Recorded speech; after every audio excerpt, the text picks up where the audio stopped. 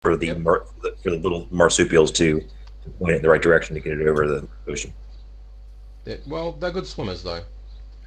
Okay, so Glenn, 88BB77. He's going to be an awesome guy. Um, then we got Sid. What did you end up with? 5981047. Going to be huge. Yep, and Pierre, It's going to be great. 73106510. Okay. Um, so just whenever you can, John, just roll up your stats. Okay, guys. So, you choose. Okay, you're basically if you're intelligence. Sorry, it goes off for intelligence. I think. Hang on, let me have a look. Yeah. No, education. Sorry, education bonus. So if you've got a high education, nope. Pierre, nope. Glenn, nope. Okay. So you get 3 background skills. You can choose whatever they are out of this list. Admin, advocate. So there's advocacy or advocate, and legal. So advocate is the lawyer, the action part of legal, whereas legal is understanding the interplay of lots of different laws, just so you know the difference. Animals, and there's several different things you do with animals. There's sub things in the CFS engine, the book. Carousing, comms, computer, electronics, engineering as in civil engineering, gun combat, and you choose the specialist, whichever one. Intrusion, which is like it's what it says, it's to be able to break through locks and things. Legal, life sciences, linguistics, mechanical, medical sciences, which replaces medical. Melee combat, which you've got to choose one in. Physical sciences, again you've got to choose one in. Social sciences, you've got to choose one in. Space sciences. And space sciences at the moment are only like just what we have today. If you do become a scientist and you get engineering from the third table, you can take engineering super science. But of course you've got to be able to roll that. When you take JOT, JOT in this game allows you to try something with instead of a -3, however many JOT levels you've got to put forward to it, up to a 0, and then it stops being useful. I think that's everything. Everything else I think is rules that we already, or skills we already are aware of. There's a couple of little changes, but we'll talk about those later. So with that, you just got to choose one of your professions each and try to get into it. Sorry, what are the bonus penalties again for the stats? So stats is 9 through 11 is a +1, 12 is a +2. No one's going to start higher than that, so I don't have to worry. I think I got a 5 education though, so that might penalize me. 5, -1, a 2 is a -2. That's it. So you don't have a big range unless you're super, and it improves pretty quickly.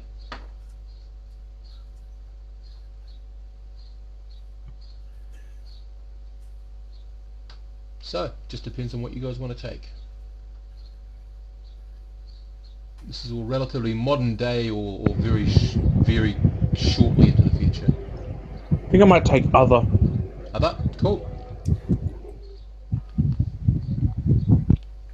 So with other, you can use any stat or your higher stat to give yourself a bonus to the 6+ to get into it. 2d6. That'd be intelligence. Okay. And That's a +1. 5 or more.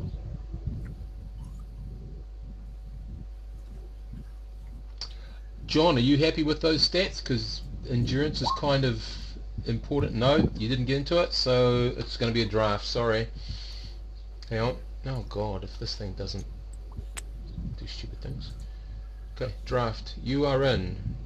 You could very well be in where you wanted to be, but no, you're in social service or social. No, you're not. That's your one. Military.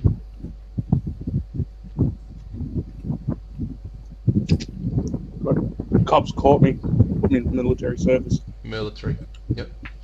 Okay, John, are you happy with those stats? Because endurance is kind of really important in this game. You shouldn't really start under a 7. But they are good stats, the rest of them. Oh well, I think I've actually got an 11 endurance, don't I? 10 Oh, strength. sorry, that's right. Yeah, you've gone that Yeah, way. Sorry, 10 you're strength, cool. 10 You're strength, cool. 8 dex, 11 endurance. Sweet. It's my intelligence education that suck. Okay. Well, good. Okay, so choose your 3 from the list I gave you. I know I went pretty quick, but you choose 3 that you want out of those as 0 level background skills. Admin, advocate, animals, and you go choose the sub one after that. Carousing, comms, computer, electronics, civil engineering, gun combat, and you got to choose your whatever level. Gun combat here also includes archery, don't forget. Intrusion, legal, a life science, linguistics, mechanical, medical sciences, melee combat, physical sciences, social sciences, and space sciences.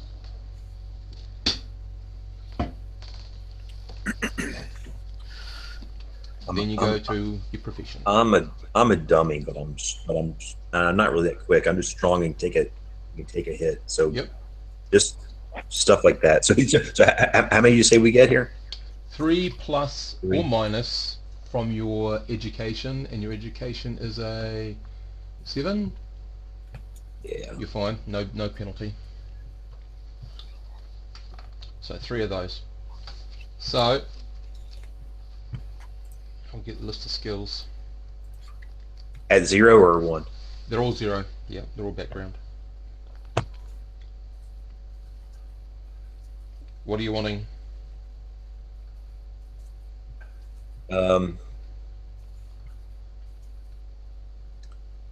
You say brawling was 1? Brawling? No, that would be melee combat. In melee combat, you then choose bludgeoning, natural weaponries, which would be the brawling, piercing, or slashing. Okay. I guess the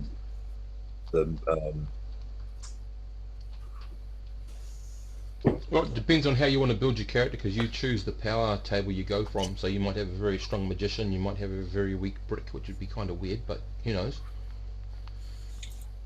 yeah. I'm going to generate on the social table. Okay. So you get a +1 for your high social standing, so 5 or less.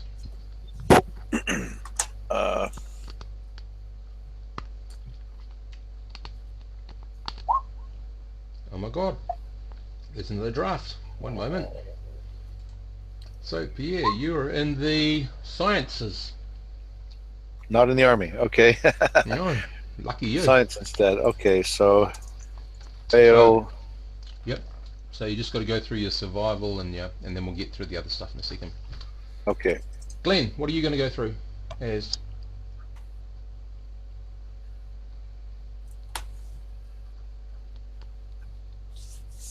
He might be on a break. John, what do you thought of?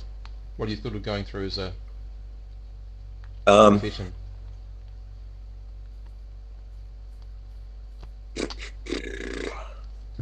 That's a good question. I don't know. Probably a military. Okay. Away you go. High endurance. Yours is an 11, I think. You're in. Are you? Yep. Okay. Sid. Oh, no, that's... Survival. Oh, survival. Survival for you is 7+, but if you got a high dex, you get a bonus. 9. +1.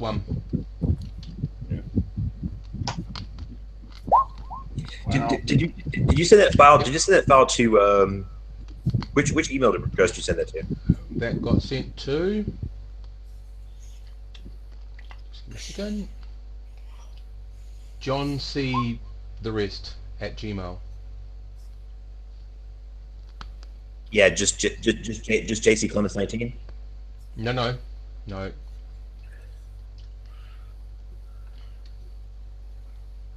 Yeah, because I don't have one with my first name on it. It's just my straight out first name. Yeah, this one's got I, bowling. yeah, That's the I, other I, I, I do, but not one that's like John dot Clemens or anything like that. It's just yeah. it's the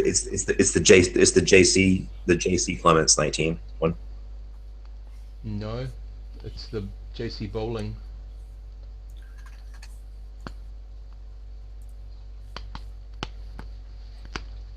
Hang on.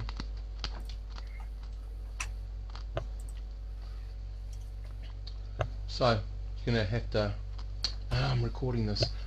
Put in the Google chat, so I can copy it from there. Here we go.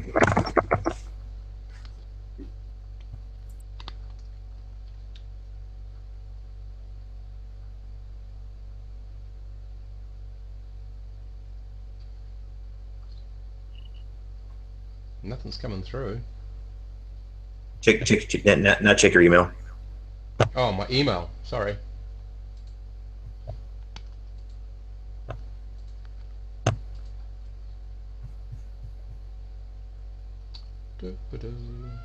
It's tough.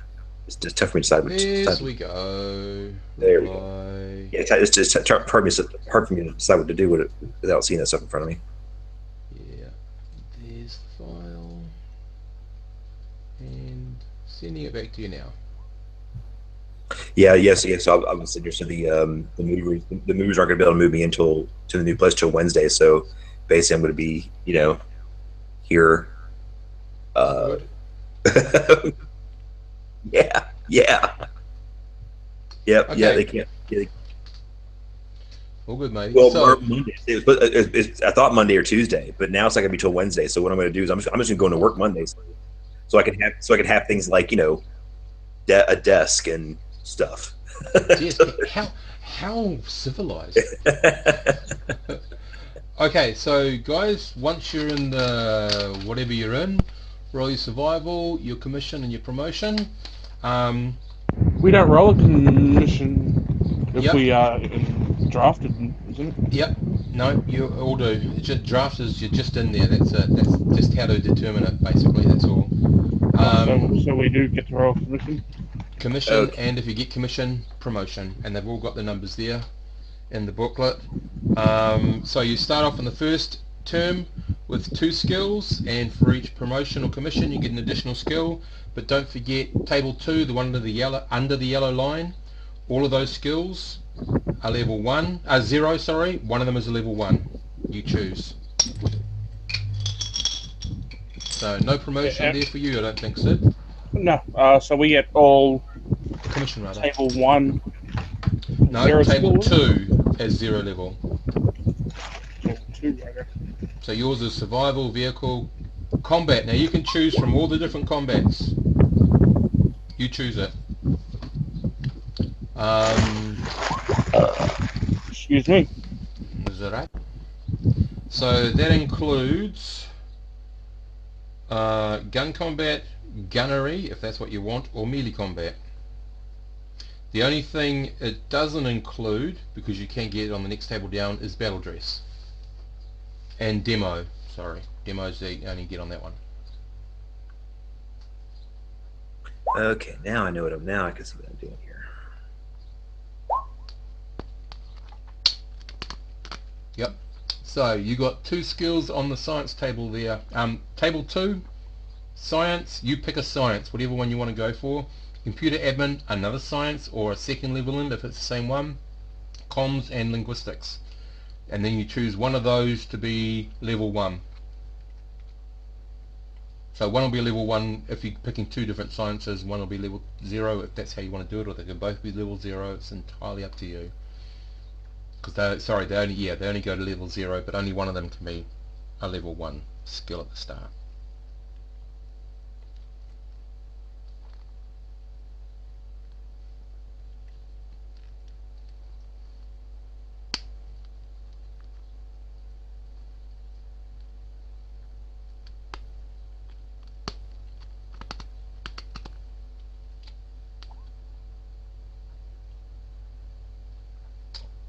Yeah, so no, sorry. You write down under table 2, under the yellow line, every one of those skills as level 0. Of course, if it's science, you've got to choose whether it's life or physical or social or space or whatever. You, out of all those ones, you then pick one to be level 1. Then you roll for the skills that you got. That's how it goes, sorry. I wasn't very clear.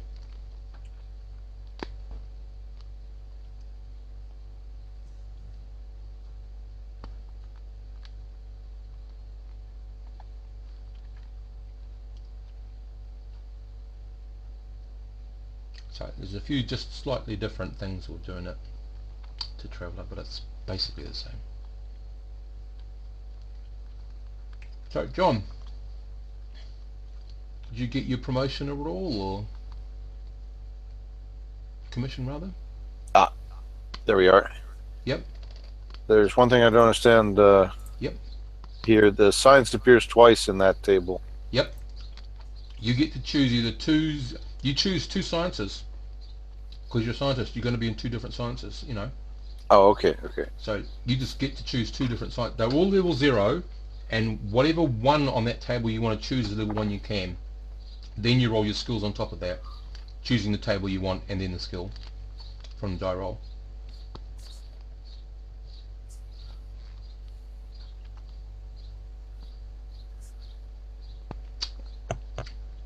John, Yes. did you get your promotion?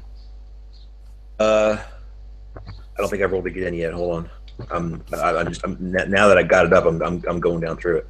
Oh, cool. Let's see, 6, 7, 9.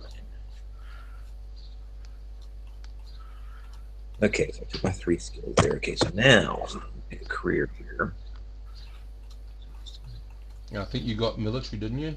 Yeah, Todd. Yeah, I took military. So you got automatically you get survival 0, a vehicle of your choice 0, some form of combat 0, mech 0, tactics 0, and athletics 0.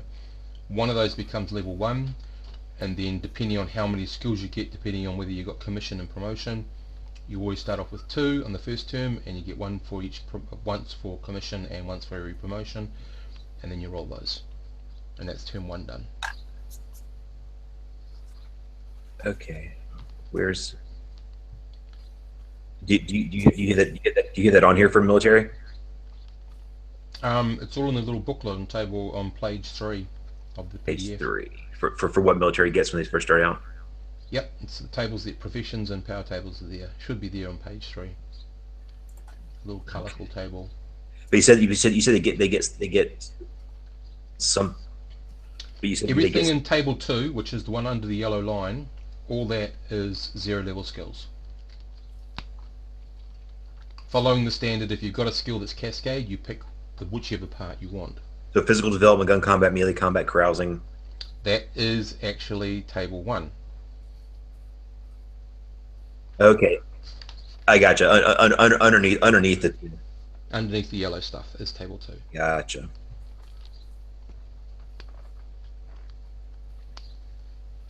Okay, and then I pick one of those at 1. Yep. Okay. What do you want?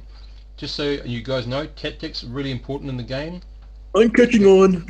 It changes. I've changed tactics slightly to change the initiative, and it's especially important when you've got a speedster in the combat round. What? Oh, so we can pick any one of those as a level 1. Any one of those is level 1 on that second table. I mean, if you go for combat though, you've got to choose one thing off the combat. So it's either something out of gun combat, something out of gunnery, or something out of melee combat. And you've got to then, choose that singular thing.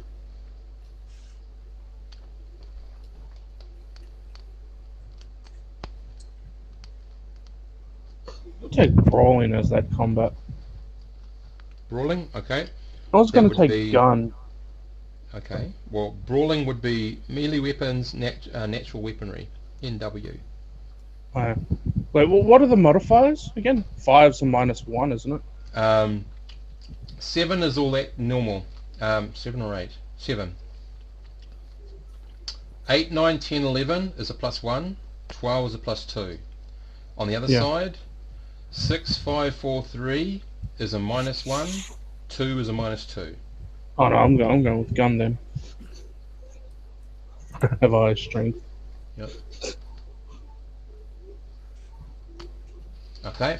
So Pierre, you've also got 2 skills to roll. And this is in my choice of table Yes, whatever you want. of the 3 tables. Okay. Yep. Yep. Okay. All good. Yep. I'm not sure what you're rolling for there, Glenn, but it's a nice number.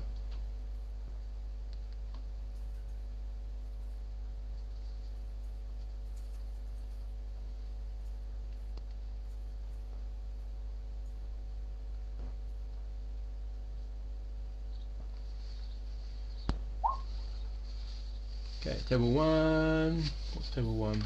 The scientist. Electronic. Yep, and table 3, survival, and normal level 1s.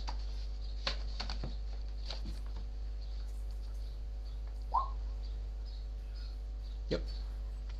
Okay, John, Glenn, and Sid, what are you doing? What are you at first? Okay, so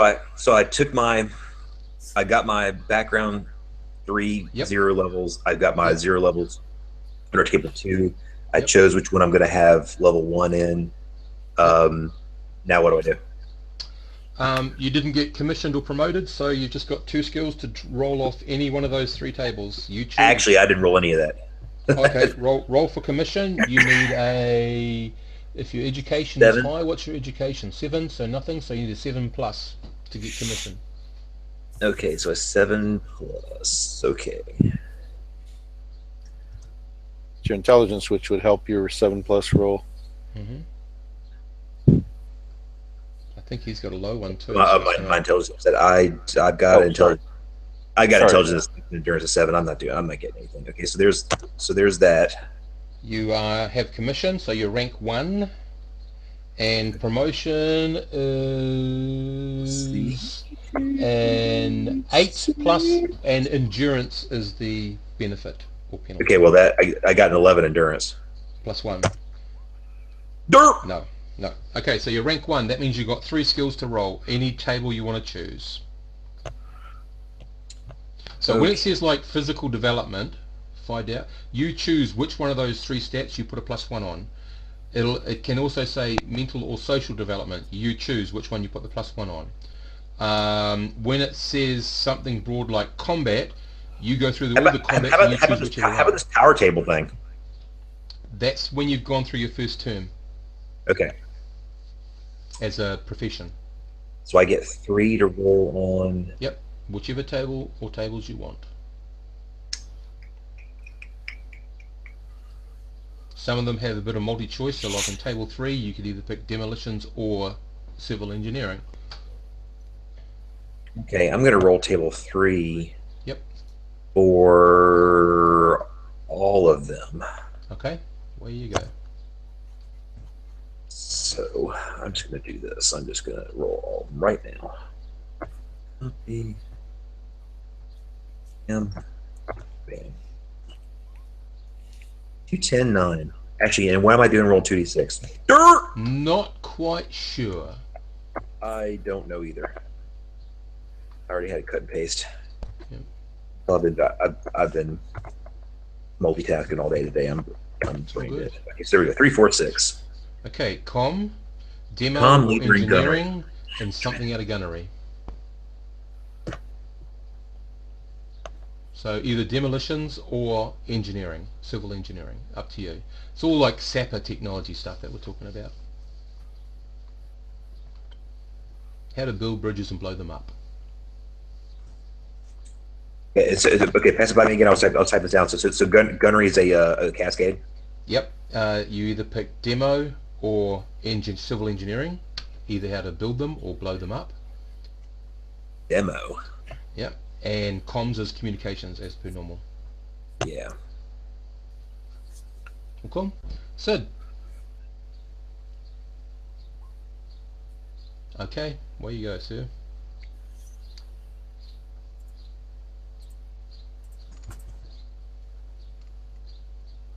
Have we lost Glenn? Is Glenn there? No, he's there. He's just I hear him. street. I hear him breathing. Cool. Streetwise, and you choose one of your physical stats Yeah, to go so- up one. I don't know if I want to go try to get my strength up to normal, or just Up to get a you, mate. bonus on endurance.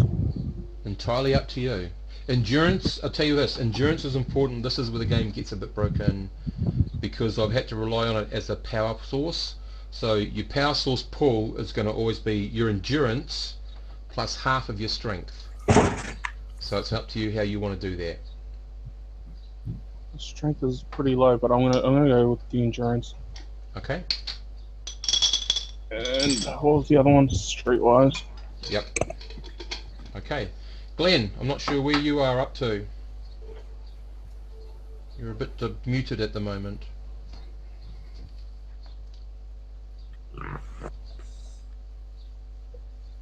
Yeah, I can hear you.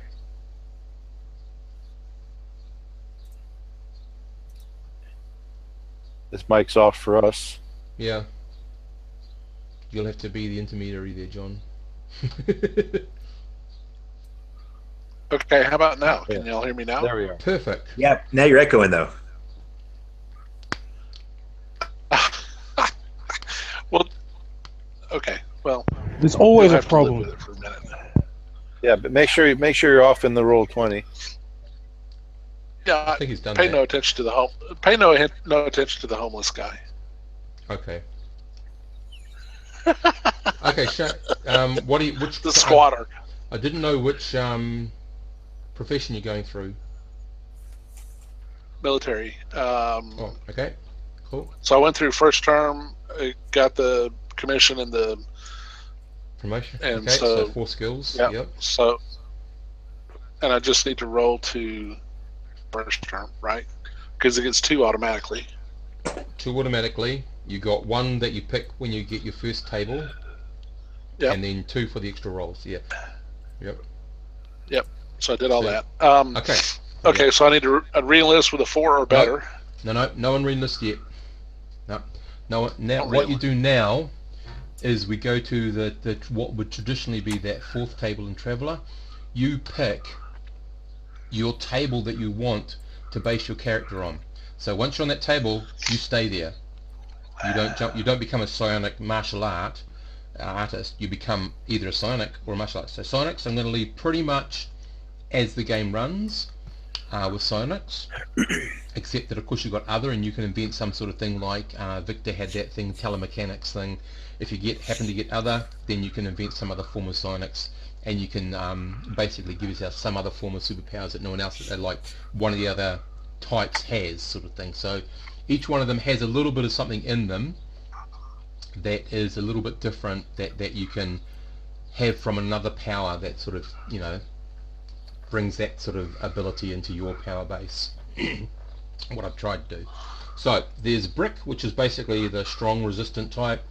There's the Arcanist, who does spells and things and knows how to use magic. Sonicist, as we said, the energy user, the martial artist, who's really good at fighting, and you can get something called special gear, which can be quite interesting. A gadgeteer, who builds all of his stuff or her stuff. The alien, and if you look at the alien actually is the one that actually takes from all the other different tables. So you roll, you see which table you're taking it from, and then you roll on that table. And the mutant has a few interesting little things there, like bad, good, as well as weird. Bad, good is where they have a power that's good for them, but it also does something bad. So there's a downside to using the power. Weird is just anything that changes reality. So if you want a guy who looks at somebody and blasts them with rose petals coming out of his eyes, that's what happens, and it does damage. That's the weird. I think probably I want either alien or mutant, and I think probably mutant. Okay, so Sis taking energy, you're taking mutant. What about the other 2? So there's 8 powers. Yep. John, I can't hear you. You're muted, matey. Just type it What? in if you can. What is good with an endurance? Like I have a high endurance. This is the thing. Nothing. High endurance will put you in good stead with all of them, because high endurance is also. I'm still using that Traveller rule about full powered combat as well as non-full powered, you know, when you get all that stuff. So that's still in there as well. Okay. Okay, well, I'll try under the energy table. Okay, 2 energies, 1 mutant. John, what are you going to be? You might need to type it in, matey.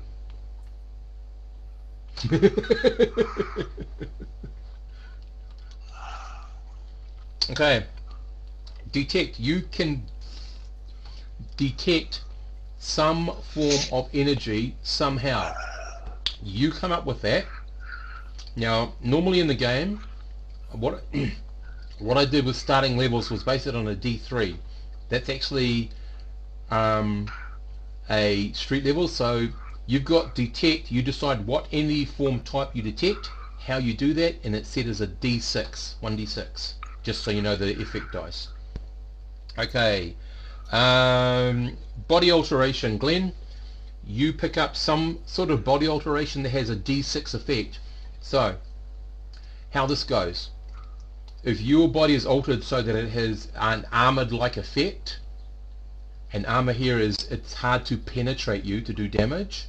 So a D6 effect means you get a -6 to be hit because of the heart of the body.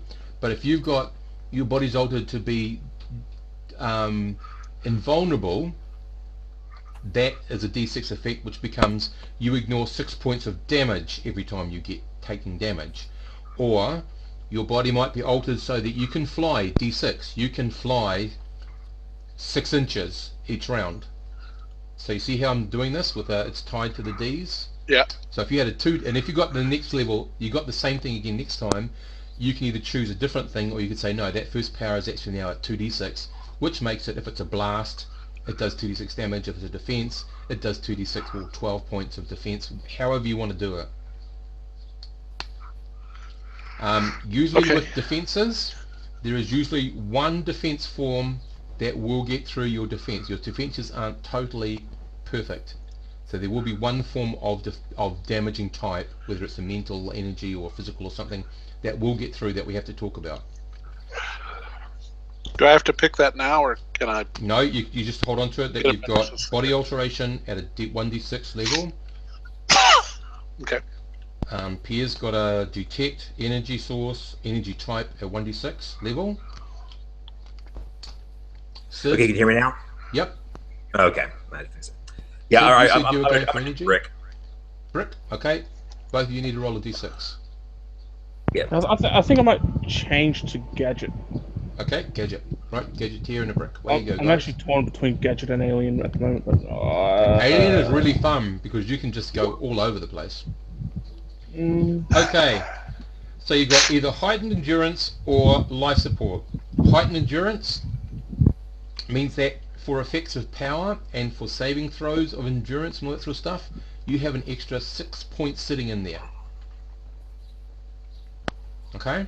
So if you were damaged, you take 6 extra points. If you had 6 extra power points to use your powers from, or anything that affects endurance, you've got this non-usable but usable, if you like. It doesn't change your endurance, but it adds to your endurance for most things. Or you can take life support. You have 1d6. You have 6 hours of total life support. I like you can be at that. the bottom of the ocean, in space. You can be in the middle of the sun. But there Right. will be one thing, and it's only natural environment, so you still can get hit, you can still be damaged from an energy blast, but anything natural you are invulnerable to, but there's still one thing somewhere that can get through it. So So do I have that's the to two roll? difference. Do I have to roll d6 for it? No, it's max. No. 1d6 is not a d6 variable unless it's damage. It's, in this case, it sets everything at 6, so it's 6 hours. And it's got a strength of 6, so if I had something that could overcome life support, I'd have to have at least 1d6 and 1d3 to actually even try. So I can only match you and I can't overcome it. Okay, Sid, 3. Okay, either heightened lift or heightened damage. So on same alien, thing. alien. Oh, you're alien, I beg your pardon. Yeah. Okay, so roll on the energy table, matey. So it's not a okay. 3. Okay, so you got a change form. You can change your form to some form of energy. that will have some inherent strengths and some inherent weaknesses. So if you change your body into light, you can move at the speed of light, but you can be captured in a mirrored room. You might face some sort of horrible thing happening if somebody is able to nullify light with the power. So you can see that each power has some really wonderful things, but each power can also effectively have some really bad things. Depends on what sort of villain I throw at you. So none of these things make you super fantastically invulnerable, because there's always something that can negate you. Just depends if I. That's a good physics question. How do you nullify light? I have the mutant superpower, nullify light. Ah, That's my there you weird go. power. It changes. Remember, changes the laws of physics. Same with the arcane, who has all the spell effects. They can change the laws of physics. They bring in. You could have the black hole power. Exactly. You could. It just suck you right in. Well, at your level, 1d6. The level gives you your potency. That's the thing. That's where the check is for the game. But you can have any power as long as you're on the table and it's associated with the description. You can have any power you can think of that's appropriate. Okay, guys. So that's everyone's got their first power. Now, you can go back and forth as many terms as you want and repeat this process. The minute you get to your fourth term, we do aging, and we do aging classic traveller style, not Cepheus engine style. What you do at the end of I don't want to enlist anymore, you get to roll on the next page a weakness table twice. But with the weakness table, you also get to roll on your power table, and that weakness is associated with that power. So it could be that it's vulnerable to something, it's not as effective as something, or it could carry a phobia with you or something like that. So it's got to be something that's attached to that power. So if you want to give away that power to get rid of that weakness, that's entirely up to you. But you will get 2 more powers with 2 weaknesses that you can choose to keep or throw. Okay, so even if you go for 3 terms, you still get 5 powers max. Or 5 chances at 5 powers. So you still get quite a bit of utility. So I'm assuming everyone wants to go back in for another term. Yeah, I'll So- roll my real list. Yeah, now everyone re-enlists now. So that's the order of the game. You go through a term in your profession, you go through a power table, then you go to re-enlist. If anyone gets a 12, you've got to go back in. Anyone gets under, you're out. That's it, you stop. And we go move on to mustering out stuff. Dale. Yes. So that's Pierre. That's your character at the moment. Okay, so I'm the young hothead. I had 2 questions. Yes. What I have to detect a certain kind of energy. What are the Yes. choices for energy? Choose was there a it. You list? can say life energy. You can be relatively broad. You can say, I want to detect, I want to be able to see sound. I want to be able to, you choose. This is literally your imagination going wild. Just remember the effect is only 1d6 worth in the game. So that might be 6 meters. If it's something that does damage, it's 1d6. If it's something that does defense, it's 6. But if you if you put a weakness to it.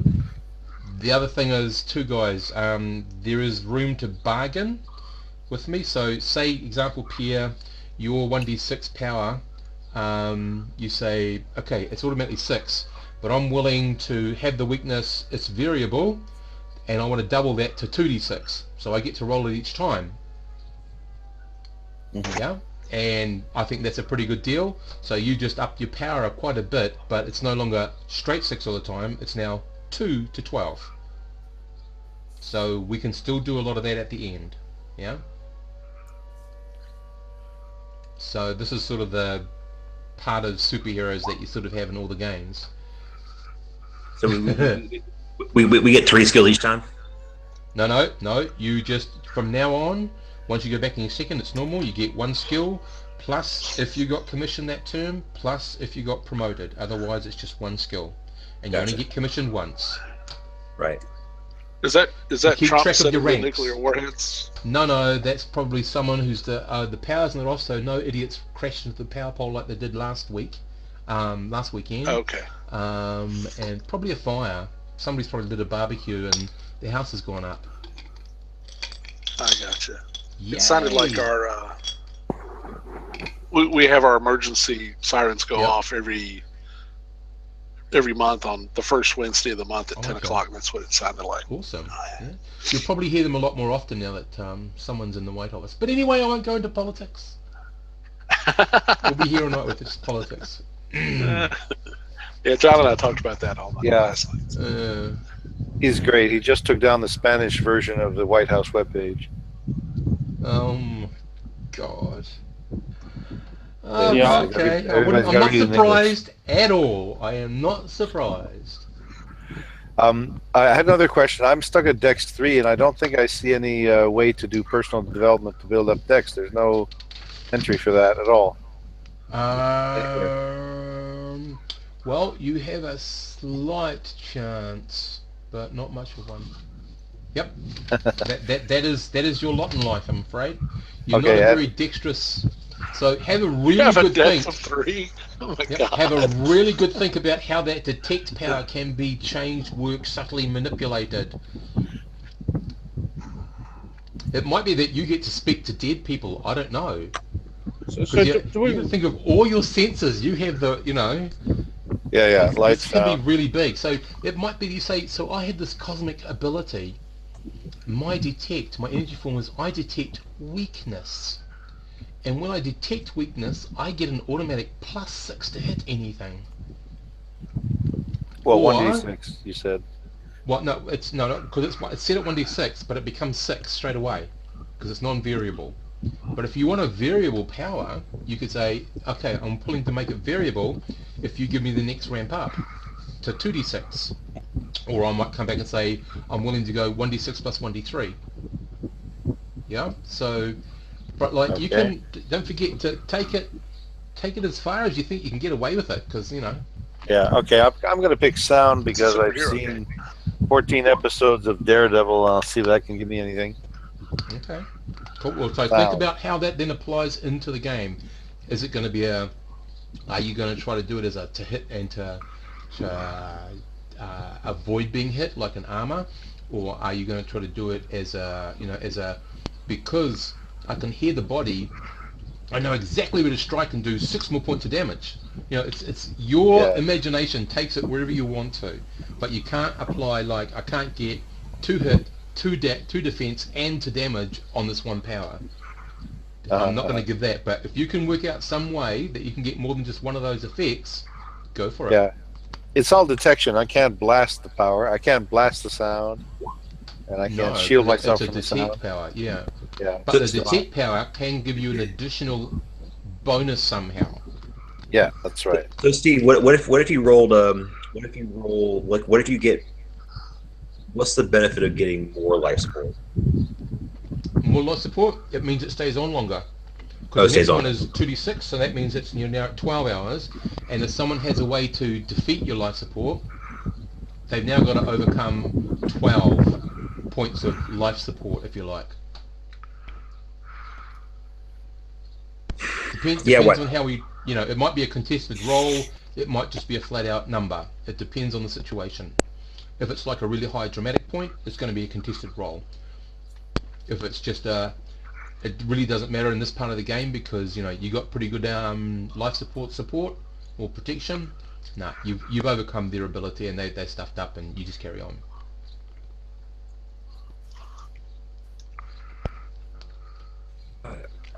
So were we meant to roll on the re-enlistment table? You roll to re-enlist once you've done your power table. Oh, yep, done that. Yep. Cool. So Do you're back survival. in turn 2, Sid. Yep. Your survival. Now, if you get survival, or if you don't get survival, you come out 2 years older, and that's it. You stop there. You don't get anything for it. Fuck you, roll 20. Okay. Every time we roll survival, never gets it. Okay. So Pierre, you're out after turn 1. Sid, you're out after turn 1 plus 2 years. Is that correct? Yep. Yep. Okay. So what term are you up to, John and Glenn? I just did my second term, so I just rolled for my third, and I missed the promotion. So You roll for your special stuff every term, though, right? You roll for your powers once you've done your skills, you go into your power table and roll once. Okay. So you're up to your second one, Glenn. HT physical attack. That's what I got. Yeah, heightened physical attack. So this could be a bonus to hit. This could be like Wolverine's weapons, where it carries the bonus to hit, but it might also carry, so you might split the power a little bit. You might say, okay, I'm going to get a +2 to hit and a +4 to damage. You see what I mean? Because it's a physical attack. A heightened physical attack can either hit really easily or can do more damage. It might be that you could get away from just physical, and it could be like a venom or a spit or a bite or a poison or a whatever. A pheromone effect. As long as it gives you a bonus to hit them or do damage to them, it's counted as a heightened physical attack. It could be the energy blast out of your eyes. It could be that you generate an electrical bolt. It's really up to you, whatever you want. Yep. okay. How about size change? Yep, that's cool. Size change. It's all in the rule book. Okay. It's further down. Okay, then I won't. Size change is cool, because what size change does for you, matey, I'll just find it and quickly read it out for you. Size change. Where did I put it? Size. Okay. You can either go up or down. So you read all that whole table. So the penalty, of course, is that the higher up you get, the easier it is for someone to hit you. The smaller you get, the easier it is for them to miss you. Your range is changed. Your lift is changed. Your damage is changed. Your movement is changed. And you have 2 different specials. At heightened up, you can do sweep attacks.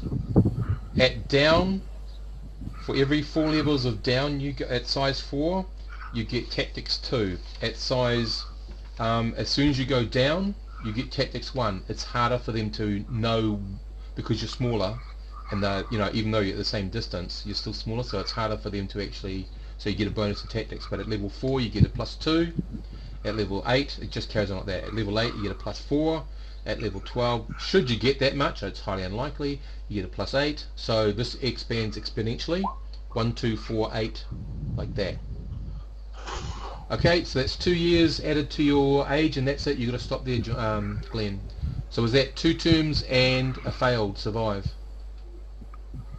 Okay, so you're 2 terms plus 2 years. Nothing else happens just yet. John, where are you up to? I'm at turn 3, term 3, but I'm not going to go any further. Okay. Did you get your power? What power are you taking? The size change. Okay, and you can choose whether it's up or down. Your choice. Which way do you want to go? Oh, you got to choose whether it's up or down. Okay. Yeah. See, if you got a second time, you could choose to go the other way as well. But it's only size 1. I'm going to say up. Up. Okay. Up. Rightio. So that's size at a 1d6. That's what I say, like level 1 or rank 1 or. Yep. You can put it as size 1. It's okay, because I know that when we talk about powers, when you have a 1, it's a d6 equivalent for me for my effect. If it's a 2, it's a 2d6 and all that sort of stuff. So that's all cool. I know what that means. And I'll explain it to you when we get into the actual play part of it. Okay, so roll to see if you don't have to go back in, because a 12 will have to take you back in. John. Okay, sorry, I was reading. What do you want me to do? To re-enlist, to not have to go back, you roll. Oh, yeah.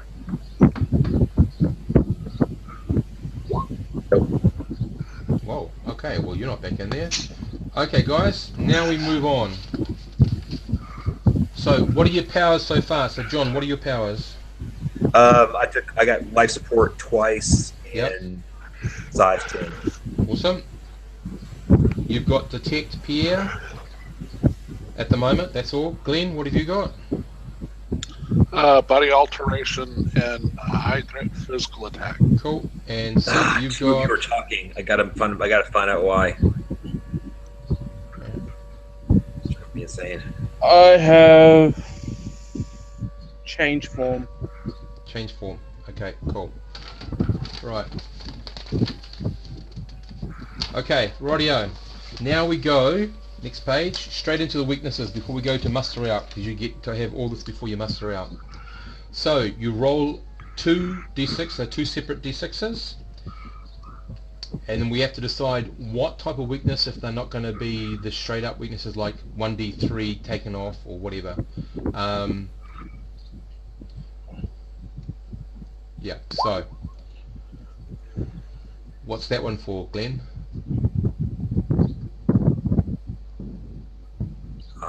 There it is.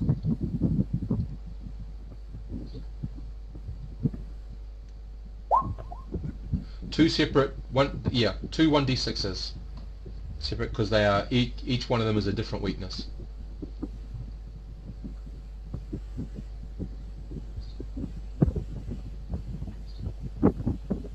So if that was yours, Glenn, then it's a 4 and a 2. I'm not sure if that's what you're meaning to do. Where you go, Pierre? Go for it. Yep, 1 and a 5. Okay, so Pierre, you've got a physical weakness.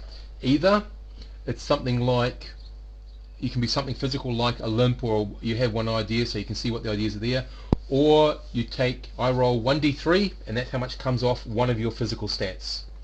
Your 5 is a special condition, so when we roll on the power table for your 5, that power, that weakness is attached to that power. Okay, so the first power, whatever your physical condition is attached to keeping that first power we roll. So you can chuck it and lose the weakness, but you lose the power as well. Yeah, so that's what we do now. So I'll just do Pierre's. So Pierre, for your physical weakness, we don't have to decide until you get your power, so roll on the energy for your power, 1d6.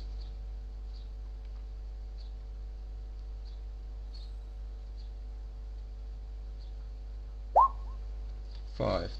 Blast. I think you might want to keep that. You're muted, matey. Oh, there we are. Okay. Yep. Is it sound blast like my original? It's whatever blast you want. It's an okay. energy form. You choose. Any form. Yep. And don't forget, Okay. it starts off at blast 1d6. Now, if you can wiggle that somehow, it's entirely up to you. Yeah, because that 1d6 means every time you shoot cosmic. that. Yeah, every time you shoot that, it does 6 points of damage right now. That's what it's just set at. 6, 6, 6, 6, 6, 6, 6, 6. I may have to junk that power, because if I take the weakness with the 1d3 roll off one of my characteristics, my dex is very exposed. Yeah, so that'll be bad. Well, but you could have like a limp. You only move half your normal move because you've got a limp. It can be a physical thing or a physical stat. It's entirely up to you. So we know that one, and the roll for your special, what is it? Special condition. This power is only going to either only work. Sorry. Yeah, your power only works when some special condition is in play. So this is the next power, 1d6. A 6. You can alter energy. That's pretty powerful. So a character I made up, he got that twice. What he could do is he could speed up kinetic energy and slow it down. So he had it like it was a +3 to damage or +3 to hit, and a -3 to be hit, because he could change the kinetic energy of things coming at him. So he could change the damage potential. So that's one way he did his, but you can change it. So you might change laser into sound. You might change laser into heat. You might change heat or flame energy into blocks of ice cubes. You know, they don't harm you. This is what you can do. You have a form of transformation, but it's one energy form into another energy form. So you're going to have to think hard about, and that's only going to work in certain circumstances. Might be this power Okay. only works at night, or it might only work during the day, or it might only work when you're within 2 miles of the ocean, but there's some condition that's got to happen for it to work. You can chuck both of those powers and those weaknesses, but it's entirely up to you what you want to do. We've still got one more table, and you still might have a chance at doing something different, okay? Okay. Who's next? Sid, Yep. weaknesses please. Just a D6. Yep, 2 of them.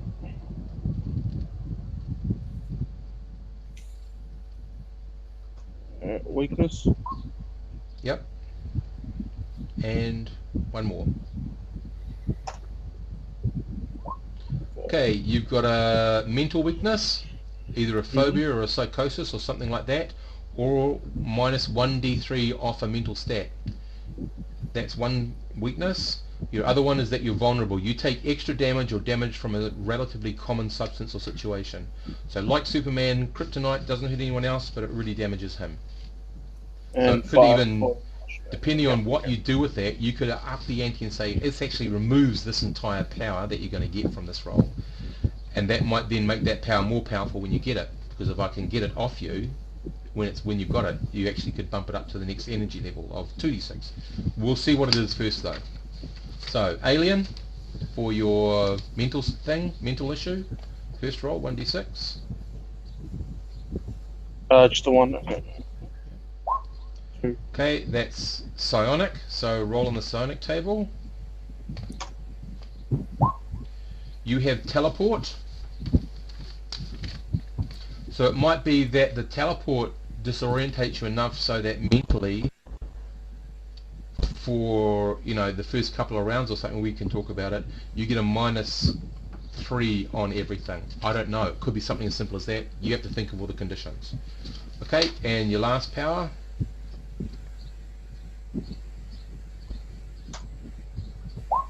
Two. Is psionic again, And 3. and you've got telekinesis, and that one is vulnerable. That's got a vulnerability attached to it. Yeah. Mm-hmm. Okay, so you're going to have to think of all the possible permutations and whether you want to keep those or not. Okay, John. All right. So I guess I roll 3 because I went 3 terms. No. You just this is the weakness table, not the mustering out stuff. Okay, just so two I got to roll underones? 2. I roll 2 weaknesses. Yep. So that's a 2 and a. Oh no, you go. You roll. Okay, 6. Okay, your power won't work or is reduced by whatever this power you're gonna get next is reduced or won't work when this thing happens, which we're gonna find out. You're gonna make up. Okay, and your other weakness is a physical weakness. So you could have a limp, you could have one eye, which means you got no depth perception, which is a penalty to hit, or you get a minus 1d3 on a physical stat that you choose. So the power that doesn't work in some special circumstance, roll a d6.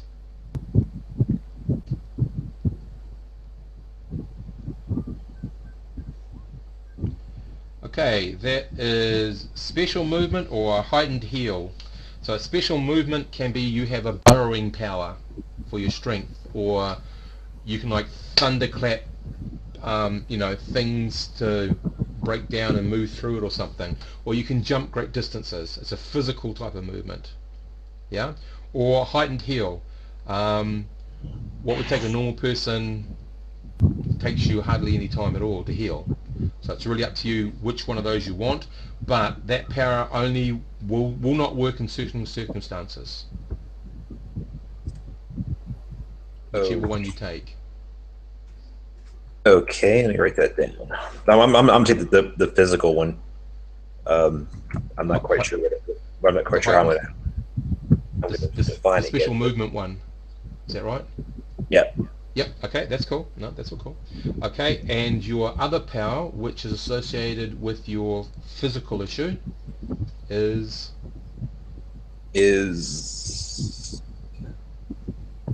this. okay. Resistance. Resistance is cool. It means you are resistant to some particular thing. And resistance is like they would have to have power that overcomes this particular resistance before we have to roll off, otherwise you are totally invulnerable to this thing. So it could be that you're resistant to fire. Yeah. But when I'm doing it, I have a physical limitation. Well, the thing is, because the physical limitation is, yeah, it could make you weak. And you could say the fire drains 1d3 strength off you, and each time we roll a d3 and it's different each time. That would change your power pool and a few other things. Or it could make you slower because, you know, whatever. So it's how you tie it in. I'm gonna say it drains my dex. Okay, that's okay. So it'll drain your dex. So whatever you are resistant to, you don't take damage, but it slows you down a little bit. I mean, can it be something like, I mean, kinetic energy, like so, like you know, guns and clubs and stuff like that? A little bit too broad. What you could do is you say, I've got resistance to iron or steel or something like that. It has to be a little bit more prescribed. So if you've got a resistance to iron, if someone's using magnetics and they're using iron against you, you're resistant to anything that impacts you for 6 points. If you've got a bullet, that's going to be variable because it will have a component of iron in it. So 1d6, and that's how many points of damage you don't take. Okay, because I'm trying to make something that makes sense because I've already got life support. So, Yep. I mean, I don't really need, unless it's a fire attack, right? I'm immune to it, right? Fire attack's different to just an order. You can walk through a house building around you on fire because you've got life support. That's not going to worry you. In those sort of naturally occurring things like that, radiation, all that, you're totally safe as long as no one's doing anything to fiddle it. So you have a think about how you want to put all that together, and then when we've got all the tables done, you guys come at me with your ideas, and then we just negotiate it from there. But this is just getting the core of it. Okay, Glenn. You're muted, Glenn. If you went away. Can you hear me now? Yep. So your weaknesses, matey. 2 single D1s, D6s.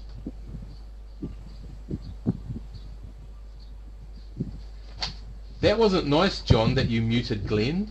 No, because okay, but I can hear him now because he's got somewhere on my computer. There's another one of him talking. Okay, but I can't hear a thing he's saying. If I mute him, you can't hear him either. That's right. None of us Echo, can. echo. Sorry, because when I mute him on there, I can hear him. I only hear one of them. Yeah, I don't hear any of them. Okay. Makes it a bit hard for us to communicate then. Well, but you were hearing me for a while, and then you quit hearing me. That was what was weird. Mm. Right? Okay, so Glenn. Well, I don't know. Yeah, 2 Can you hear me now? please. Yes. I can hear you. I rolled already. Oh, what were they? Sorry. Mental and vulnerable. Okay, so go back to your power table. The first one's mental. Where you go? 1d6. Okay, just roll a d6 again. Yep.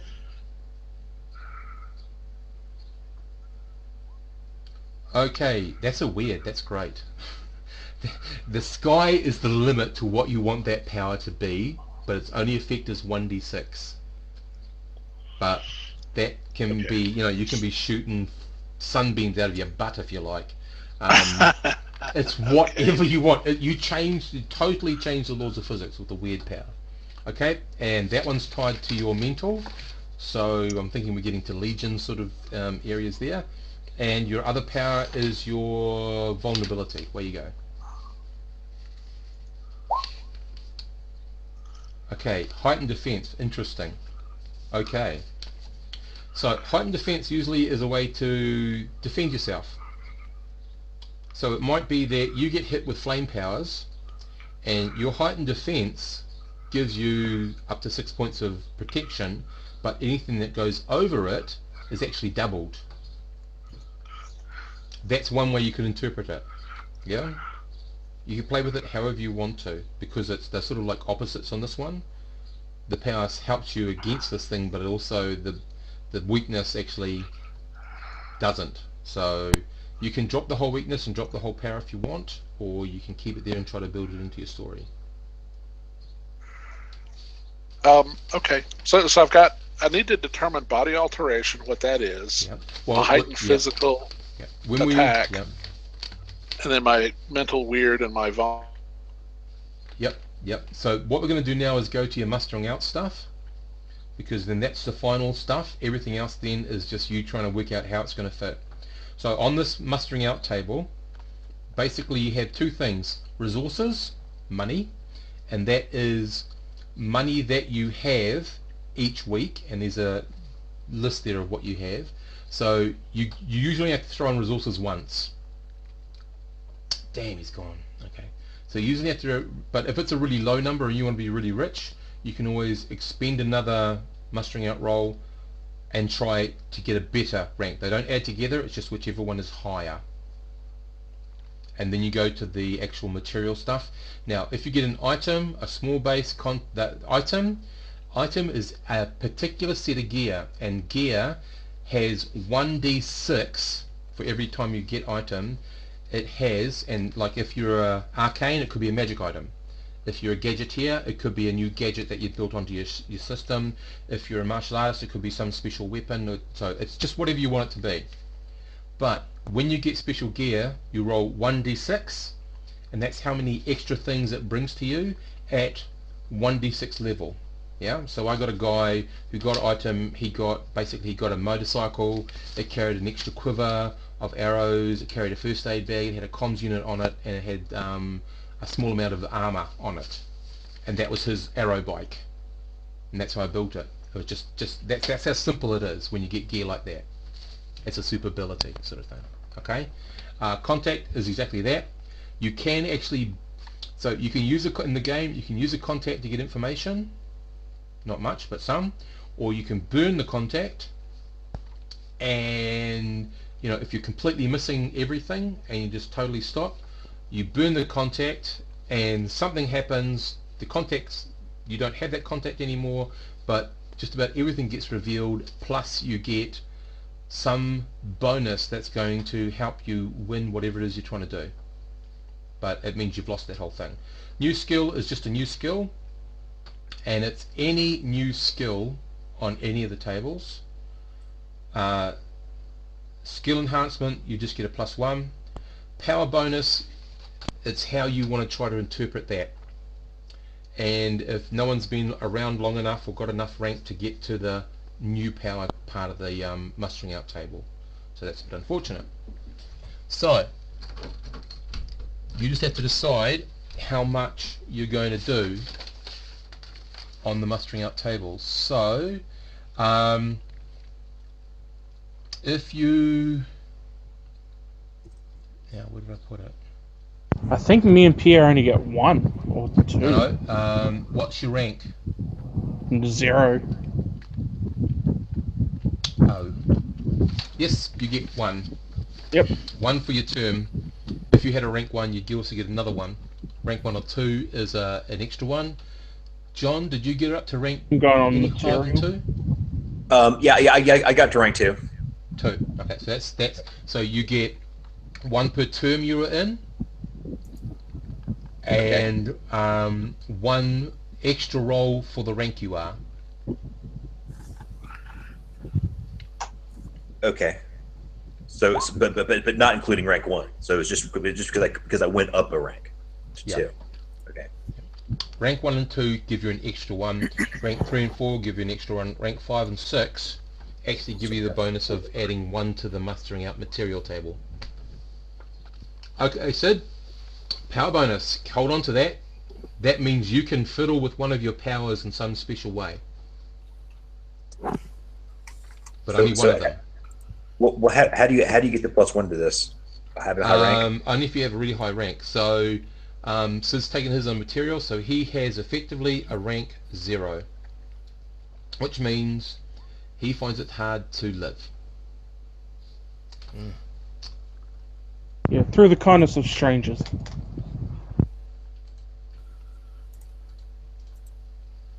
Well, it's going to be very hard. Okay, so Okay, so do you want to try your first on benefits first, John, or not? okay. Whoa. Okay, rank 3. Rank 3. No, just 2, rank 2. Mustering out. You rolled a 5. Yeah. Yep. So military, that's rank 3. So rank 3 means you're a middle wage earner. You have roughly 1d6 plus $100 spare each week to spend on anything extra. So that's how you know your money. I got 1d what? 1d6 times 100. Got it. These two are not even beneficiaries, so they just scrape by, and they get 1d3 times 1. That's how many dollars a week spare both you and Pierre's characters have, unless Pierre is...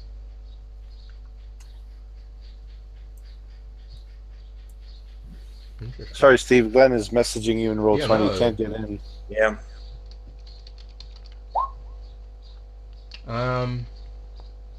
Did you cut off the Earl or something? No. No, I'm sure it was me. I'm sure it was me. I was looking for the second Glenn, and I think I screwed up. Yeah, it's my fault.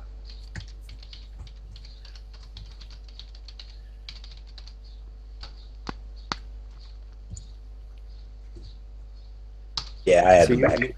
you have superpowers even before we start, John. Yeah. That's Well, right. he's on here. He's on here twice, and I've only got my one monitor, so I've only got him on once. I was rifling through, and I got him on here twice, and I just kicked the wrong one. So there he is.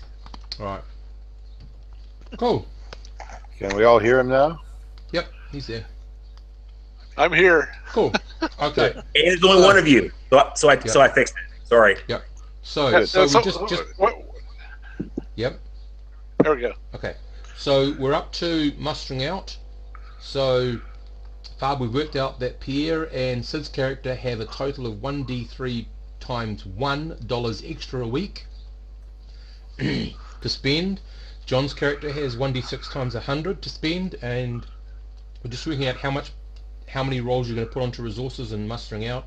You only need to get your resource rank once. You only get one. They don't add up. So if it's too low for you, then you try to get something else. You spend more points. But what is your rank?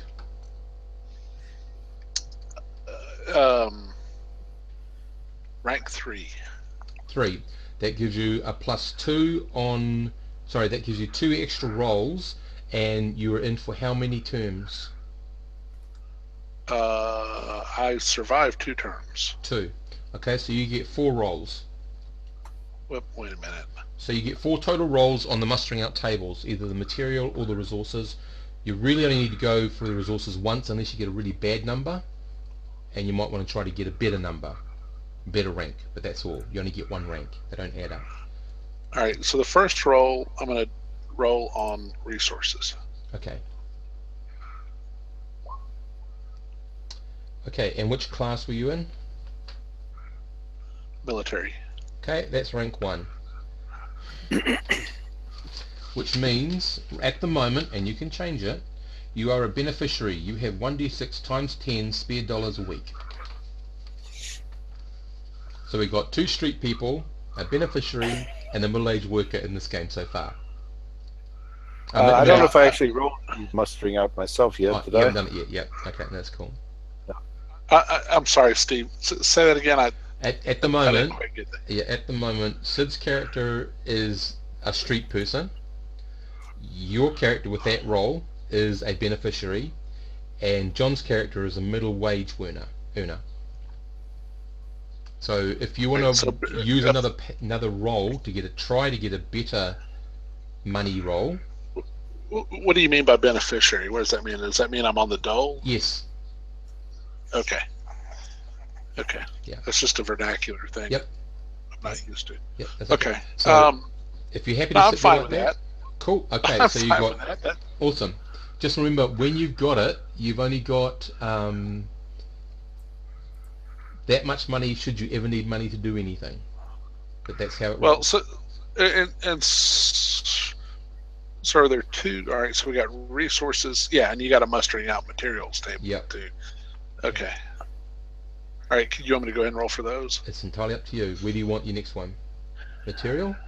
Yeah, I want to put those on the material. Okay, where you go. So I'm just going to roll them both at the same time. You've got 4 rolls though. You've only rolled once. Oh, I got 4 rolls. So you've got 1 from your all right, resources, well, so you've got 3 more to go. all 3. Let's see what we get. Okay, a 4. You have a new skill that you can choose from the entire table, except for super science. That's the only thing you can't choose. You have a contact, and you have a small base. So the small base I'm not. will have, hang on, we're just going to roll. Your small base has 5 things attached to it.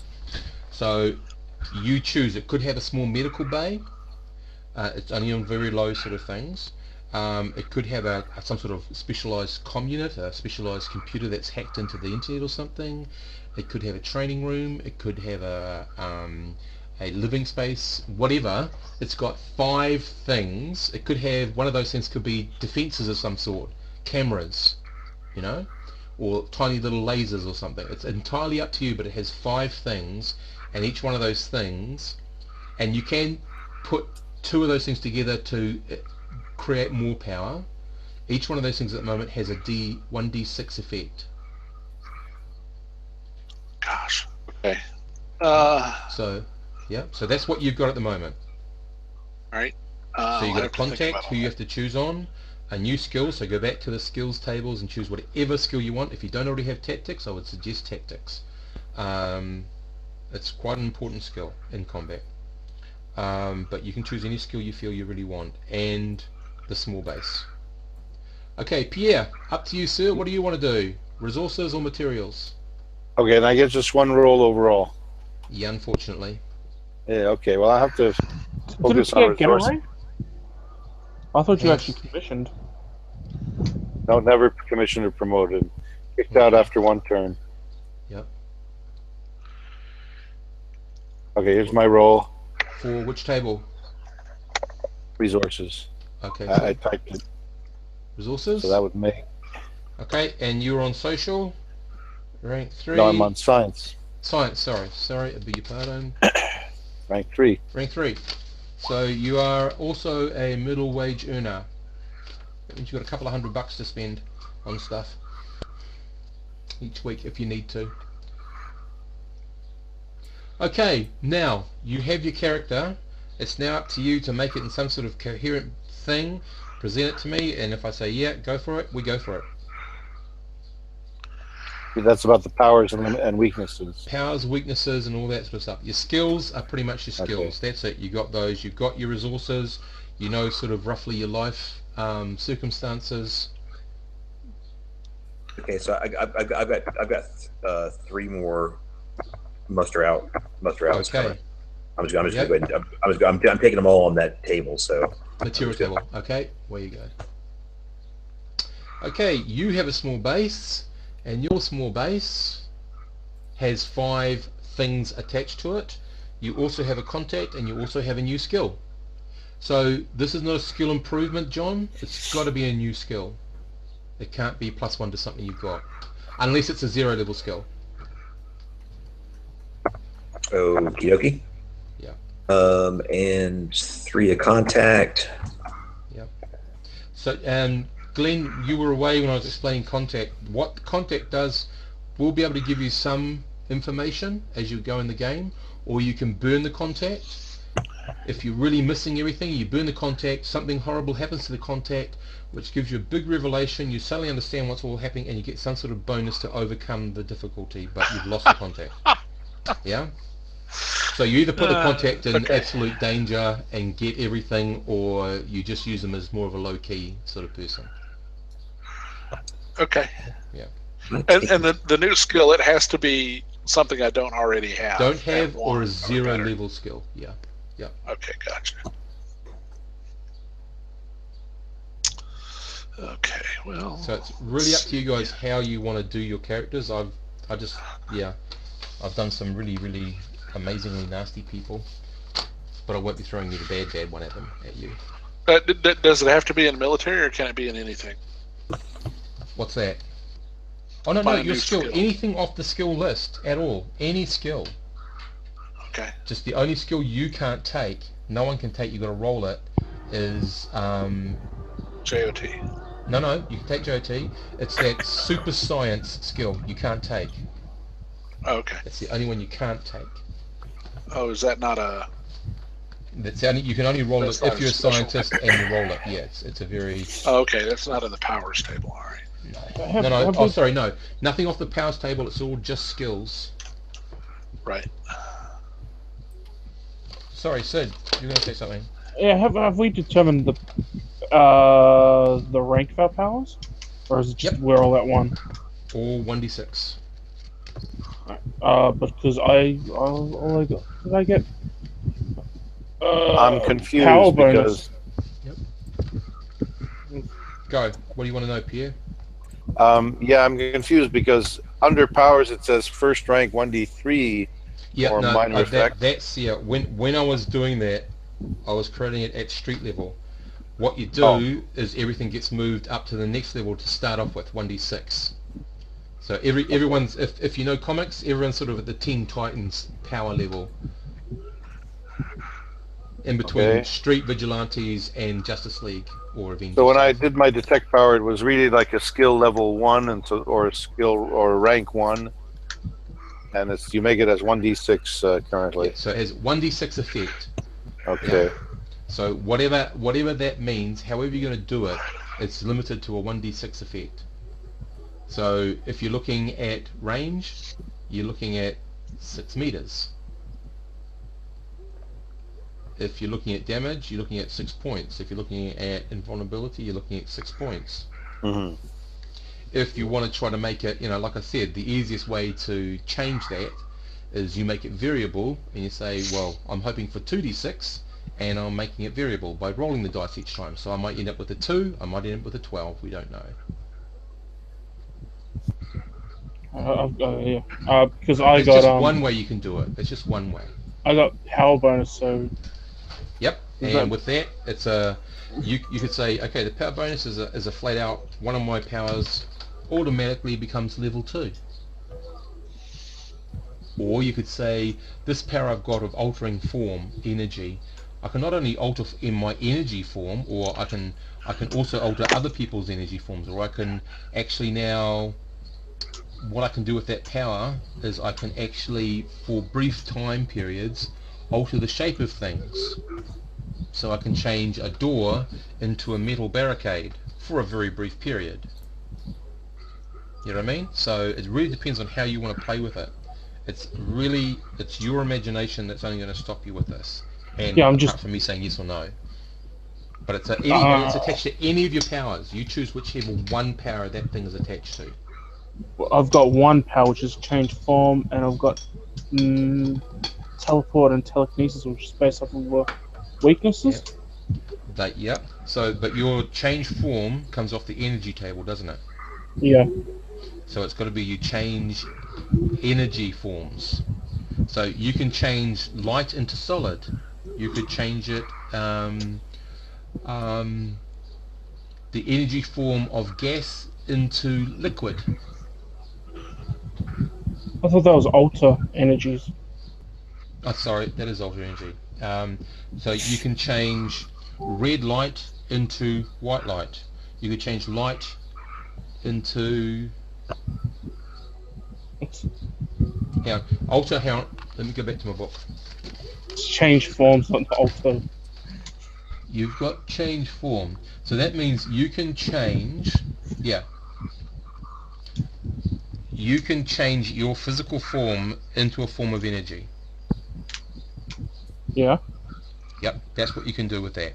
Alter energies, you can change one form of energy into another form of energy. Which I think is what Pierre's got. Yeah. Yeah. So I'm you still can trying to change work. your body into shadow if you want, and then you're in shadow. I was you going to become- change it into psionic energy, but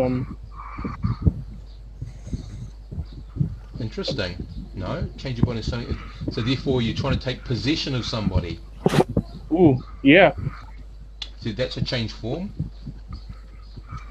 I'm changing my body to try to take possession of somebody. So you ghost into their body and try to take over their control of their body. Yep.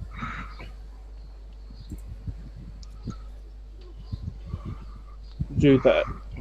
Don't forget, you only have effect of a D6 with that power. Unless you put your power bonus on. I think I might put my power bonus on because it probably. I haven't decided whether or not I'm going to keep those weaknesses and powers. Yep. Don't forget, these powers might look like they make you really ultimate, but they're not always that way. No. Because I teleport. Isn't there a distance? It's like in this small distance. Right, teleport level 1. So, what teleport level 1 gives you under psionics? Let me just quickly go to there. Okay.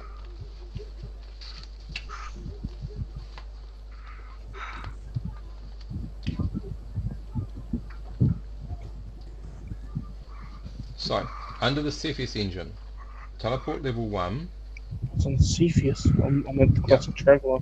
page 63, sorry. To teleport yourself unclothed is an average roll. 2d6, 8 or better. Yeah? That's it. And you Just can try to checkpoint. teleport yourself with a light load. Difficult, -2. You've got a level of 1, which means in this case it pretty much stays straight in there. So level 1 means you get a +1 on an average roll, you get a -1 on a difficult roll, a -3 on your very difficult rolls.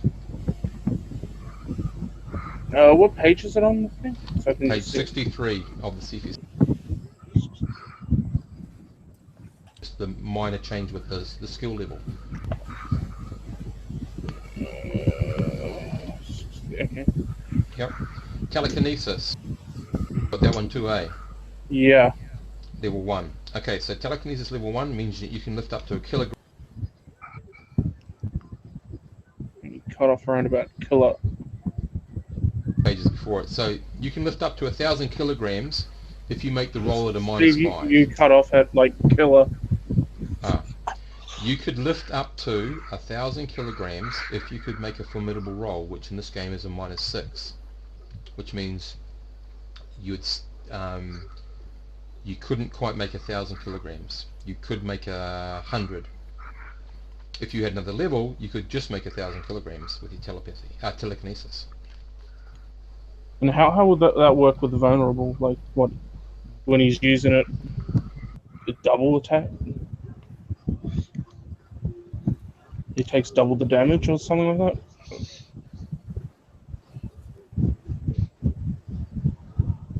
Hello? You cut out, Steve. Oh, God. There you are again. Oh, you cut out again. See, you cuss it and it goes out. Are you muting yourself, Steve? No, I'm not. I'm not happening? touching anything. Yeah, but I I didn't don't do know. it. I I'm saw the away mute from thing my going. mouse, I'm away Wait. from my keyboard, it's just the cord. So, Sid, John didn't kick you out, did he? Nope, probably. nope. Wouldn't mean this time. Or mute you? No. So it depends on how you want to do it, matey. It's entirely up to you. Yeah. It could be that it's easier to hit you, it's easier to damage you, it's easier to spot you, it's a whole lot of... You're vulnerable in some way. Depending on what you want to play it as, will depend on how lenient... Like, if you're going to make it really tough for your character, but you want this bonus and something, I'm probably going to say yes, because that's going to make it hard to play. But if you just want a little minor thing, I'm not going to give you anything extra for that, because that's not really a hard thing to go through. So now we come down to the negotiation part of the game. You know roughly what you got. You've got to decide where you want to head with it. I'm not using that one. So you got any ideas yet, Pierre, what you're going to do with your powers? Yeah, I typed it up so Oh, far. What sorry. I've got. You can have a look. Did you put it in? Oh, no? Now I saved it. Give it a minute. Give it a moment. Okay. It's up in well, okay, stats, skills, and then powers.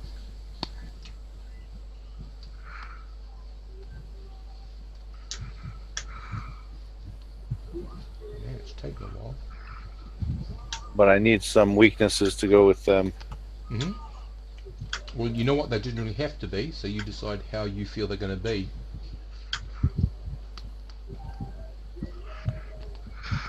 Yeah, let me read up the weakness table again. Mhm. Oops, what page? There it is. I mean, those weaknesses are only examples. Yeah.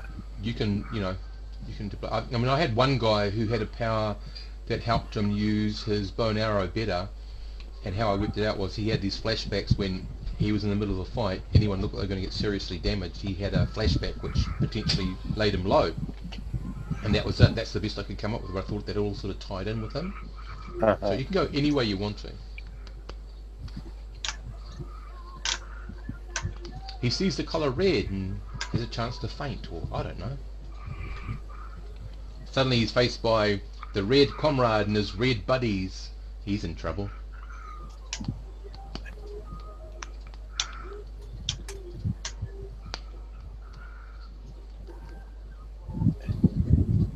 Well, if I take like minus 1d3 off of physical stat, do I get to choose the physical stat? Oh yeah, My I dex- just get to roll it. Oh, I okay. just get to roll it. Crash it.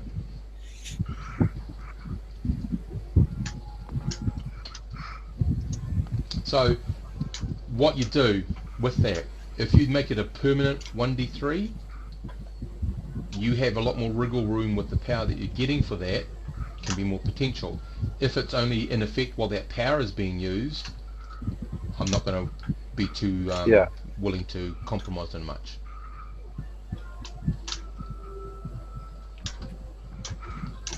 So it's how tough you want to make it for your character. Okay. How about this? Yep. Detect sound is my power without a weakness, and I wrote it up. Yep. So how does Last that one play is out? How does that detect sound work? Okay, if you can't read it, I'll read it. It says detect sound 1, super hearing in the daredevil vein, aware of slight sounds or distant sounds to the limit of thermal noise, like it can't go on forever. Predict combat attacks from the flexing of tiny muscles before people actually move. Okay. Rightio. So, okay. That's the first power. No, that's cool. So the effect would be there for predicting combat attacks. So do you see that as a defense ability? Because you can detect them. How is that going to be best for you? Is that going to give you I don't think it'll help me with an attack, but it does help me on defense. Okay, so are you wanting that to be like a...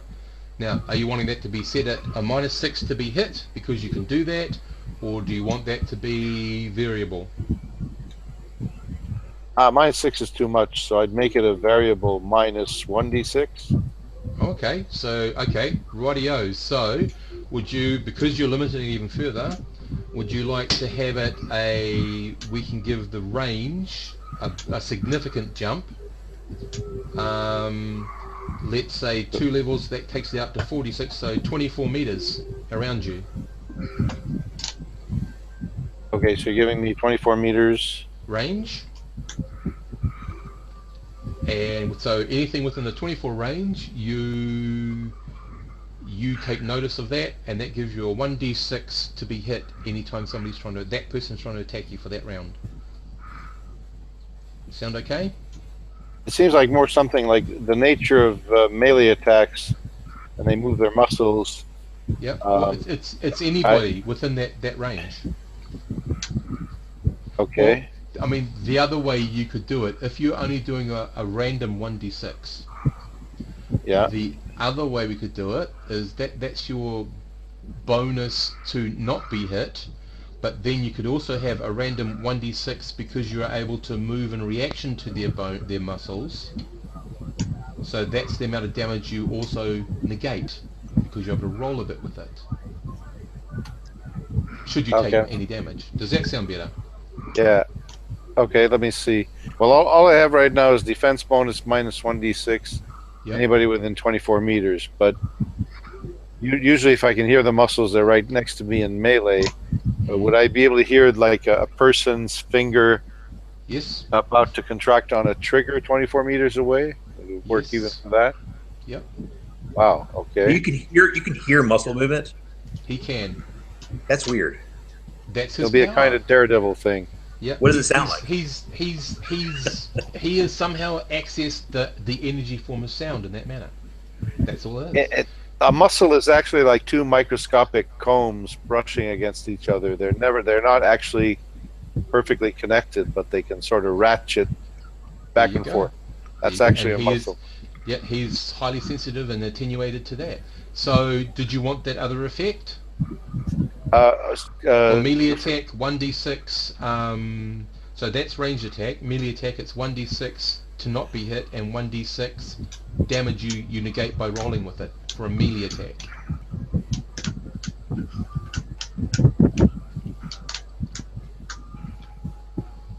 Okay. Cool. Okay. And that's the detect sound power. The next power is a blast with a physical limitation. Right. And I said blast of sound. What would the physical limitation sort of thing It's be? entirely up to you. Okay. Is it going to be has this power somehow permanently impacted on your body? Is this a temporary weakness while you're using this power? Like you have to draw extra power out of your body, so you're temporarily less stronger, less faster, less endurance, whatever it is. Probably can't hear for the round. The sound's coming out of me. It's rattling my bones. Okay, now that's cool. So the round in which he's blasting, he is not privileged to any noise from any other teammates, or any noise from anywhere else. In that round. Okay. That's cool. If that's how you want it, that's cool. Yeah. All right, that makes sense. And the third power, alter energy with a special condition. I said alter heat energy to earth or sand, and I'm going to add provided I'm standing on loose earth or sand. Yep. Can't be concrete or anything. Yep.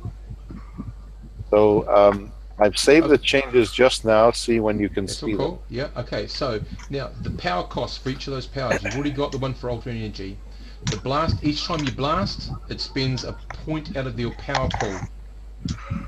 And your power pool is your endurance plus half your strength. Okay.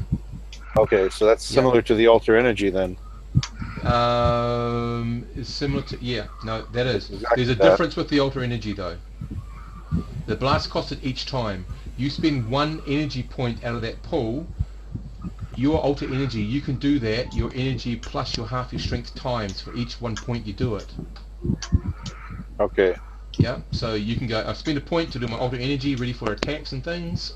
So I've got, I don't know, 9 uses. I can use that on. Bam, bam, bam, bam, bam. Yeah. The blast each time you hit. Detect sound, 1 energy point per day. So you're going to lose 1 point out of your pool every day, and you have the day when you wake up, you have to activate it or not and spend the point. Okay. Okay, so that's it. That's your powers. If that's what you want, matey, that's how they work. If you're happy with that. Now the blast is 1 energy per hit. Yes, 1 energy per blast. Boom, boom, boom. Okay. And it's part of a pool that you said the pool was energy plus half strength, just like the alter energy pool. The pool, it's not. It doesn't give you that many blasts per energy. 1 energy point. It's 1 energy point per blast. Right. But to create the pool, you add your energy, your endurance plus half your strength. Okay. And that powers all 3 of your powers. Just some powers have a duration, some powers have a per times, and some powers have a so many times per energy point. Okay, so if I have a common pool of energy plus half strength Yep. for all those powers, Yep. I'll put it. Yep. If you want to put it by powers, just put it after powers. That's a good way to do it. Okay, so I have created a pool then. Is this round up, round down? It's going to be round up. Okay, so endurance plus half my strength. 14. Okay, so you can do 14 blasts, or you can do 12 blasts, have 14 alter energies, and have your detect sound on for a whole day. It's really up to you how you want to power yourself. Okay. So, and all those points come back. So what you do is you have those points. Unfortunately, everyone's got to divide their points into 24 hours, and per hour, that's how many points they get back. Okay. So 14 into 24 is how many points you're going to get back every hour. So it's going to take. Sounds like it's going to take you 2 hours to get a point back to use it again. Yeah. So combat's going to be hard and fast because unless you've got a power that gives you ultimate power pool, you can't carry on. It's got to be hard and fast, which is what I've sort of built this game into. Doesn't forget, you can still buy, if you've got money, get weapons and use them. There's nothing stopping you from that. You can still buy normal armor and use it. So the normal armors here are the jack, the cloth, the chain, and the flak. You can still buy those and have those as part of your kit if you've got the money to buy them. If we are middle wage earners, do we have like a starting amount of money? Roll 1d6 times by 100, and that's how much money you've got to spend okay. this week. Just this week. Next week, you do it again.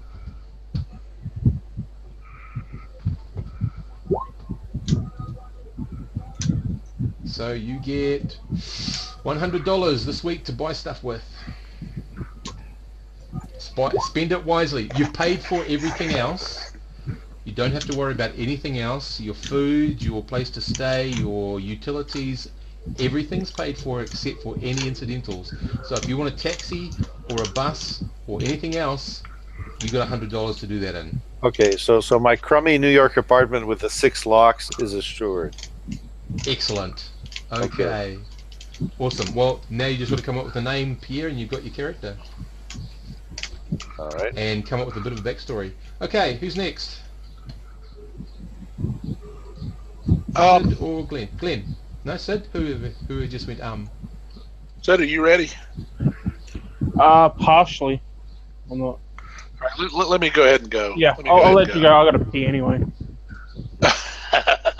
Okay. Awesome. All right. So I'm trying to get a concept here. Yep.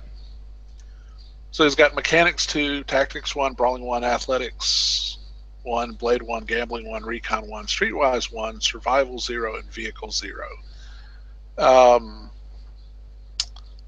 got Body Alteration 1. Mm-hmm. And I'm trying to come up with something that will mesh with Mechanics 2. I've got Body Alteration and then High Threat Physical Attack. And what I initially came up with was leaping 6 meters and then attacking for a 1d6 on If the you high want threat to. physical That's attack. cool. Just that when you said mechanics and all that sort of stuff, I went completely different, eh? Like your body that's what I'm trying alteration, yeah, you could interface with machines and things. You meld with a machine and you take control of it. Well, I don't know how to make that fit with some kind of numerical operation. That's the piece that I'm not quite sure how to do. Because I was also thinking about making his fingers where he could turn them alter those into like screwdrivers or Totally make fine. them long and That's So totally okay, cool. all right. Just remember, All right. whenever we have to action anything and an effect, your effect is 1d6. So it's either going to be a variable 1d6 or a fixed 6. That's the only thing you have to worry about. So you don't have to worry about whatever difficulties or whatever stuff I say you've got to overcome with it.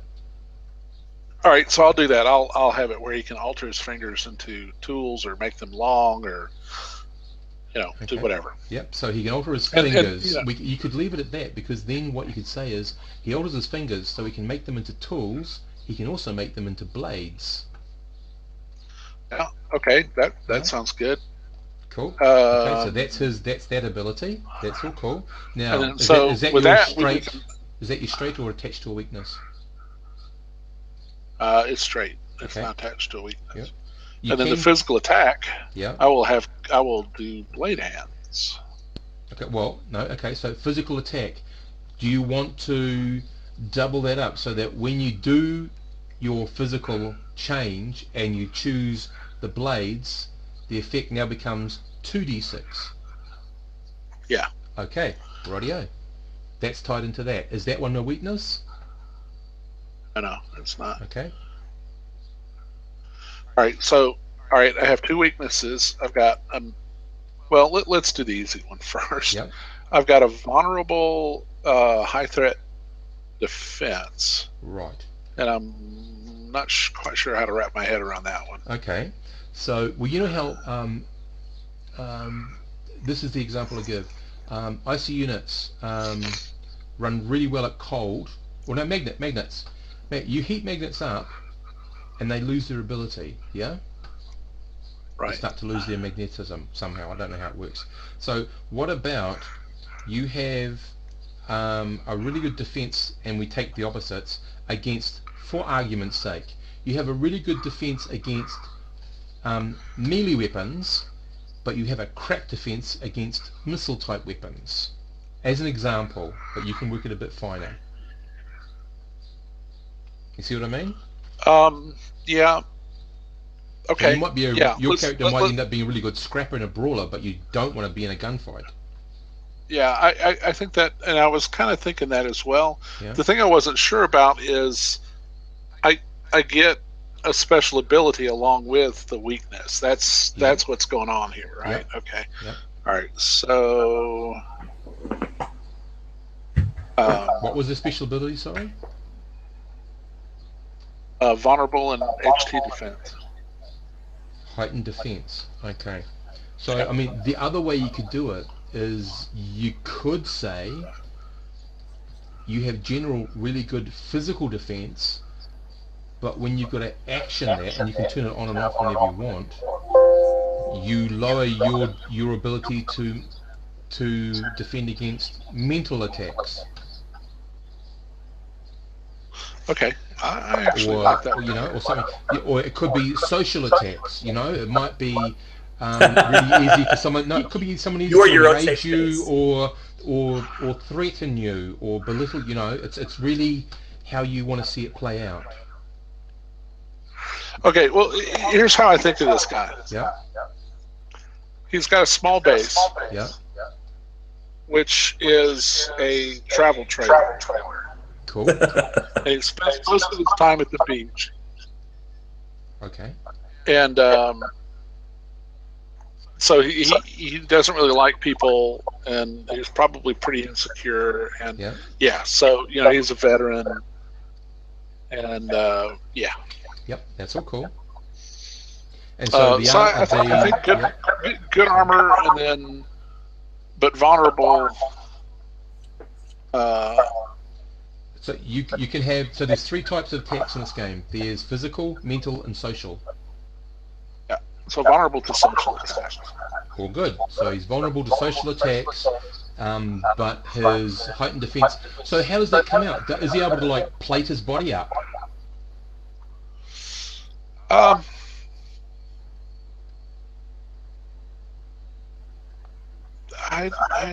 Yeah, sure. Yeah, because if he's able to alter his fingers, maybe he's able to alter his body as well, his skin. Okay, right, skin. So now you have a choice of two, unless you want to play with it further. Are you going to go for armor or invulnerability? You can go for both, but it means you've got to have some other thing happen to give you that ability. So armor is to hit or penetrate, and invulnerability is to reduce damage. I would just want to have armor. Which one, sorry? Just to keep folks from hitting me. Armor. Okay, rightio. That's all cool. So it's a flat 1d6. If you want to make it variable, so each time something hits you, or has a go at hitting you, you roll a d6, and that's how much we take off there to hit roll. Then you could play with the, and I also have a variable because it goes through my armor, but the rest of my body's changed too, so it's a bit hyper dense. So I also get to roll a d6 to see how much damage I get to take off as well. Oh, that sounds fun. Let's do that. Yeah, okay, that's cool. So it's a 1d6 variable and a 1d6 variable. But it goes in with the character, eh? Right. Yep, cool. Okay, and then the mental weird. Yep. Well, jeez. Just, that's going to be fun. I don't know how you're going to do that one. It's entirely up to so he gets a mental power. You can make people incontinent. Which continent? Okay. So the mental issue is that you suffer a mental issue or weakness. Okay, so But then I get a weird. Yep. So the only thing it can affect is your intelligence or education, not your social, which is your social attacks and defenses. So you can either lower a stat permanently or while you're using the power, or you can gain a psychosis or a phobia or some other mental detriment to you. Like all of a sudden you use this power, or you can't, you use this power, somebody does something with red, and you just totally freeze and have a flashback from the military. Okay, well, or flashing lights or something.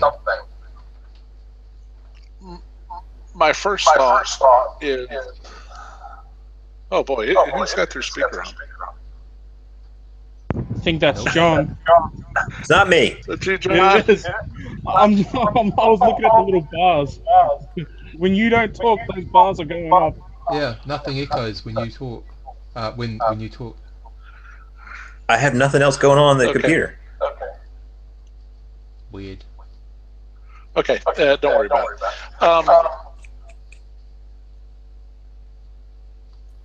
Hello. So agoraphobia is the first thing that comes to mind. Mm-hmm.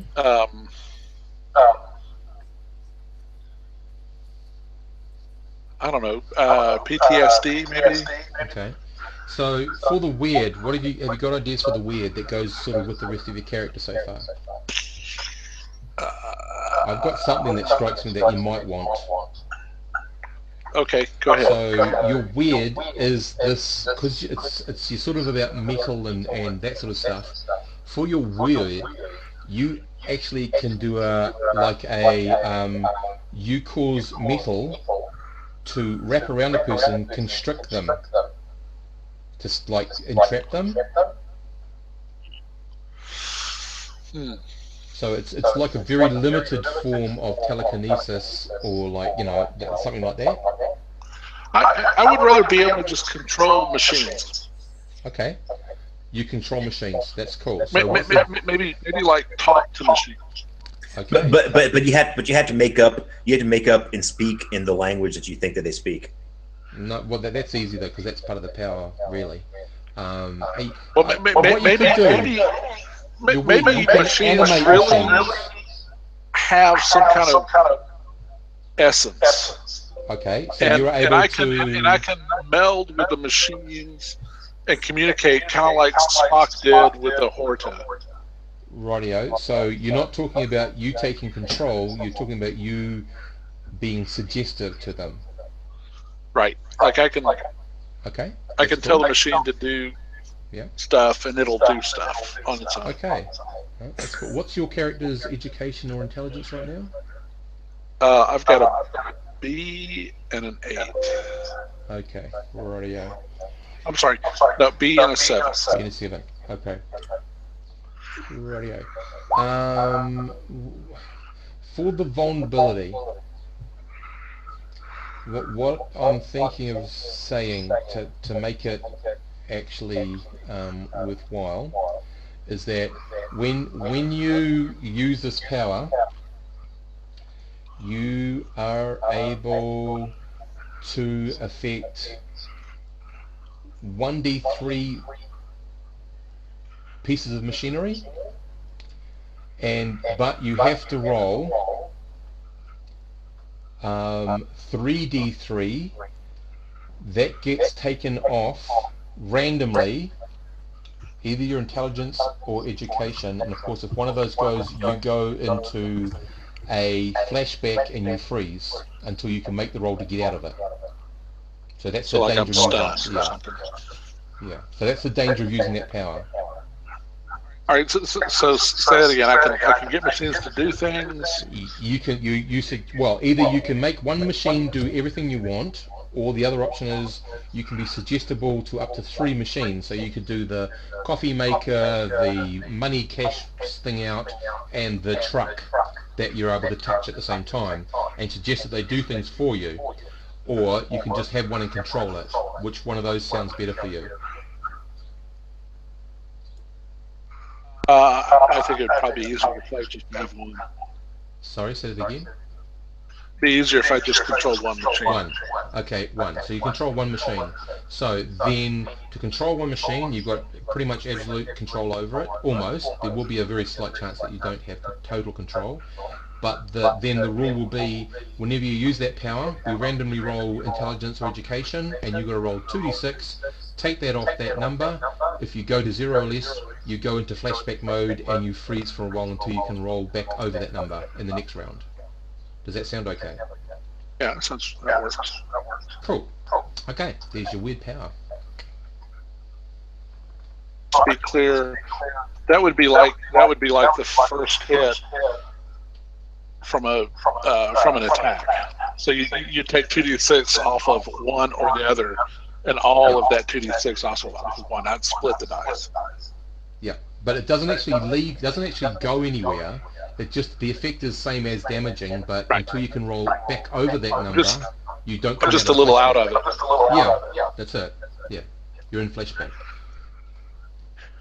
Well, but I lose a little bit of intelligence or education facility while I'm interfacing with the machine. You run the chance and potentially knock myself out or stun myself. Yeah, but if you make the roll and you're still left with 1 point of intelligence or education, depending on whichever one you go, you're fine. Right. I just look funny. Well, you're under a bit of strain, but you're fine. You can still function totally normally. So that's just the vulnerability in that power. All right. Just don't ask me to name the state capitals while I'm doing that. Hell no. Especially if you need to access a computer to do it. Okay. Yeah. Does that sound okay for you? Yeah, I think that sounds good. Cool. Okay. Sid, have you had your pee and you're ready to go? Yeah, I'm just going through a couple of ideas.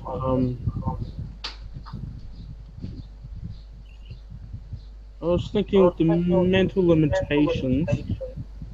Yeah. I was thinking of maybe he suffers from performance anxiety. So every time he's under pressure, he can't teleport. Okay. So how do we, in the game effect, we're going to have to come up with the idea. So my idea would be your teleport you can do. Before you teleport, you roll. What's your intelligence and education? Or no, your intelligence or your endurance. Endurance is 9, intelligence is 8. Okay, so that's cool because they're pretty good numbers. So same like John, it's like Glenn, but you roll 2d6. If you are left with none, the power doesn't work. You've spent the energy point, but the power doesn't work. Yeah? If you're left with at least 1 point in either of those, the power works. The stats don't change in any way. They're just used as the target number. Does that sound okay to you? Yeah, is that okay? So what, no roll before trying to use it, or?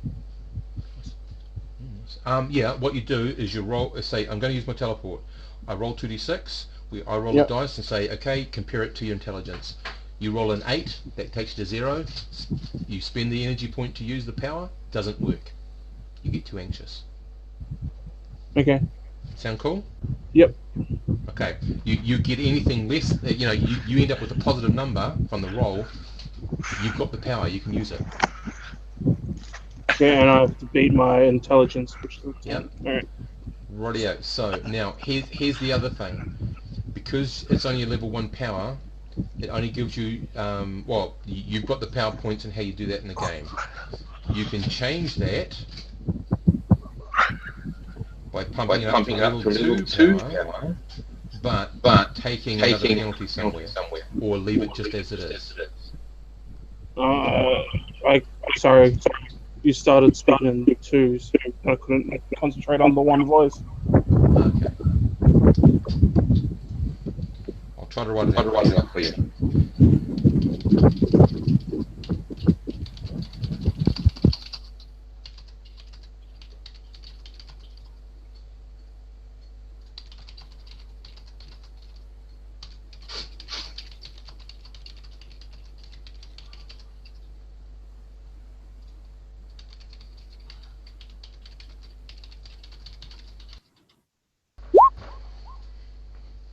Hopefully that makes sense. So you can leave it as it is. John? Thanks.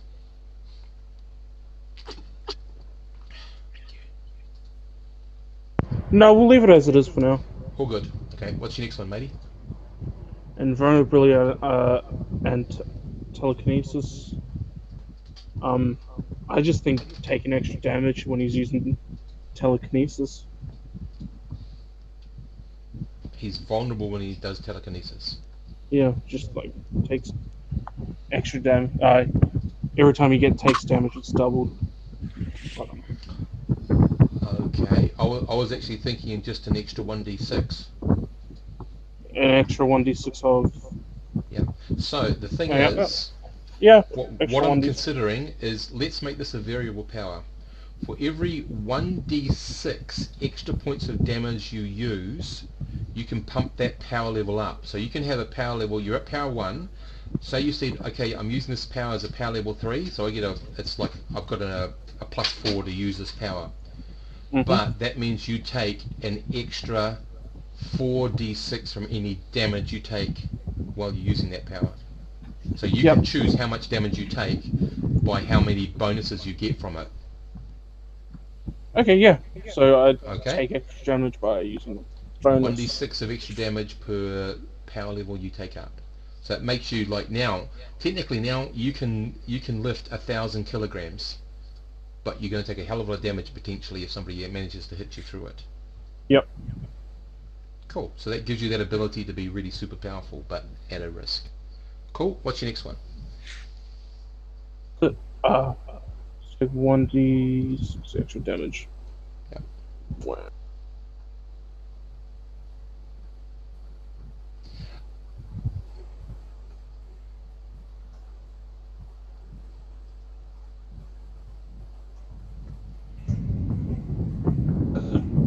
Vulnerable and mental.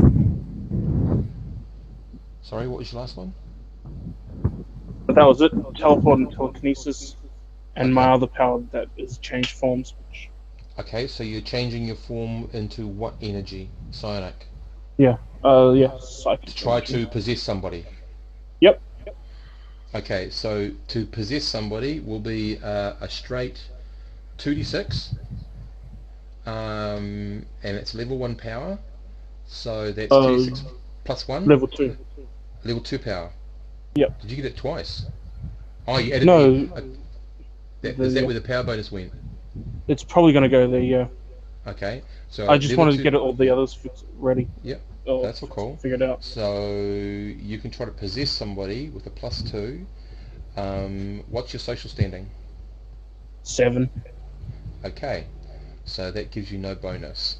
So therefore it's a flat 8 with a +2 versus their social plus, I'm going to make it hard for you,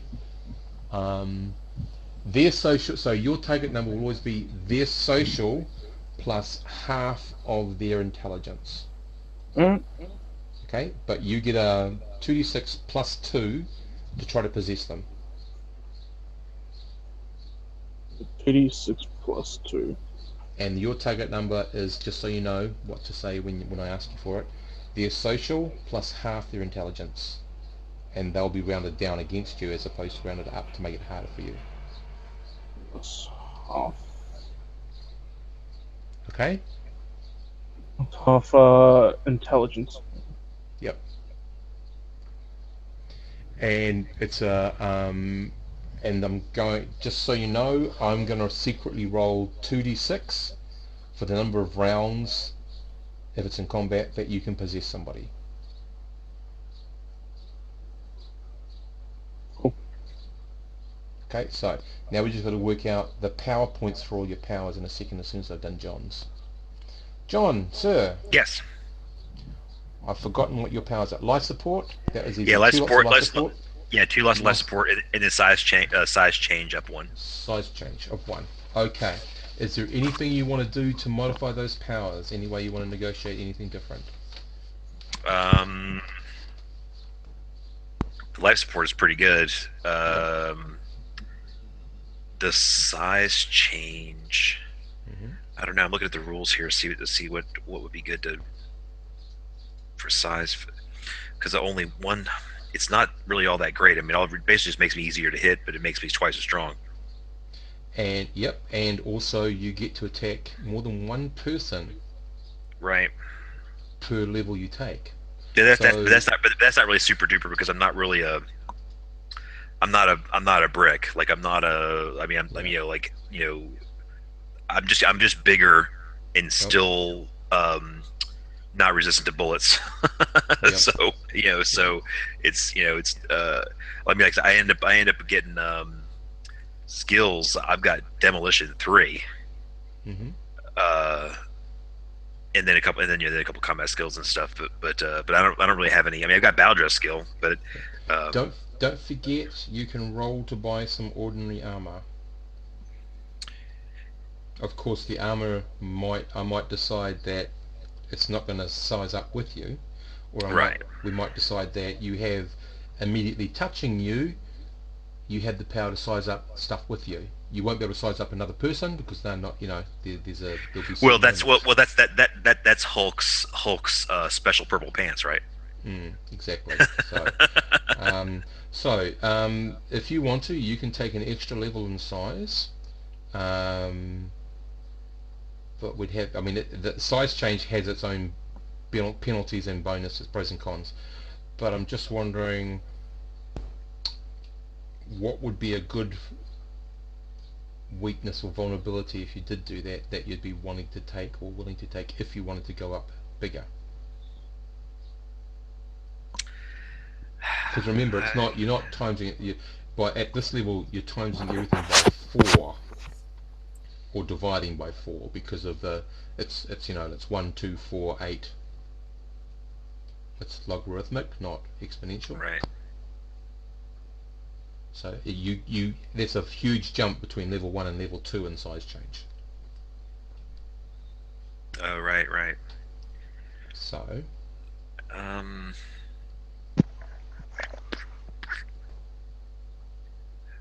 I mean, how about? I mean, I guess it would make some sense, possibly. Well, it may not be really all that much of a weakness, but no, it could be. So, if I'm larger mhm. and I have to distribute my life support, we'll say, over a larger mass, you would think that it would last less. Like not, it wouldn't last as long. So like. Okay, So so it would go to divide by 4, 3 hours. Right. Okay, Yeah, I'm happy with that. Yeah. Yeah. So you use your, yeah. Yeah. Cool. So the multiple it goes up. I mean, life support's it's taxed, right? Right. Yep. That's all cool. So you now have normal size, size 2, and size 4. So you've got a bit of versatility there. It drains some of your other powers, but you get the versatility by getting bigger. And I'm going to say that you can buy some normal armor and you can buy a normal weapon like a baton or something. A gun won't work because the minute the bullet leaves you, it reduces back to its normal size. So it has to be a melee weapon. You can actually increase the size of that too with you. So that means the damage by that weapon will increase by 1d6 per level of size change.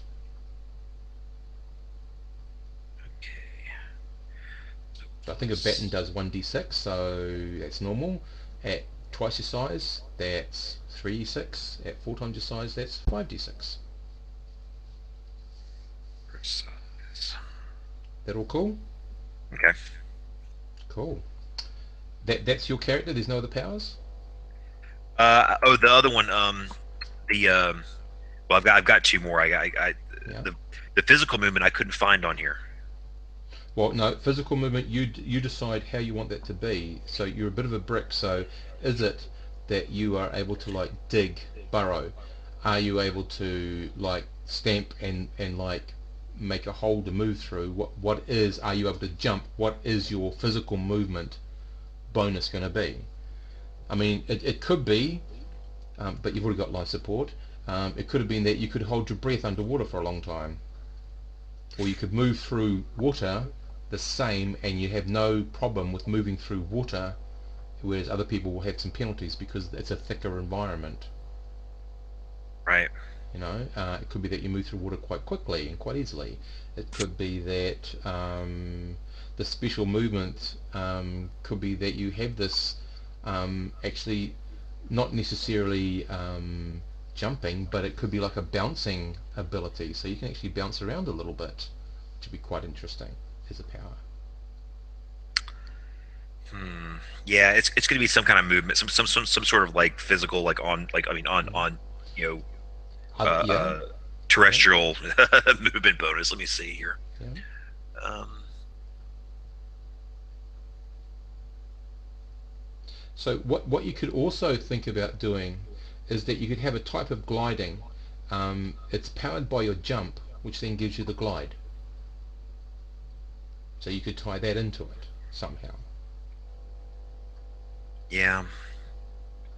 So you can't fly technically, but you can get a bit of extra range by gliding. But it's only powered by the fact that you are strong enough to jump to get this extra power.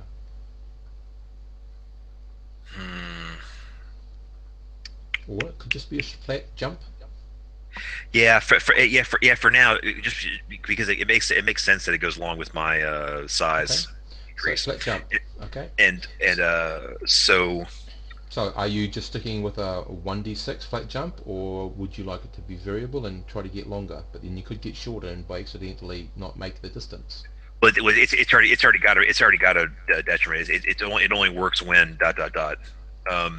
Okay, that's cool. So. And also it makes sense to tie that into another power too, right? So I can't jump when I'm normal size. I can only jump when I'm bigger. Okay. Right. Okay. Yep. So you get the jumping power when you're bigger. That's all cool. That takes care of that. Only works when. Yep. Cool. So that means your range of your jump will be the same as your range of your movement, doubled. Yeah. So if you can move 5 meters, you'll jump 10 meters as times 2, or 20 meters, or whatever it is, times 4. I don't know, you'd have to work it out. Whatever it is, 20 or 40 meters, whichever one it is. But you know what I mean? Right. So it's 5 for size 1, right? Okay, if it's 5, I'm not sure. I've got to look at what the average of a person move. But I think I'm only just taking these as numbers as examples. Right. Times 2 it'd be 10. Times 4 it'd be 20. You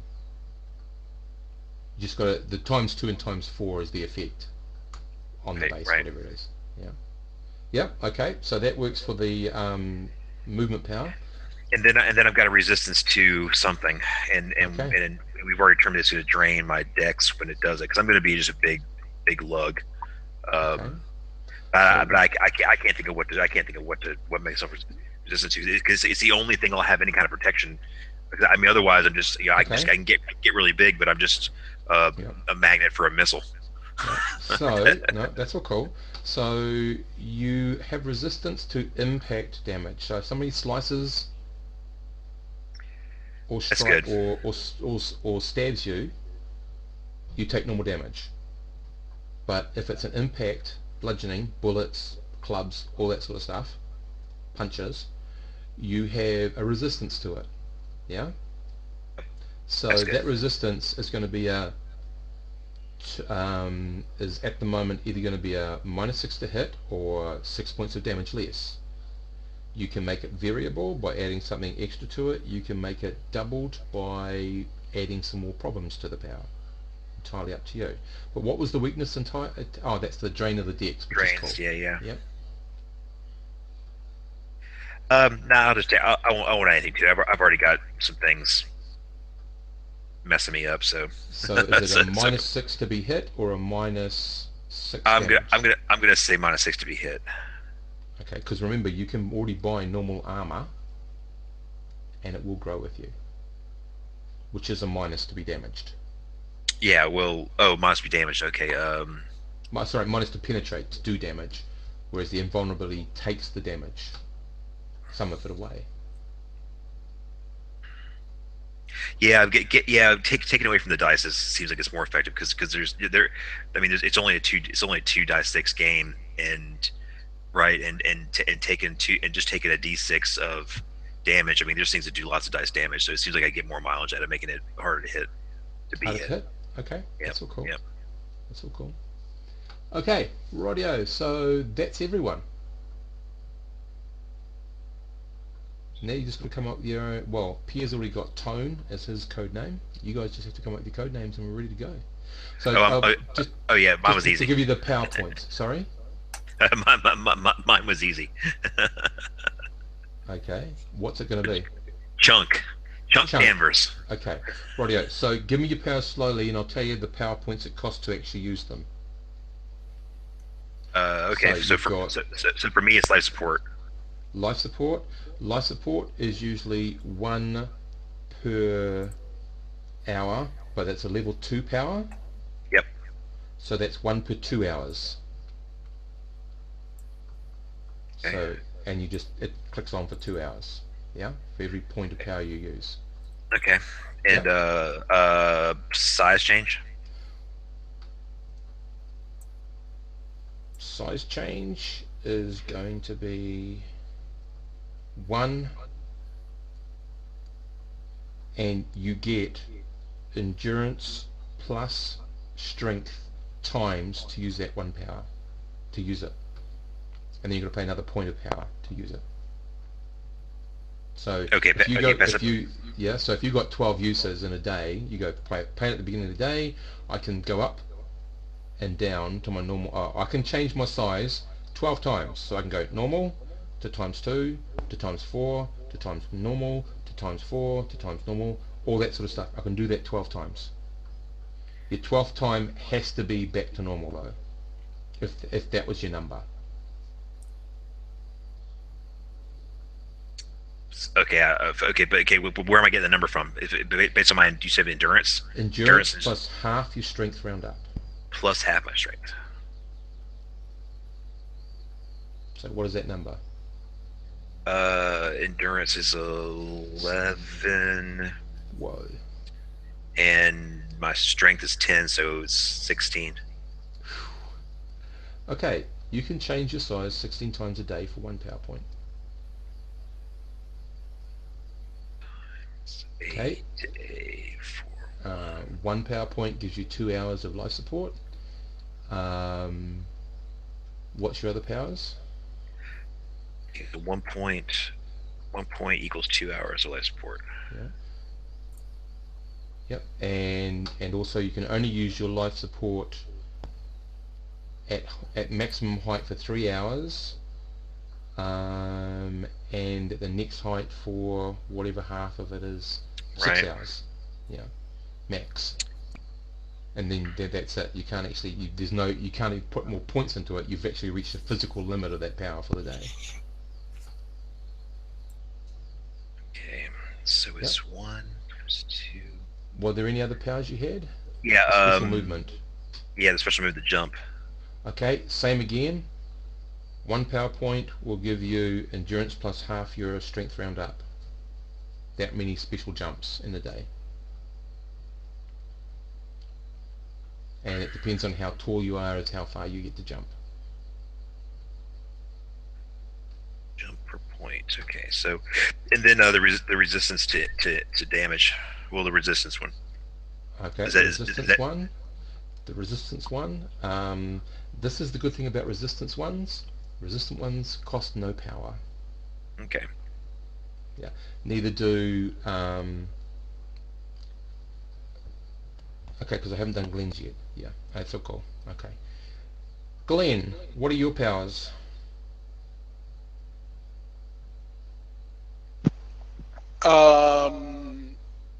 Give me just a second here. Yeah. Let's Your see. height and defense cost nothing. Body alteration 1. Alter Okay. fingers. Or Okay. maybe I should say alter hands. Alter hands. Yeah, alter hands. Spirit fingers. Yes. So yours is 1 point, and that gives you endurance plus half strength rounded up. That's how many times you can do it for 1 point of power a day. All right, I'm sorry. 1 point, and that is.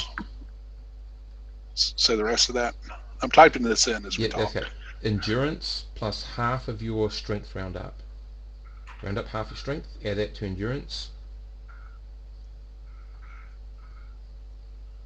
Okay. That's how many times when you spend a point of power, that's how many times you can change and manipulate it in a day. Okay. Don't forget, so how many points is that? How many times? Okay, my endurance is 11, Mm. so that's 15.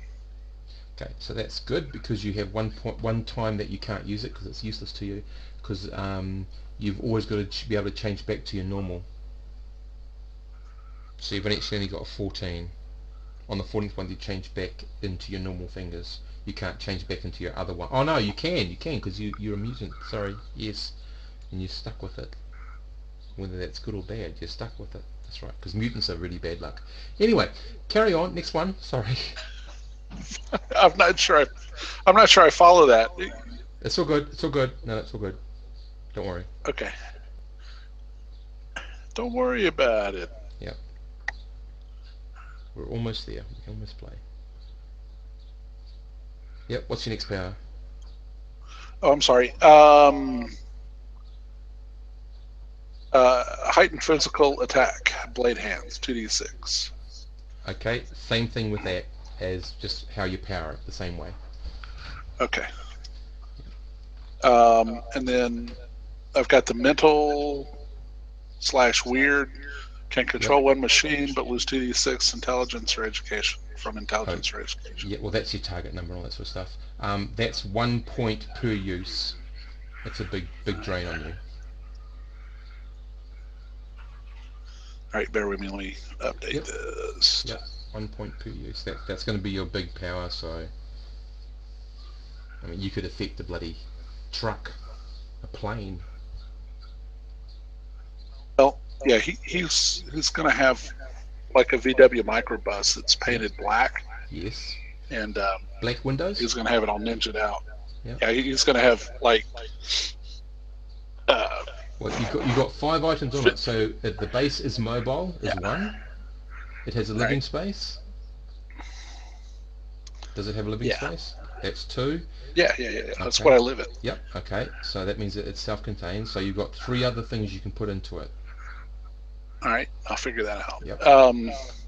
So my other one is vulnerable HT defense. Heightened defense. I got armor skin 1d6, Yeah. but vulnerable to social attacks. Yeah. And that's Sticks and stones may right. sticks and Yep. stones won't break my bones, but words will definitely hurt me. That's the one.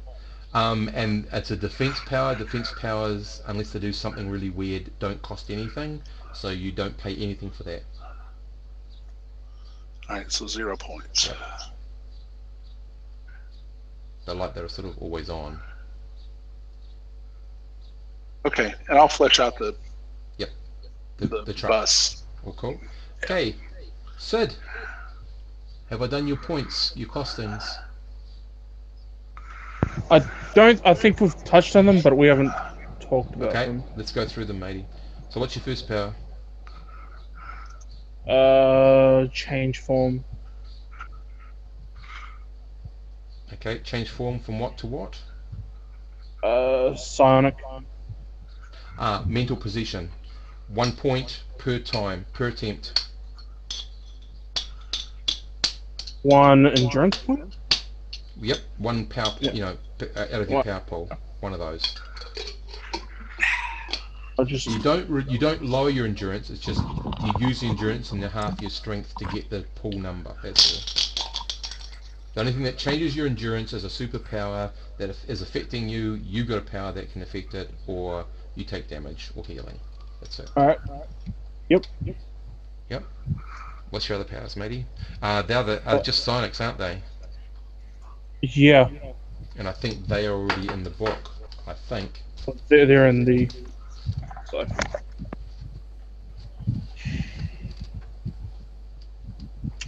Yeah, I think it depends on how much and range for telekinesis, Yep. So that's already done for you. It's already and calculated in there. teleportation is Yep.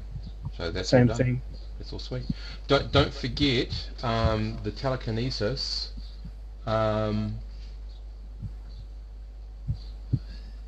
you have a defense power? No. Okay, because I suddenly thought while telekinesis can be used to attack people, you can also use it to defend yourself. So if you can telekinetically manipulate 10 kgs worth of telekinetic force, you can effectively absorb 1d6 points of damage. It'll take the damage for you. Okay? Yeah, it's just funny because it's like the thing that makes me weaker is also protecting me. I know, that's the weird thing. That is the weird thing, matey. But I just wanted to point that out to you. There's lots of, checks and balances. Are we just going to leave that as a unwritten rule, or just? No, that's it. That's. I just wanted to tell you that because you can do that. Yeah. Like, I guess it would have taken me a couple of sessions to work it out, unless I died. But yeah. Yes, we don't want to do that. And this is meant to be a one. Yeah, we'll get 2 rounds of combat and that'll be it. Yeah, but I mean, I just want to see. The problem is when you apply the powers, that's the part of the rules I haven't written down because they are so dependent on how the player wants to do them. I've got some general rules about doubling and making them from variable to fixed, all that sort of stuff, but a lot of that is negotiated, so it becomes a bit more difficult to write that down as a rule. I'll have to find some way of doing that. But anyway, everyone's ready to rock and roll. So I just thought what might be interesting is to have a match between each other. So if everyone just rolls a d6, and I'll tell you who's on whose team. Oh boy.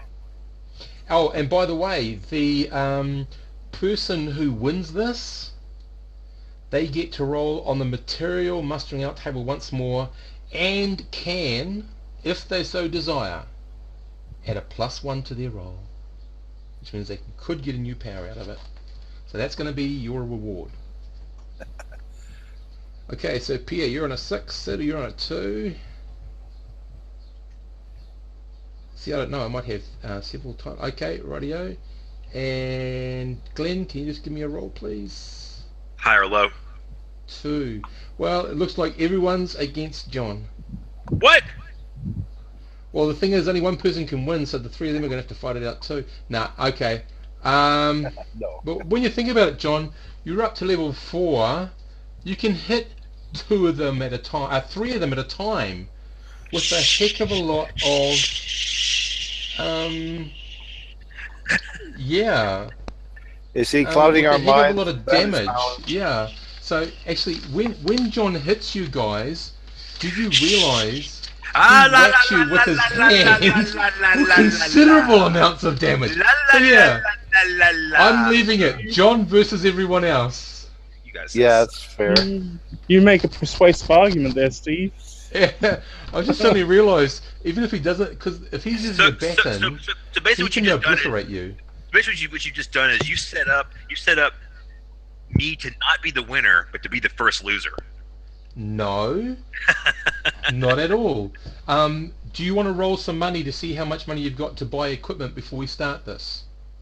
Hey, I just need a big stick and some armor. No, yes. So roll 1d6 and times that by 100, and that's how much money you've got.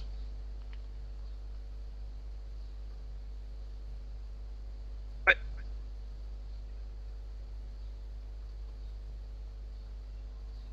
I would use 200. Okay, 200. We're just going to equate it into credits. Sid, do you want to roll your 1d3 and times that by 1? What's this for? Money. 1d3 and times that by 1. That's how many dollars you got. 1d3. He might be able to buy a McDonald's ice cream or something after the fight. Pretty unpopular as a panhandler. You said times 1d3. 10, right? No, just times No, 1. times one. On times You have 1. $3. Then 3. Okay, yeah, you have 10. Sorry, you have I get a $3. cheeseburger. Yep. I've Okay. always wanted to taste this human cheeseburger. Wonderful. Glenn, 1d6 times 10, please. That's how I think how many dollars you've got in your pocket to buy any extra equipment before we start the fight. So just looking at armor for you there,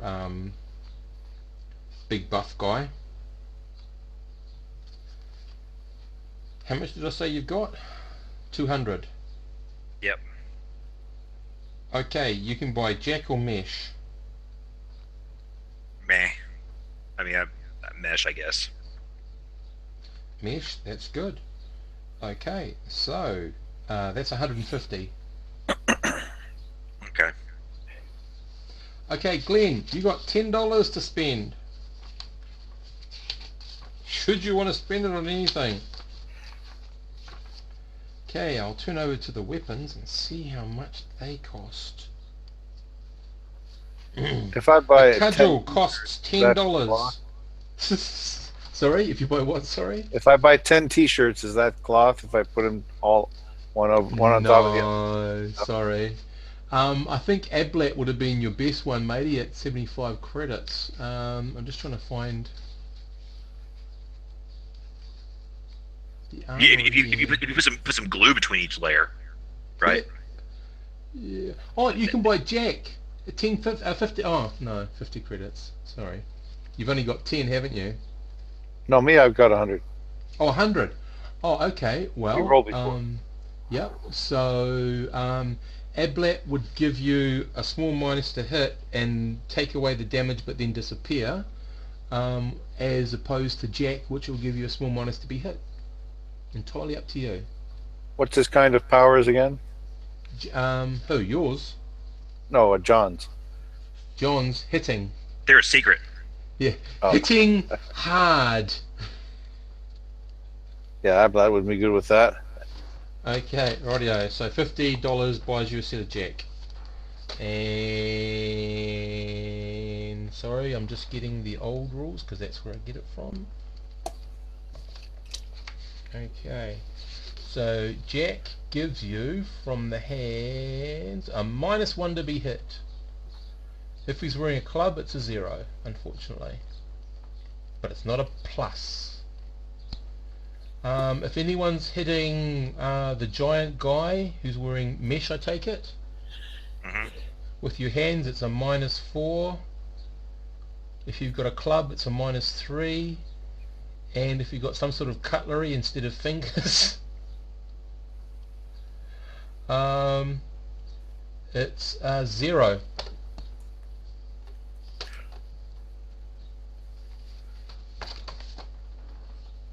Okay, everyone else is just randomly rolling. Okay, guys, so I'll just bring some, I'll just get some figures for you. Oh, you're all on the black plane anyway, aren't you? So, okay, so who do we need here? So we've got a big guy, yeah? Okay, that's going to be you. What else have we got? An alien. That Who's is the correct, human. Human. He looks human-ish. Or does he look really alien-ish? Humanoid. No, Okay, I'll give it that one there. Just give me a random looking alien and we can just run with that. Okay, and then we've got an energy dude. Is that right? Can you see the board? All I see is a tiny. Yeah, Okay, that's okay. now- I'm just selecting people as we go. Okay. Okay, now I Yep. see somebody. Yeah, and Yeah, there's he's got the, like a whole row of there's the tokens. alien. I've got shitloads all over the place. So I you're can't see the any of them. you're the energy person, aren't you, Pierre? I guess so. Yeah. So there's the energy person, and Sound. then we've got the mutant who can do weird shit.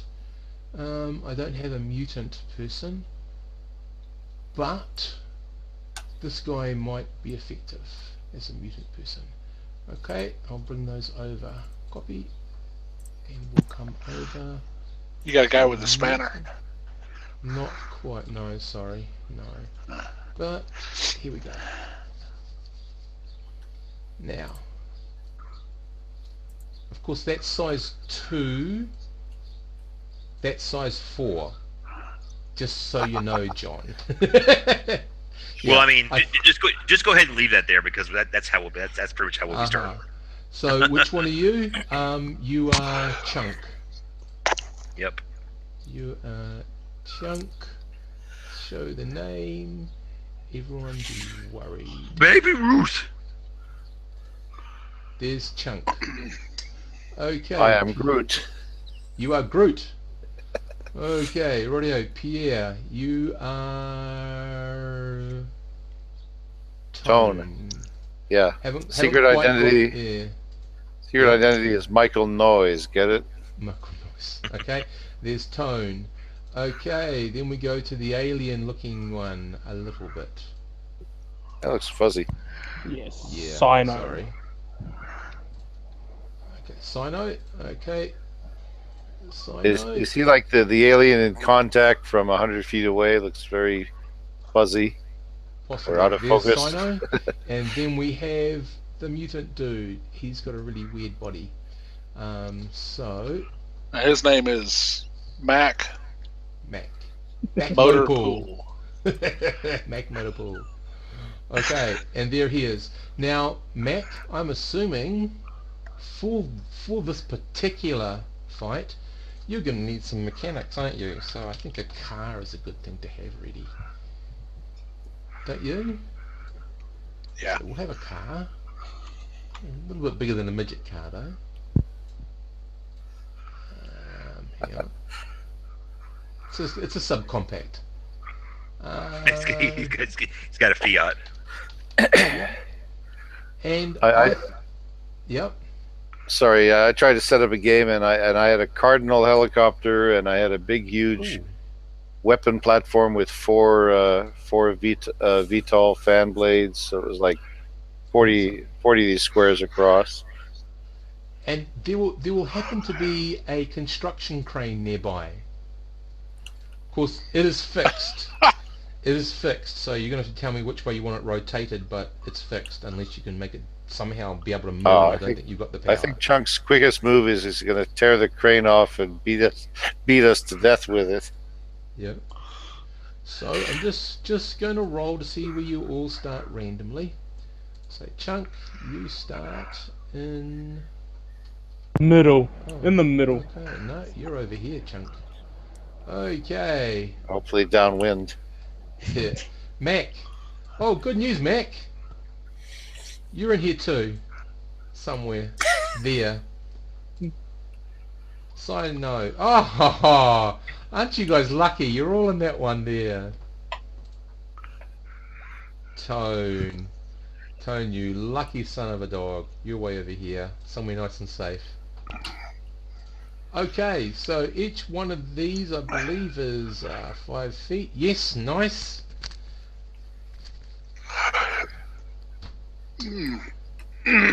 Okay, so now initiative.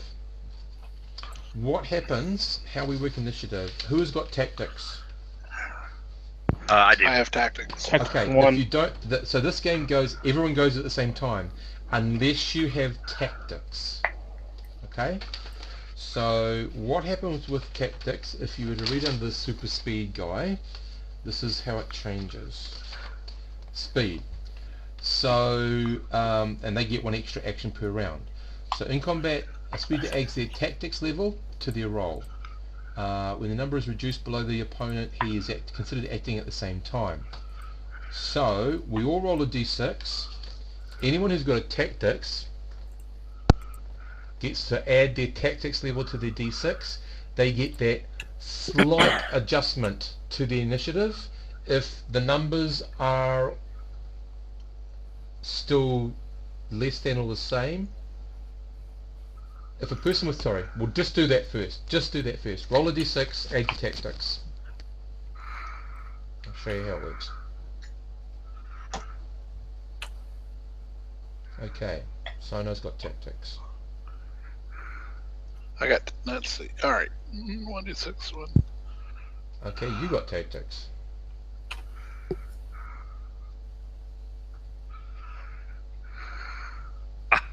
Oh my gosh. Okay, this is how it's going to go. Mac and Chunk, you get the break on the other two. So you two get to go first. Then And we're all piling on John still. Is that right? Yep. Well, yep. That's Not, the plan. yeah, I mean, you don't have to. No. He- Well, he's- it's going to come down to the three of you pulling each other to get that win, to get the he's a prize. friendly giant. Yeah, whatever. He rips never that heard bloody that person. crane off. He's going to squash you with it. Okay. Way you go, Chunk and Mac. You guys are up first. Well, do we roll off? Nope. It's the same time. Okay. All right. Well, I'm going after the over guy. here. I'm going after the guy that can't swing back. So I know. Well, he can, but next round, next little moment after you. Oh, you are Okay. too. You are too. Don't know. Mac I'm might be gonna- doing something. Hello. Oh, Sino. Sino, is your change form a defensive power? What do you change to? No, it's an attack power, isn't it? So no, you can't Yeah. use it defensively. Okay, good luck. Okay, Sino. The Jolly Giant, Chunk, is about to punch you, I believe. Well, I bought a cudgel, right? I've got money for that. Oh, God. Yeah, okay. and it's a couple dice, and I think the You're club. up 9d6.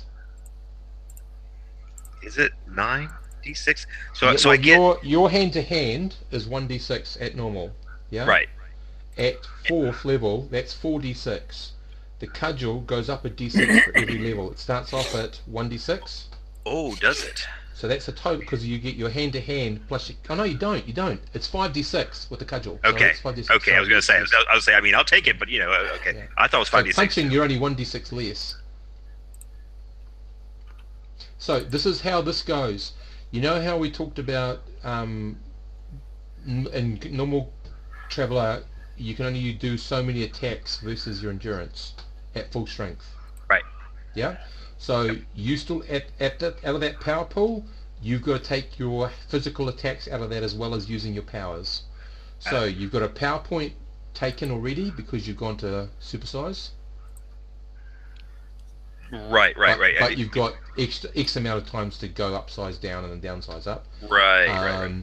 But this first blow takes another power point out. Okay. So I'll be down whether you two. hit Okay. or So miss. the other thing, the other okay. one to check is size to be. Okay, so it's normal to hit. You don't have any defensive abilities that are automatic at all, do you? Special. Unless it's telekinesis, no. You could action that if you can call on that, but you've got to make all your rolls. So it's only going to be for damage. So he's got to try to hit you first. So what did Mac do? Is that where you moved? He's doing something, but he just let you roll first. Okay, well that okay, but I'm just curious what he's All doing. happens at the same time. I know. Okay, I think I know what he's going to do. Because I can I can sweep the leg. Get him too. actually, You'd be hitting the crane. It's in the way. Oh yeah. Okay, well, I'll kick the crane over on him. You can try. I'll attack him in the crane. So, are you using the baton or your leg? Oh no, I got cover from him. Yeah, you know what? No, let me just concentrate all my efforts on this guy right here. Okay, Yeah, radio. okay. Make your attack roll, matey. Okay, so strength of 10 gives me what bonus to hit? You use mongoose, right? +1. +1, and I've got a skill of 1 in it, so it's 2d plus 2. So 6 or more, unless that's Bink. a hit. Okay, Sino, you can now activate. You try to activate your telekinesis. What happens when you activate that? Nothing. If it passes through, then he takes extra damage per the level he uses. Okay. You know, What I'm do just you going wanna to take do? the hit. Well, you know. That's 4d6. No, it's more than that. It's 5d6. 5d6. You Yeah, might only but get it's not- 5. How much does the club do by itself? Doesn't it do 2 or 3 dice anyway? Well, I'm just saying it starts off at 1d6 and then you add up more on top of it. Yeah, but for him to stop that, he'd have to lift over 1,000. His height powers do all that. Yeah, well, that's what I'm saying. Like telekinesis, like, what's he blocking him? Oh no. If you can manipulate in the rules, if you can manipulate 10 kgs, it's the same as doing 1d6 points of damage, but it's also the same as doing 1d6 points of taking away damage from damage. Well, he's going to get over that anyway. So might as well just Yeah, take but the you 40. can pump it up if you want to. Remember? It's up to you, matey, what you want to do. So I'm just trying to find Sonax to walk you through it. Okay, here we go. Right. Okay. Telekinesis. Okay, the range is 0. Yeah? Mm-hmm. Boom. So that's easy, because it's personal. So it's going to cost you 7 of your points to reduce. It's going to cost you 9 of your points, and you've got to make a very difficult roll at a -4, so you've got to make a 12, and you reduce 2d6 of the damage. You can spend 10 power points and reduce 8d6 of the damage at a -6. You pump up any damage that goes past you, double, times however many points you put it up. Remember, that's how it works. So Yeah, if but you, I've only got like 9 endurance, so isn't that the total power points? yeah, 9 plus half your strength. Which is only like not that much. Rounded How down much? or up? Up. 3. 3. So 12. Okay, so what you can do, entirely up to you, you can pump, say, 6 points into this power. Yeah? Mm-hmm. That means you have to make a D8, 2d6, an 8 roll. You're going for formidable. If you succeed, you have to use a total of... Do you have 16 points? No. Okay, what have you got a total of? 12. 12. Okay. Radio.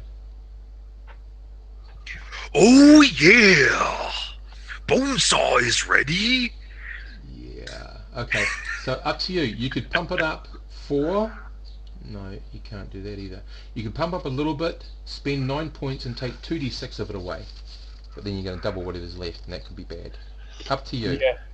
I'll just take the damage and see what happens. Try to. Okay. Where you go.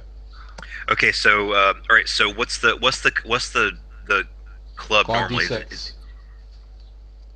Okay, no, I do that much more It damage. does 1d6. Yeah. The club and then normally you does get 1d6. 1d6, Oh, okay. and then you get 1d6 for each level up, and you're 4 levels, so that's 5d6. Yeah, 5d6. And D&D and staff does more damage, but that's not. Yeah. Do you get strength bonus? No. Oh, +1. Sorry, yes, Yeah. +1. Yep. Okay, well here it is.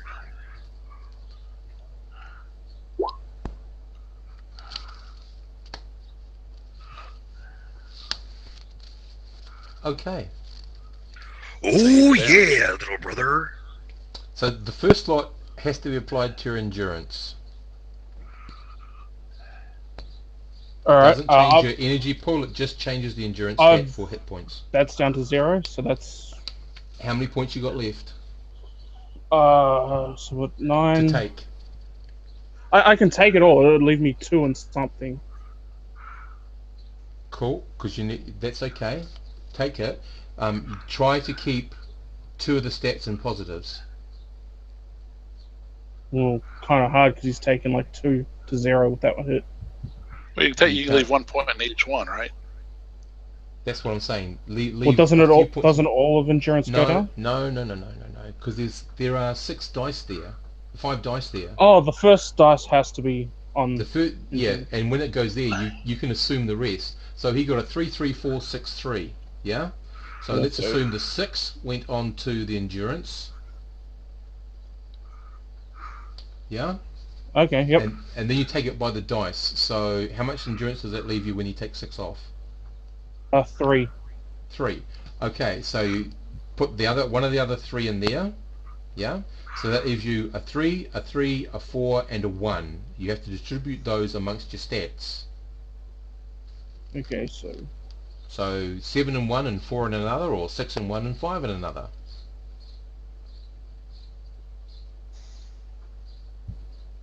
Sorry. So. 3, 3.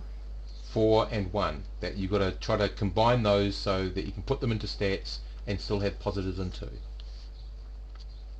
Okay. I can put the 1, the 4, and the 3.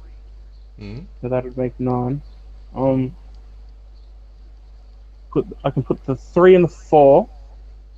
That'd be 7 into Dex, Right? and the rest will go into the 3 and the 1 And can strength. go into strength, which is Cool. out of 5. which Okay, will go to rightio. 1. So you're now wounded. Oh. You've taken a shitload of damage. You're wounded. You're at -2s to do everything. But you're Right. conscious.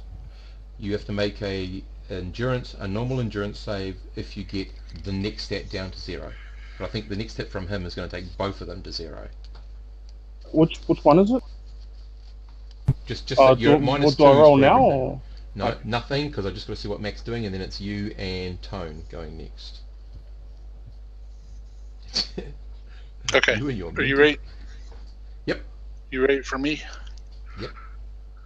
Okay. I'm going to mind meld with the crane and have the crane hit. Ooh, Um, the big guy. yeah, whatever his name is. Nice. Okay, so this will be hurtful. Rightio. So you first of all got to get over the shocky thing, don't you? Yeah, I got to roll 2d6. Yep. Hang on, and I'll tell you which stat it's going to go. So 1, 2, 3, it's your intelligence. 4, 5, 6, you're versing your education. Ready? It's your education. Get low, because I think that's your lowest stat, isn't it? Yeah, it's a 7. Oh. What I roll? Okay, Mac. 9. So you're not Ah! unconscious. You're just stuck. You're there. You're frozen in Well, I'm time. stunned. You're stunned. You're just going wah. You are ineffectual this round. That's all that happens. Okay, You're but I trying to fight the told the crane. Well, I told the crane to beat on John. Does it go ahead and beat on John? No, because you need to be present to be able to do it. Oh, okay. Well, all So right. you're accessing the power, getting the train ready to accept your That's fine. instructions. I'll just kick John. I'll just kick John out of the game. Yep, that's easy. That works too. Okay, Sino and Tone. I think I know what Sino's going to do. Yeah, I've got 1 shot at it, so Yep. I'm gonna try to hit whatever fuckface there. Chunk. So you're gonna try to Chunk. possess him. Chunk face. Is that right? Face. Yeah, I'm gonna try to Okay, so what's the rule? pass him. 1 power point per attempt. Yes. I have to roll a 2d6 to possess someone with the target number being social plus half their intelligence. Okay, what's your social chunk and half your intelligence round down? Oh, that's crappy. Okay. My social is not okay. So my social is 9, Yep. and you said my half of my what? Intelligence round down. 3. 3. So that's 12. Double 6. Hang on. No. This Yeah, power, I've already. you get a +2. What is your intelligence and your social standing? My intelligence is an A, and my social is a 7. Okay, you get another +1 for your A. So you get a +3, so you're back down to a 9 or more, and you possess him. Where was this roll? He's rolling it now. I don't see it. I don't see it on my. I don't see Hold it. on, Yeah. let's go take the -2. No, wait. I beat on the little guy. Now he's possessing me. That's cheating. Oh, Hey, sorry. hey, I And a can still roll -2, so shitty. yes, I beg your pardon, 11. Okay. I beg your pardon. I so actually, 12. I just don't physically see his roll. Like it didn't pop up on my thing here. That's because I haven't rolled it, but I could still Okay. roll shitty. So Okay. But you could roll 11 or a 12, in which Okay. case Okay. he's Okay. I thought he rolled a possessed. 12. I thought he said 2 6s, and I was like, I've already taken away the -2. Yep, so 11 or 12 and you've got him. Not quite. But that's okay, you're still there, and it's most likely that, he could be And screwed. can I run off? If that doesn't work, can I run and hide underneath a building? You can move anytime you want to move. Yeah, I'm off the map. No, because then you're out of the game. "Oh no, Kirk, No. you can't get away." I'm already So- out of the game, Steve. No, you could change things really quickly. So you could go hide behind the crane or something. So I think you can, now a normal traveller, you can travel 2 range bands. But I think that equals something like 10 meters. Is that right? Something like that? No. So that roughly It's- equates to it's- 30 feet. It's actually it's actually the mega travel rules that we were using for my game are exactly the traveler rules. They just put some new terms on them. So it's But how many? if you're how many moving one, meters? one is it's 10 1.5 meter squares. Yeah, So it's 15. 10. So it's 50. So it's That would be around about 45 feet. so it'd be 15 meters. 15 meters? How about you convert these 85. squares to a 1.5 meter scale? Well, they Let's are. get back They're to- 5 foot. 5 foot's Yeah, the same thing as okay. 1.5 meters. So 15 squares you can move there, Sino. So you can move way over here. Hey, Sino, there's a car. Get in the car, drive away. No, don't get in the car. Somebody might touch it and tell it to do something. And you can't stop it I'm then. already dead no matter which way I go, though. No, That's you the can. thing. No. You can get all the way over Well, here. you can run. You can run 15 squares. So, Because here's or the thing. can you run 30? I mean, you attacked. You attacked. So And now you can run. yeah. So you Here's can my either attack and run or run and attack. Where you go? here's Sino. my whole hearing range, by the way. Ooh, okay, so you're going to take a couple of steps and they're in trouble. So, Sino, you know where not to run to. Where you go? Yeah. Well, nowhere. There is nowhere to run. Lady, way over here is safe. There is nowhere to run. Alright, there we go. We'll just go here. I saw I a don't rule know, that man. if the guy's scale is too high, he can run between his legs or something. Do you want to That's apply a right. rule like that? So, yeah, no, so the one thing, guys, you notice I didn't mention with Sino was the range of his possessive power. I always thought it was close. Wasn't it? We didn't make that rule, did we? It's line of sight. No. Same with the blast that Tone can do. It's line of sight. Right. Yeah. So, All right. Mac. No, not Mac. Tone, you're up next.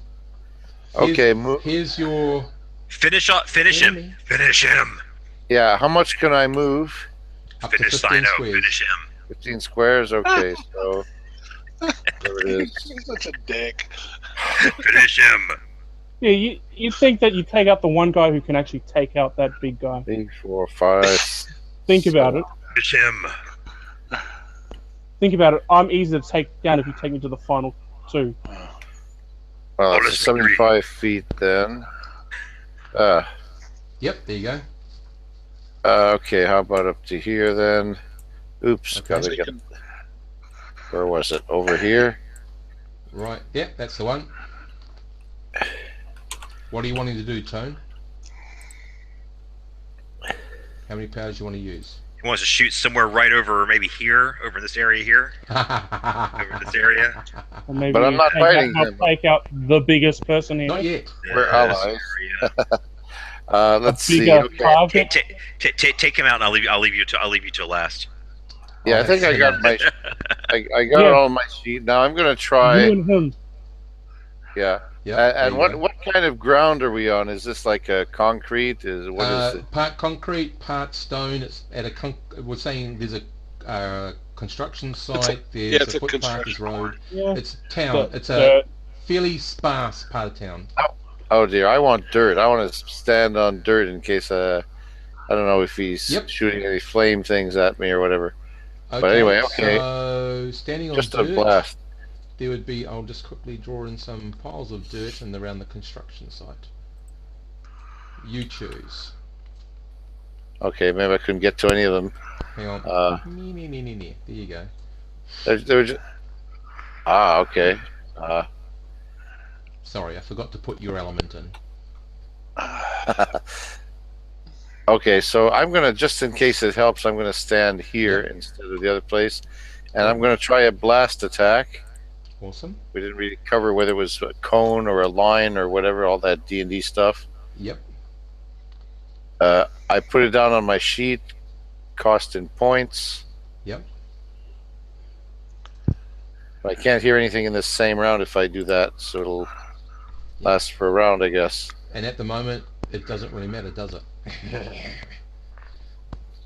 So, Okay. did you want to? Oh no, yours is defensive, negate damage. Yeah, so if he attacked you this round, it would be lose your detect sound power. Okay, blast. Okay, sir. How many blasts do you want to use? Because you've got endurance plus a half strength blasts from that one energy point you spend. How many do you want to use? Unfortunately, they all have to go against his armor, but how many do you want to use? I'm going to try 3 this time. Okay, away you go, sir. So, you need a 2d6 to hit, plus 1 for the power, because it's level 1 power. Do you have a high dex? No, I have a low dex. It's -1. Okay, so that's a 8, but you get a +2 to hit him because of his size. Okay. And what's he hitting me with?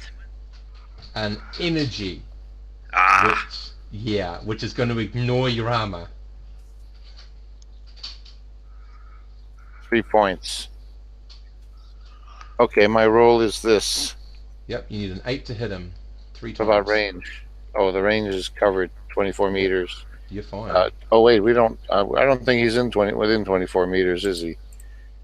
So that's 75 feet. Yeah, now he is. Yeah, 75 he feet. is. Fine. Yep. Okay, here's my roll. miss. Hit.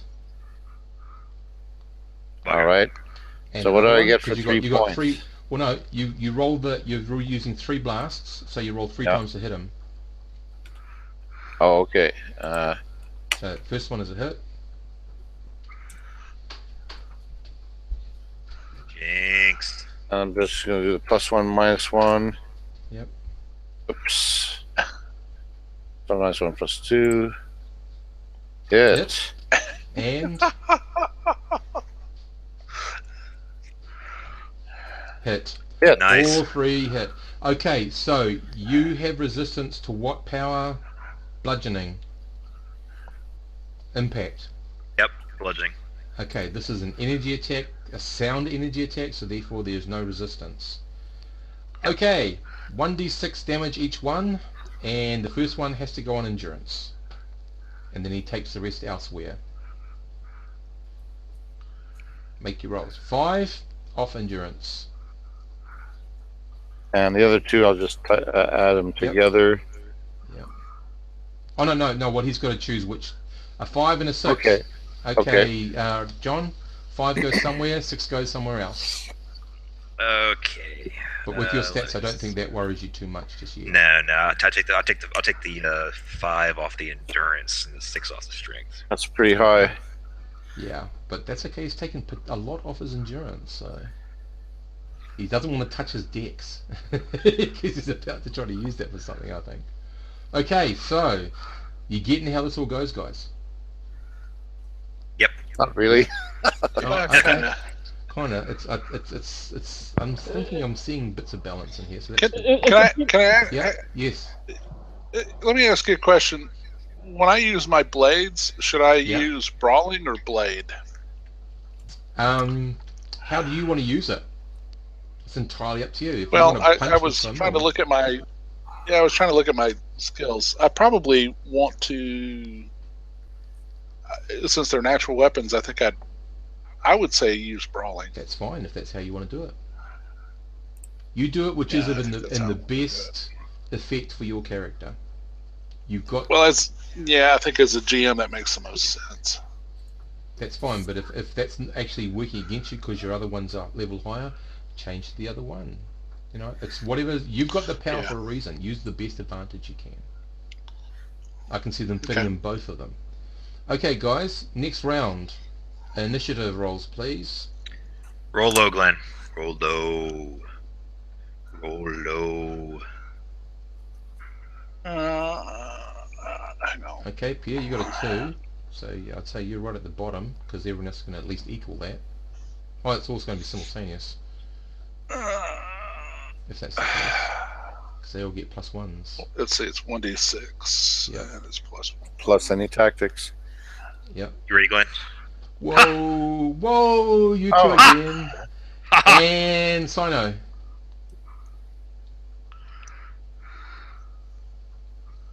All 3 at once. This is going to be fun. I'm going down to this time. So. Okay, radio, Mac, I need you to make that roll, please, now, because you're sort of halfway through a power, if you like. So you reset your numbers, and this time you are going against your... Still your education. Low rolls. So you're back, your education's Okay. back up to 8 or whatever it was. You just got to try to make sure you don't go over 8. Because you've got to have at least Okay, 1 point well, in I it. guess I'll try this again. You Ah, are there we go. fine. You have control of the crane. What do you wish the crane to do? Well, I want to thwack him with it. I know he's got resistance to bludgeoning weapons, but Yep. it's a pretty big bludgeoning weapon, so we'll see what it does. Okay, to hit roll. You get +2 to hit from his size, even though you're hitting with a big weapon. Do you have a high strength? Technically, that's what you're hitting. I with. have an 8 strength. Okay, no bonus. That's a +1. Sorry, because it's 1/7. So that's 3. Would brawling count? I wouldn't say It's brawling not a natural counted. weapon, unfortunately. Yeah. Have you got? Okay. You don't have bludgeoning as a. No. +3 is good enough. Okay. +3, Okay, 2d6 So +3. I can't imagine getting and you need a. Oh, 14? You hit him. Will 14 hit? Was it? Okay. Was it? He's an 8 to hit normally, right? Yeah. Okay, And so just so you know, a double 6 does do something really fantastic, as does a double 1. So the crane has bludgeoning. But we're not. Cepheus doesn't have the whole thing of where if it's 4 over what you need, it's a Yeah. better Yeah. result. No, I've just got It's just the double 6s and the double 1s. okay, he doesn't have. I don't have any other.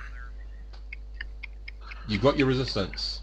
Right. Well, so the thing is, I'm trying to say. So he doesn't take any modifiers for movement, does he? Like if I moved fast or something. No. Okay, because Well, I This plan happens on. at the same time, so Right. Because I'm you start moving the minute he hits you. okay. Then he just barely got me because my impact damage is -6 to hit, so it's -6 off of that. So it is an Okay. 8. Like it's just an 8. Just an 8? Okay, Yeah. that's cool. But a double 6 would always do something anyway. But okay, so he hits you. So that is 66. Oh well, I'm done. No, you're resistant. Yeah, but it's only for hits though. It's only -6 to hit. Oh, you took hit, not damage. Yeah, because it was only one dice. It was only one dice off. Like it was. I mean, it makes it so Okay, that power. he still might get a whole lot of ones. Boom, chakalaka laka. No, that's gonna toast me. Okay, no, hang on. So you get to choose where they all go.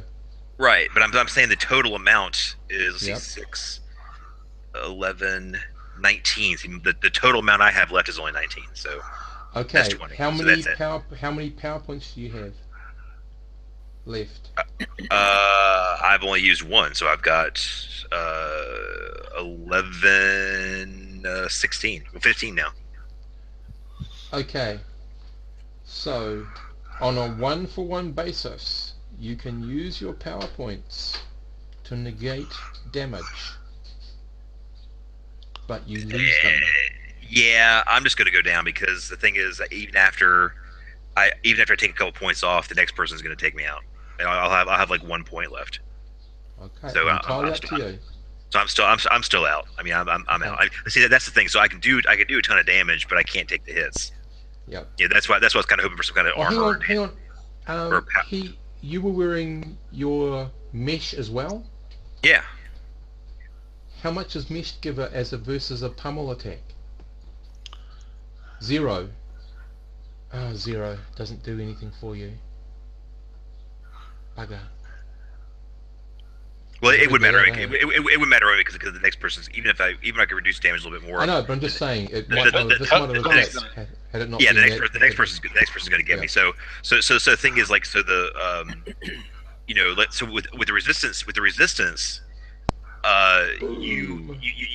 you may want to reconsider that power because you would never take the damage resistance. So like for instance, with damage resistance, you can take it either as a to hit or as a dice reducer. So the thing is, I can take 1 dice off of that damage, or I can make it -6 for you to hit. I would Yeah. always take the -6, right? And if it were level 2, it would be -12. I would positively take the minus. Yeah. You see what I'm saying? Like I would Yeah, never that's ever cool. take the pretty dice. So one I way would you can never do ever that, take the yeah, dice damage. I would never That's take all the damage. cool. That's Yeah. all cool. But the thing is, what you could Just also something to think do. No, that's cool because like it can also be variable if you add another difficulty to the power. Right, but even think about it. Even if it was variable, even if you doubled it, Yeah. even if I could take 3 dice or tripled it, I could take -6 to hit or 3 dice of damage Yeah. off. I still would take the -6 to hit every time, right? Yeah, That's fine. -6 to That's hit. fine. I don't think it's broken because other people can get quite heavy bonuses if they need to. But I see your point. Yeah, I know it's going to stack up quick, but that's what happens when you get to the big power levels, which is why I started the game on street level as well, with just a D3, then a D6, then a 2D6. So, because like a lot of you guys will be operating as a D3. It's as a opposed to D6. superhero game. Yeah, and they do tend to go I mean, epic. Okay, Yeah. rightio. So that's 1 point left over. So you get thrown back. Well, he was Yeah. moving when I hit him, right? Yeah. So Yeah, but he gets. where were you going to move, John? It's simultaneous as well. So I mean, what was he going to do? Yeah, I was gonna jump. Okay. I was gonna jump. I was just gonna jump right out of there. But basically, you kind of get me. I got you. Kind of get me midair. So you know. No, because this happens at the same time. Because you still get to do what you're going to do. Well, Just- he was going to jump. Oh God, how far can you jump? How far can you jump? Off the map, I was gonna jump right on top of him, Yeah, but I was going to possess him again. and he was gonna possess me. So Because he's got to do the same thing. So, let's say Well, you are he wouldn't make it. You are mid jump towards him. Well, we're all when on the same this turn. hits that's the him. thing. Yep, and Sino. Yeah, they're on the you same make turn. your move. Make your move. So what was the Well, whole- what things? If he possesses me mid jump, then the worst I'll do is land on him. No, he can Because- make you do all sorts of things. Yeah, but I don't have Because any power. I don't have any power Yeah. to stop my jump though. Like no, I don't you have any power don't. to But stop me. he holds you, and he can stop you.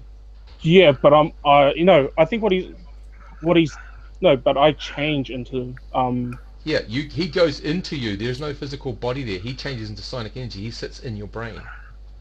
Right. But what I'm saying is, okay, if you So we got to know if he if does you- this or not.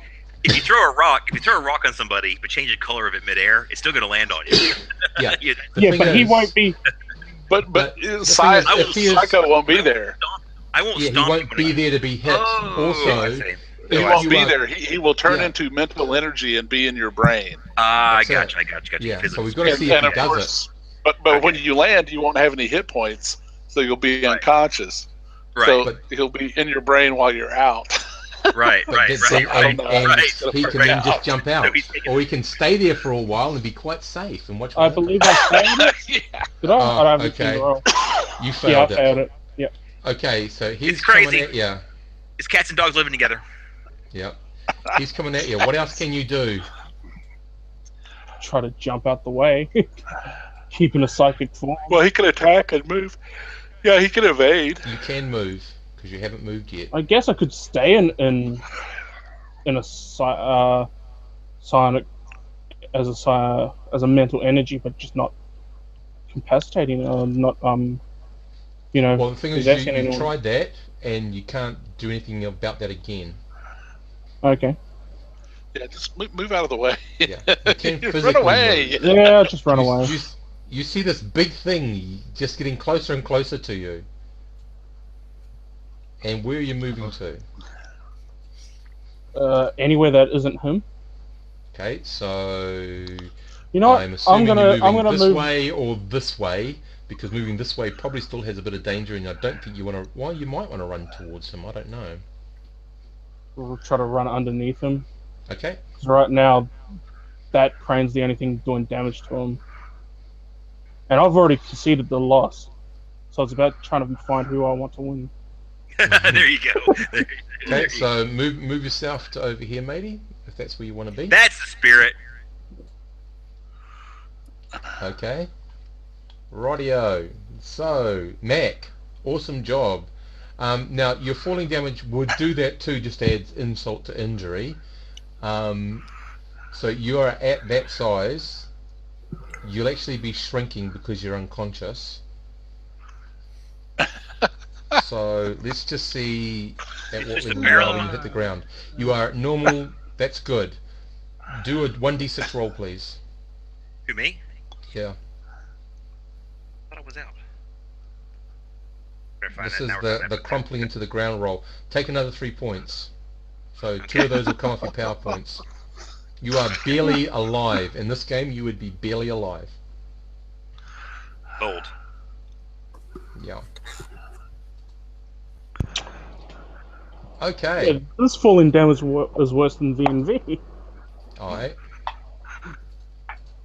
Okay. Some guy literally almost killed himself trying to jump. Right. And Tone, what are you doing? This is actually a good point to actually going last in this round. Okay, so why is there an X on Chunk? Is He's he's not unco. dead yet? Is he He's out. unconscious? Okay, Yeah. but Only one of you That's can claim the prize. that's usually enough. Oh, I see. Okay, so we have to fight each other until only one is standing. It's entirely up to you how you interpret it. Oh dear. Well, we should set the prize. You've just seen what Matt can do. Okay, let's see. Sino doesn't seem to have done much. He's just Moved running around. around. Yeah. I wouldn't have noticed that Sino did the possession thing. No. No, so let's see. I just saved Sino. hmm Yeah, I've already lost, so it's just like, whatever, you two can take the prize. I quit, I surrender, whatever. Are you sure you want to do Seen that? that? Well, he's knocked out, so whatever. He's the only one who was trying to kill me. I refuse to play these silly humock So games. you are leaving the Human. field, Sino. You are leaving the field. Yeah, I'll let these two have the victory. Okay. Really? Okay. Rightio, he's leaving the field. Okay, well, I'm going to try. My only real good offensive attack is the blast. So I'm going to try 4 points of blast at Mac to see if I can be the last one standing here. You know, and Okay, Mac. what kind of sonic sound do you think I do? You know, blah, blah, blah, blah, blah, blah. You know, that's No, Some dubstep. vaudevillian thing. Boom, boom, boom, It's boom, boom. oh, that's easy. the It's Venus thing. it's what's his face? It's oh crap, yeah, Vetus. Yeah, he goes. Yeah. It's maybe not an offensive wall of sound, but it's just so annoying. You just pass out. Yeah, dubstep. Okay. Okay, radio. So Mac, what defenses do you have? Let's see. I've got the armor. To be missed. Is that your random one? Yeah, armor, skin. Yep. Yeah. Okay, you activating your skin? 1d6, 1d6. You activating it? All good. Okay, Sure. It's not going to do me much good, but whatever. all good. No, that's okay. Okay, Tone, where you go? And you got a Okay, -6 to hit him each time now. Minus no, you six now? don't. Why is that? Sorry, no, you don't. It's a 1d6, isn't it? Okay, roll 4 times, Glenn, because it's a variable, isn't it? Can I just roll 46? Yep. And so the first one is how much you take off you to hit. The second one, third one, fourth one. He's just responding to your 4 blasts. Okay, it's a -6, a -6, a -6, and a -2. So Wow. 8 minus So these are- 6 is 14. 2 plus 2, or I Yeah. need a 14. I see. Okay, so I'm 2d6 plus 2. Okay, so Very it's slim 12. chance. Anything Let else? Let me do 3 inline. I don't think I have any other bonuses. My dex penalty overcomes my level, Right. like before. Okay, so So, you need 12, 12, 12, type and a up. 10. okay. No, yeah, 12 to 12 and a 10 to hit him. Where you go? Let's do some rolls. And if you get a 12, it's going to be phenomenal. That's what I can tell you. Because double sixes do fantastic. Okay, I'm going to make 4 inline rolls at Yep. 2d6 plus 2 each. Oh, cool. And you told me the numbers I have to hit. Where you go? There. Oh my Oh. goodness. 2 hit. Oh no, hang on. Tone Loke. The second one hits because it's a 12. Yep, and it's not a double, and the other one hits. So that's 2 lots of 1d6, 2 1d6s, and he gets to roll a 1d6 versus the damage. So the first one goes on endurance. So both of you roll a 1d6 to see how much damage he takes. So Tone, you roll how much damage? Well- 4, and you roll to see how much damage you negate. 6, nothing from that, and the second one, Tone. Ah.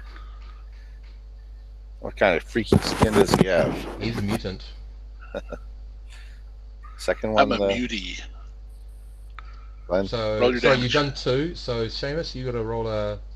Oh, Glenn, sorry. You got to roll a second I d6. didn't see his other damage. He hits you twice, but does no damage. Bounces Neutral. off the surface. Holy moly. Holy that moly! Okay. Next round. Dexterity. Initiative rolls. Okay. Oh, okay. Where you go, Mac? We don't need to roll. You don't need to roll. You're way ahead of Yes, it. I pretty much. Yeah. Okay, well then, rather than risk speaking to the crane again, Mm-hmm. let's see if I can grab hold of my guy. I think I can get him. Mm-hmm. So I'm just going to run up to him and cut him into little bitty pieces. Okay. With your So you're fingers. making a 1 attack. Boom. Jack armor.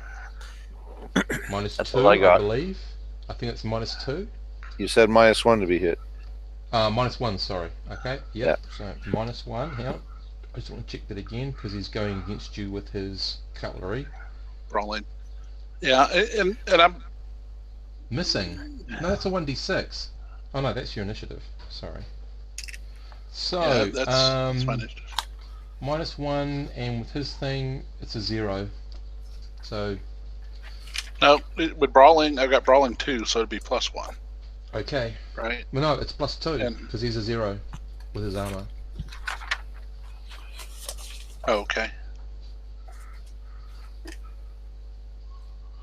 Oh my God! Double 6. Oh, okay. Pierre, can I get you please to roll 2d6 and tell me what it is compared to your dexterity? X of 3. Oh, Okay. shite. 5. Okay. Okay, no, that's okay. That's cool. So roll your damage there, Glenn. So Blade does 1d6 or 2d6? I can't remember. Do I have any predictive ability from one of the other sound powers, the detection? Because he's doing a physical attack on me, isn't he? He is, so I don't know what you could activate, because do you have your blast sound? Can't hear anything that round. Yeah, he blasted. That's right. Oh, that's right. Yeah. Okay, so I couldn't do the Yeah. detect at the same time. You No. are right. Yeah, no, that's all cool. So John, do you remember? Is it a 1d6 for the blade or is it a 2d6?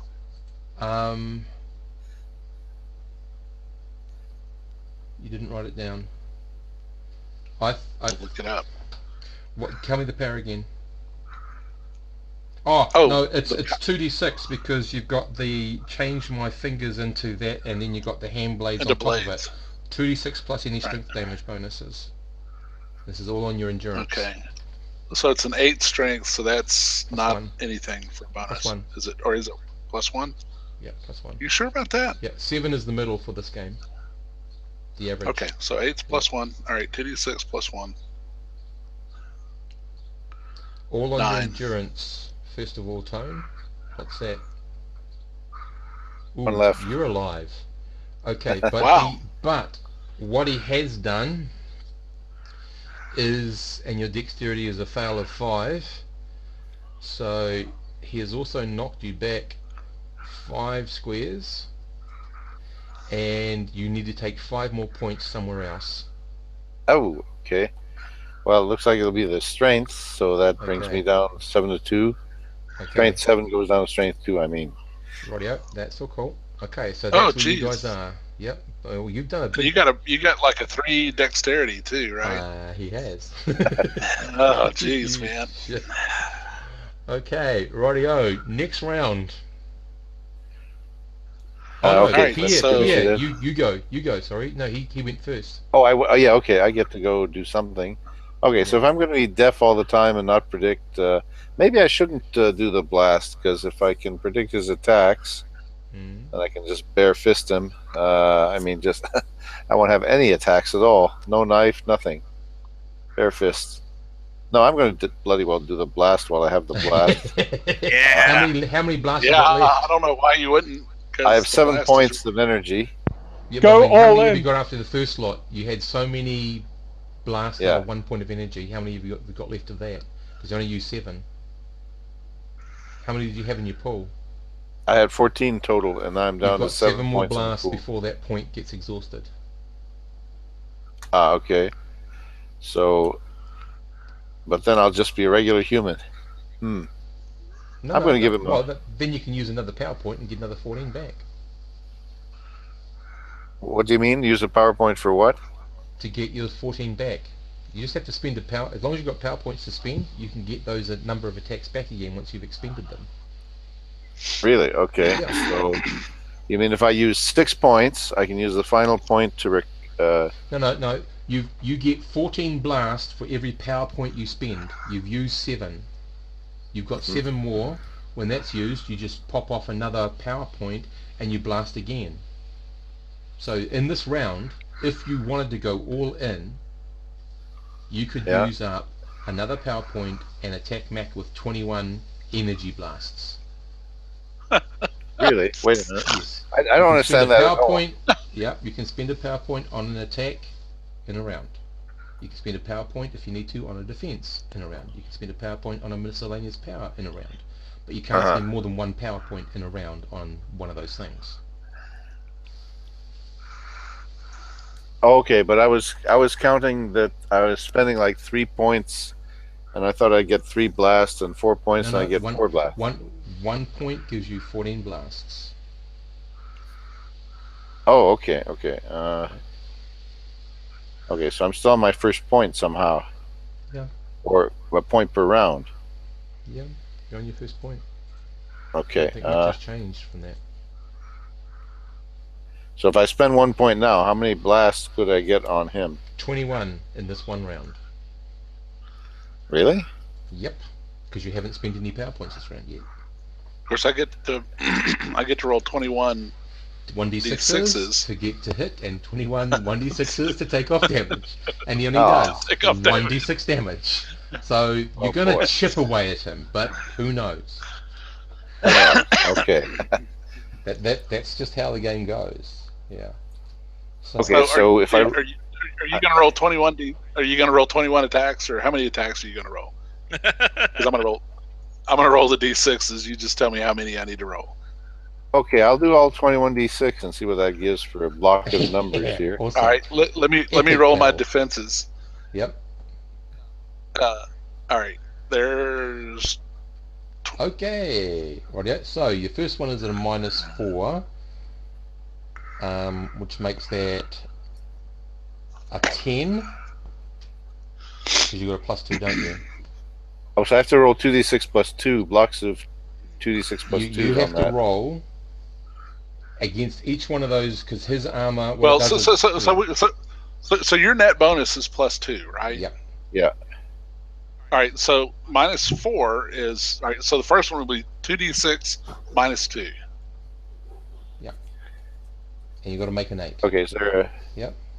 And then the next one is 2d2 plus 1, and the next one is 2d2 minus 2, 2d2 minus 1, 2d2 minus Or 3, 2d6. Yeah.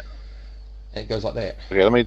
So just roll one at a 2d6 minus time, 2, and we'll okay. tell you whether it hits. So the first one I is see. you need a 10 to hit him. Oh, boy. Okay, here we go with 1. Miss. Okay? That's a miss. Yeah. No. You just roll your normal way because I'm doing it the other way. I'll tell you what the number you need to hit. So that would actually be a +2. So that's Yeah, actually just do 2d6 8, which plus is a 2. miss.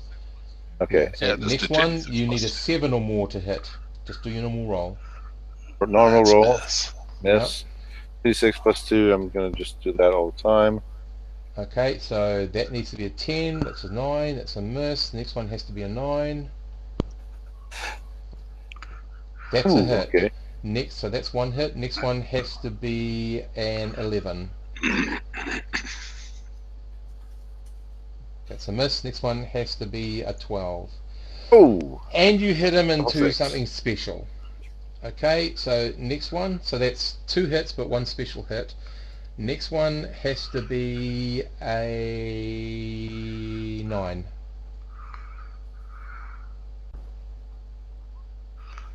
Nope. Okay. I'm going to call out you guys because I'll keep this numbers here. You just tell me how many you hit.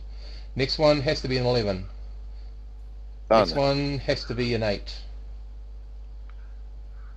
You keep track of how many you hit. Next one has to be an 8. Next one has to be a Done. 9. Next one Yes. has to be an 11. Next Nope. one has to be a 12. 10. Nope. Nope. 9. Nope. 7. Yes. 8. 10. Yes. So 4 hits. Yeah. Yes. 10. Again. All right, so that's 5 hits. And a 12 and a 12 are the last two. Nope. Oh, and Okay, so we'll do the normal ones. So do you So was that 4 or 5 hits? 4 hits, 1 special, 3 normal. So 3 1d6s. All right, bear with me. I'll go to the special hit in a second. Okay, so make your 3D 1/6s, and we compare them to his rolls of 3, 6, and 1.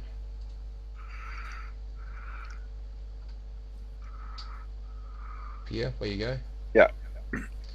Okay, shit. so none, and 3. 3 points of damage. Where are you taking it, Matt? 3 on the endurance. Well, take it on the Okay. endurance, right? Yep. Okay. No, because that's not your first hit. You've already had your first hit of the combat, haven't you? Nope. You did, but you just managed to absorb the damage. Oh, well, okay. Yeah, you choose. Okay, well, I'll take it off of endurance anyway. So that's Okay. 9. All right. Bring me down to Okay, then you got the special ones. So what I need you to do is roll versus your dexterity and tell me the difference you get. Roll versus my dexterity. No, sorry, Glenn. Oh, Glenn does. Oh yeah. roll versus my dexterity. Okay, on Yeah. a 2d6. So roll under. This is a save. No, just roll and tell me the difference between the two, what you get and what it is. All right, my endurance. I'm sorry, my dexterity is an 8, Okay, and I rolled. What did I roll? Same. exactly All the right, same. so difference of Okay, 0. so this next one is 1d6 plus 1, and he does manage to push you back 1 square. All right, do I take off the damage? Not yet. What? Now you roll a d6. He gets to All roll a d6 plus 1. Ah, come on, Pierre, roll big. Ah. Oh! Oh. Okay. I think we found the power combination of what is really great for in combat. Mind you, when your powers Well, when your power pools are gone, you're stuffed. Well, and so I look at him and say, I just wanted to be a mechanic. And he says, as he's like wiggling these bladed fingers at you. Okay, It's the system. The system pits poor people against each other. that's right. Okay, next initiative round. Come on, Tone's got to get above Mac at some stage. So I got a so 6. have you guys seen that John Hurt just died? Yeah. What? No. 77. Yeah, I just saw that as the game started on Twitter. Oh, you're joking. Yeah. Bloody hell, they're just dropping again. Yeah, Well, he's been 2017 has what begun. happens. That's what happens when you get old. Yeah, I know, but they're not that old. He was only 77. Oh, okay, that's pretty old. Okay, sorry. No, it's not old. Yeah, whoops. That's not old. Okay, here we go again. Mac, what are you doing? You know, do you want to surrender?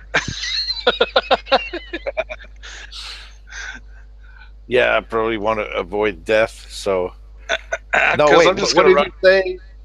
Speak up, Sonny. What did you say? Speak up. Yeah. Okay. I'm going to move up on him and whack him. I'm a little deaf. Okay, so before we do that, Tone, you attacked. Hang on a second. Tone, you attacked. You haven't moved. Are you moving anywhere?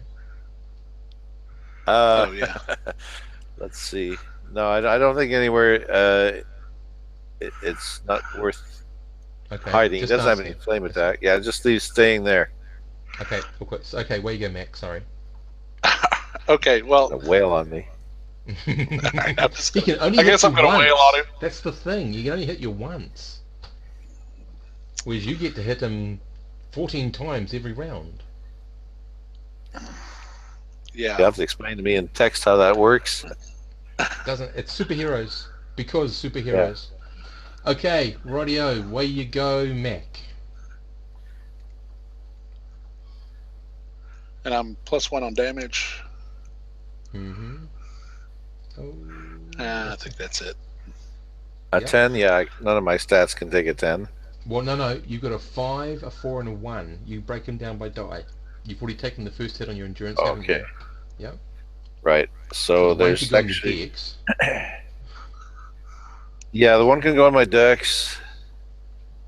But then Well, the 5 has to go. how many points do you have left? Right now two I'm points left.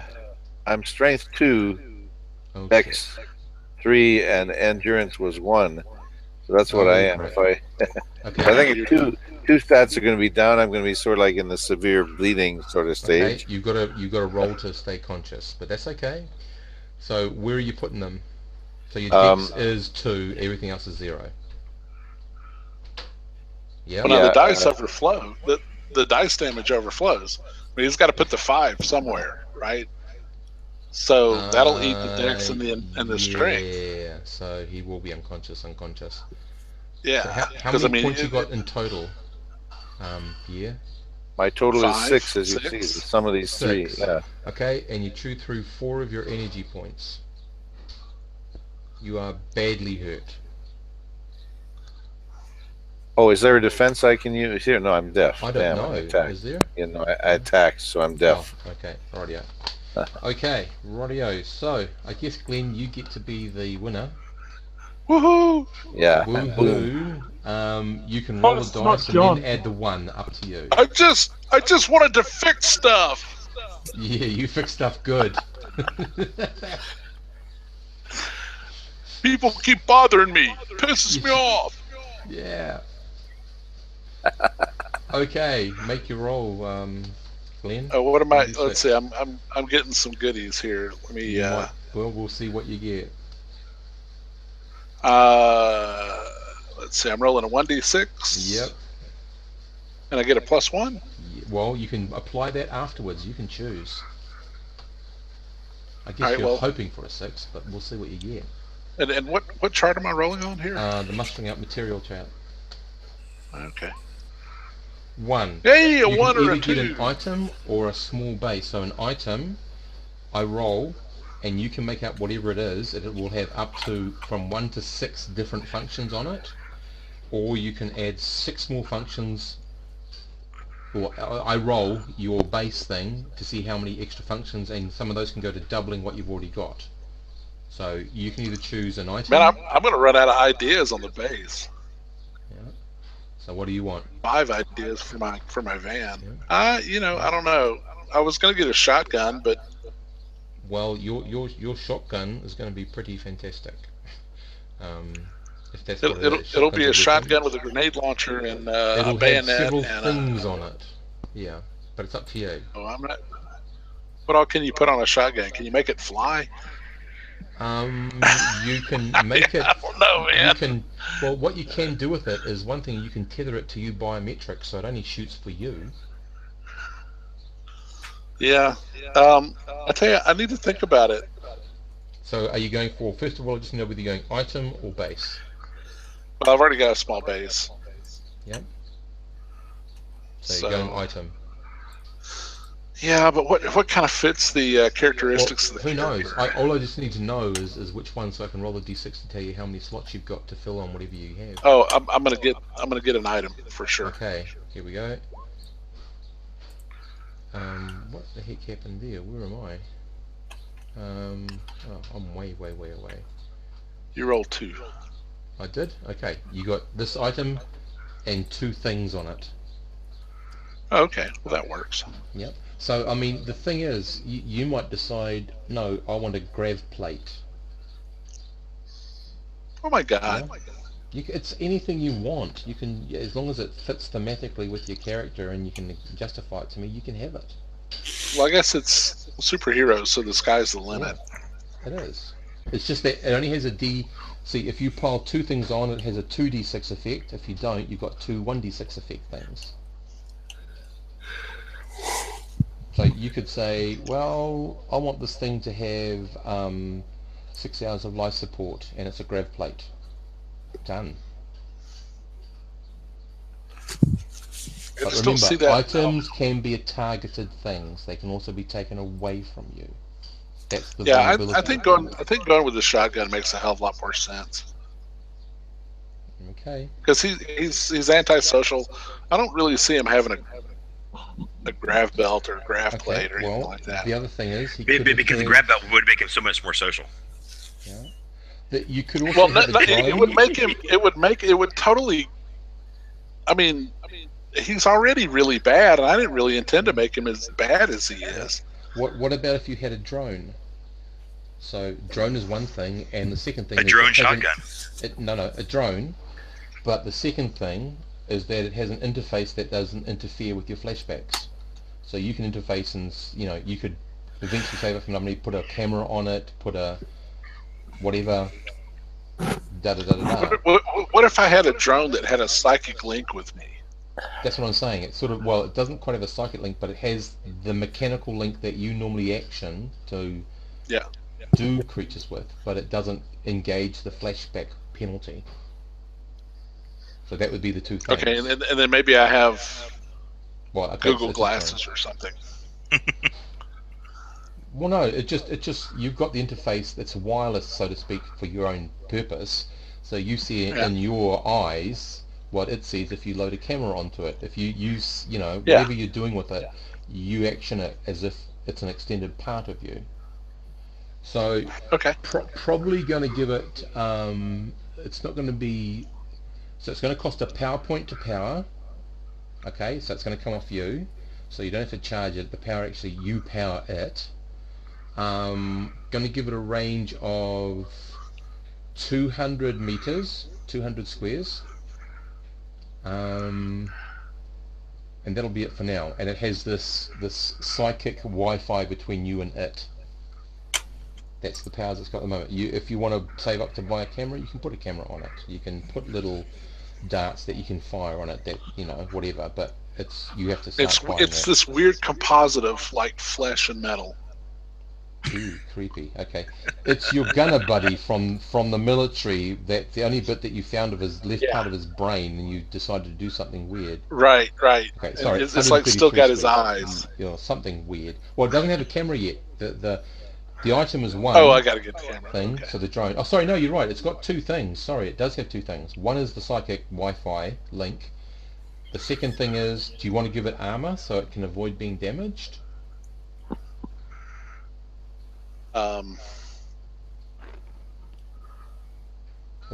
Yeah, probably. Okay, so armor or invulnerability? Invulnerability. Okay, so it can withstand 6 points of damage each time it gets hit without damage. So just write that under your next little thing. So, apart from the victor, and apart from the people who went out real quick, what do you think? Does it It's have pretty any interesting. It's a little wild.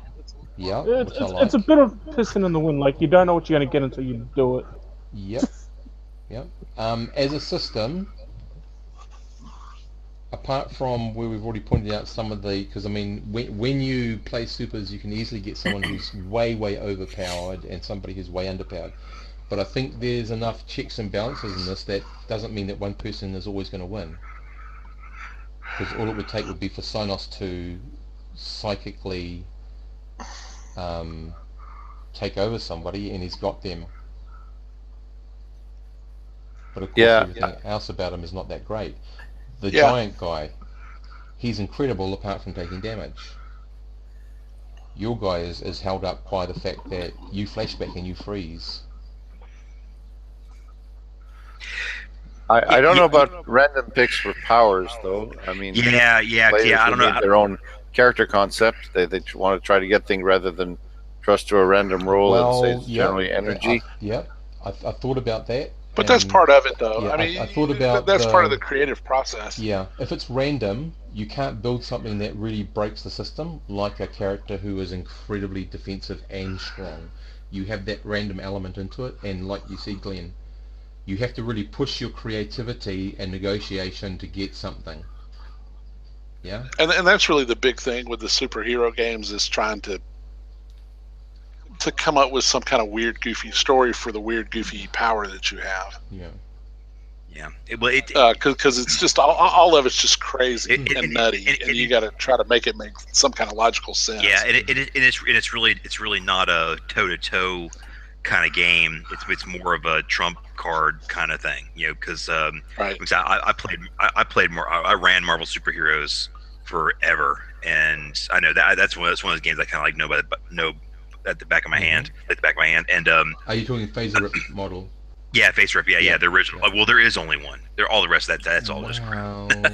Some people would argue the case, but yeah, no, I just need to know which one you're talking about, matey. Not Saga, bleh. But Face Rip is awesome. But anyway, but it's the same thing there. I mean, it's like the biggest thing we found interest in was, as kids we loved comic books, loved talking about it. But then we were like in high school, and we did a lot in college. I mean, I did it just a couple of years ago. I think it was right before I moved. Well, I guess it's been more than a couple of years now. Right before I moved to Birmingham. But anyway, so the thing we became fascinated with then was really how some of these people stacked up against each other. And like the X-Men, half of them die. I mean, like Cyclops, he's got that eye beam thing is great, but the Punisher just shoots him with a gun, and that's it. He's dead, eh? Yeah, I know he's dead. Yeah. But you also got to remember one thing though, they're written that way. The thing is too, like Marvel superheroes does a good job of being like, you really got to go to great lengths to kill somebody. I mean, you basically just quote unquote defeat them. But when we started thinking about powers, I started thinking about it was an interesting conversation. Like the one guy that I had that a friend of mine was running that was kind of like the Brick, who had a lot of defense and was kind of strong and all that.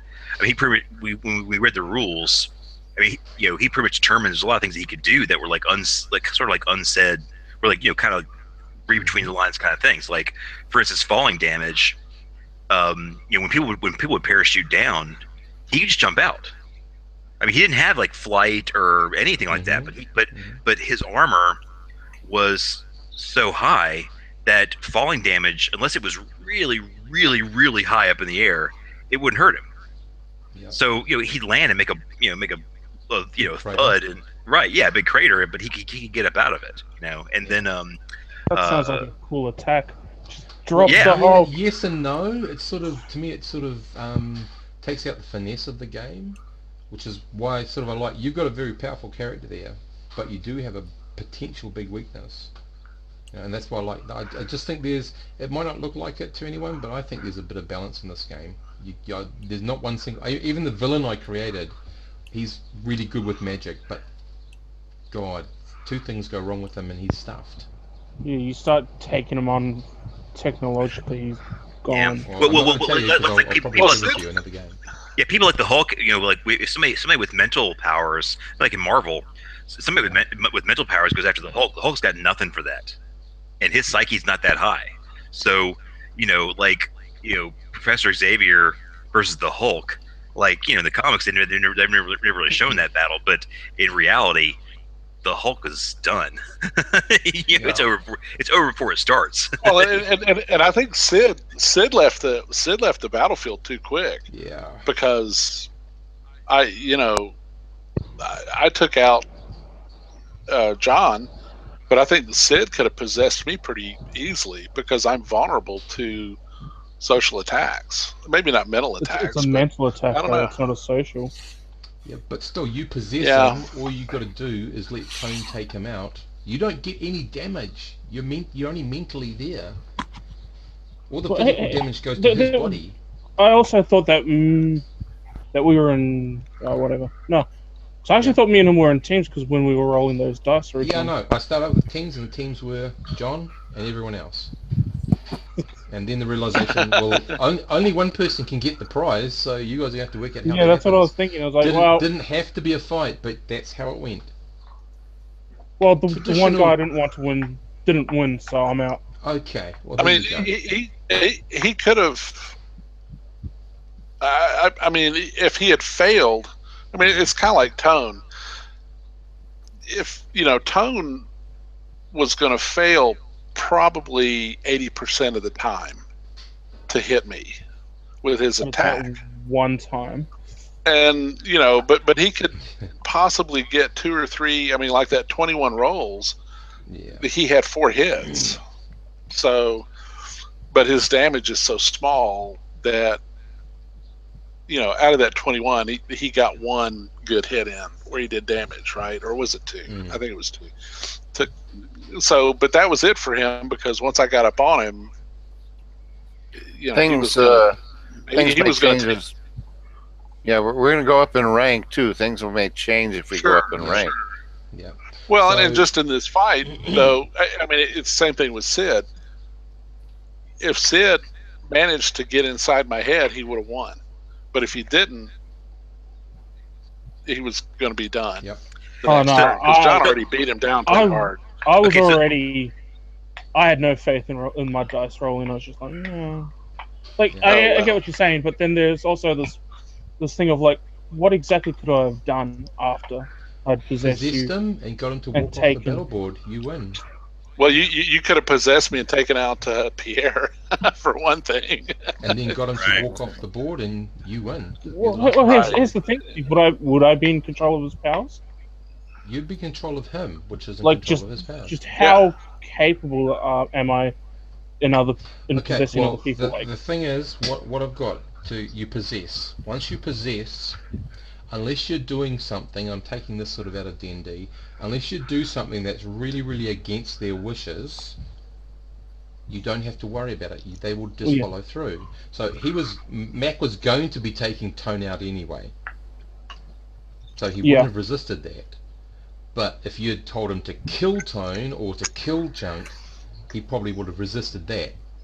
The other thing I'm thinking of bringing in the game is the difference between death damage and it's a bit fake, but death damage and knocking out. Yep, we are. I can turn it off. I just wanted to get a review. That's all. And like knocking out damage. So might put that in at a later stage or next if people want to have another try with a few little subtle changes they're going to make. But I just want to see basically how broken it was. So I think the combat worked relatively okay because we stuck pretty close to Traveller. Yeah, I mean, if you can work smart in it, and like many other games, you can create an advantage. It's fine. Is it any more or less broken than Regular. the Fantasy Traveler game that we played? Is it any more or less broken than Classic Traveler? I mean, Classic Traveler is just really you get somebody with an assault rifle that knows how to use it, and everybody's fucked. Yeah. Or a plasma gun, and everybody's just fucked. And I guess the true thing is you can't really, if you build balance, so-called balance into a game, it's not really reflecting what you want. It's not fun. Yeah. So No. I guess this isn't too, in that sense, it's not that bad. Because at least one person had fun. Yeah. Well, two of us actually, but I know at least one had fun. No, it's okay. Well- We all had fun. Oh, cool. We all had fun. I mean, and I, honestly, Steve, I'm superheroes is not my bag, but this was a giggle. So cool. Would you get any advantage from modeling the superpowers after the psionic rules, or trying to expand the psionic rules and have several different tracks of powers? Well, the psionic rules I'm leaving pretty much as the base, but as I said, for every level you have, it's like a skill level in psionics, so you can cut down the difficulty to access it, and in some way probably cut down your power points. I'm not sure how I do that. Try to get some sort of algorithm going there. But John and I talked about this last week. Yeah, and then just get the psionic rules suck. Yeah, and then just get the other. It can be anything that you want to create psionically, whether it's psionical possession, telematic mechanics, time manipulation. It's whatever you pick. God, time manipulation.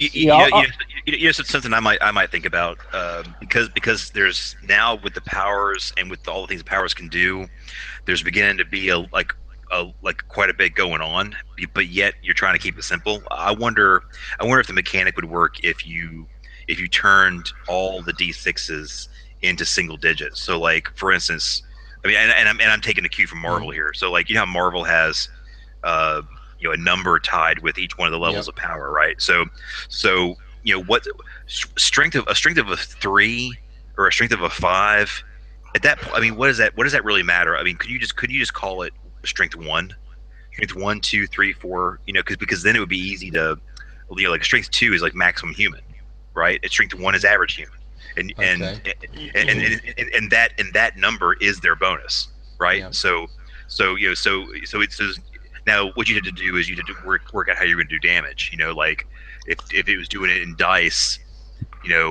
it's technically doing maximum damage, right? So if you say something is 4 dice and you turn that 4 dice into 4, the number 4, well, that's a lot when your stats are only going to be like 2s, right? 1s or 2s starting out, So, but the thing is, it makes the number crunching really fast. Since you've added several steps, Yeah. making one of the steps easier, right? Because, for instance, like I was like the one damage that one big flurry of damage that you did to Sid.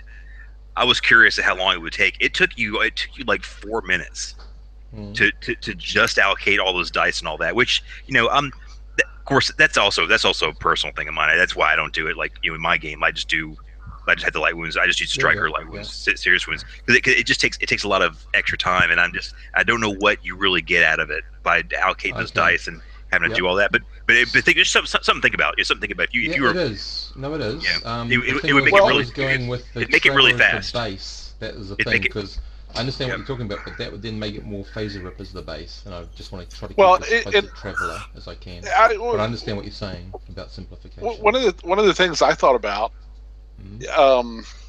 is, and John and I have talked about this as well, but it's a little bit like what they did in Mega Traveler and what they did with the animals.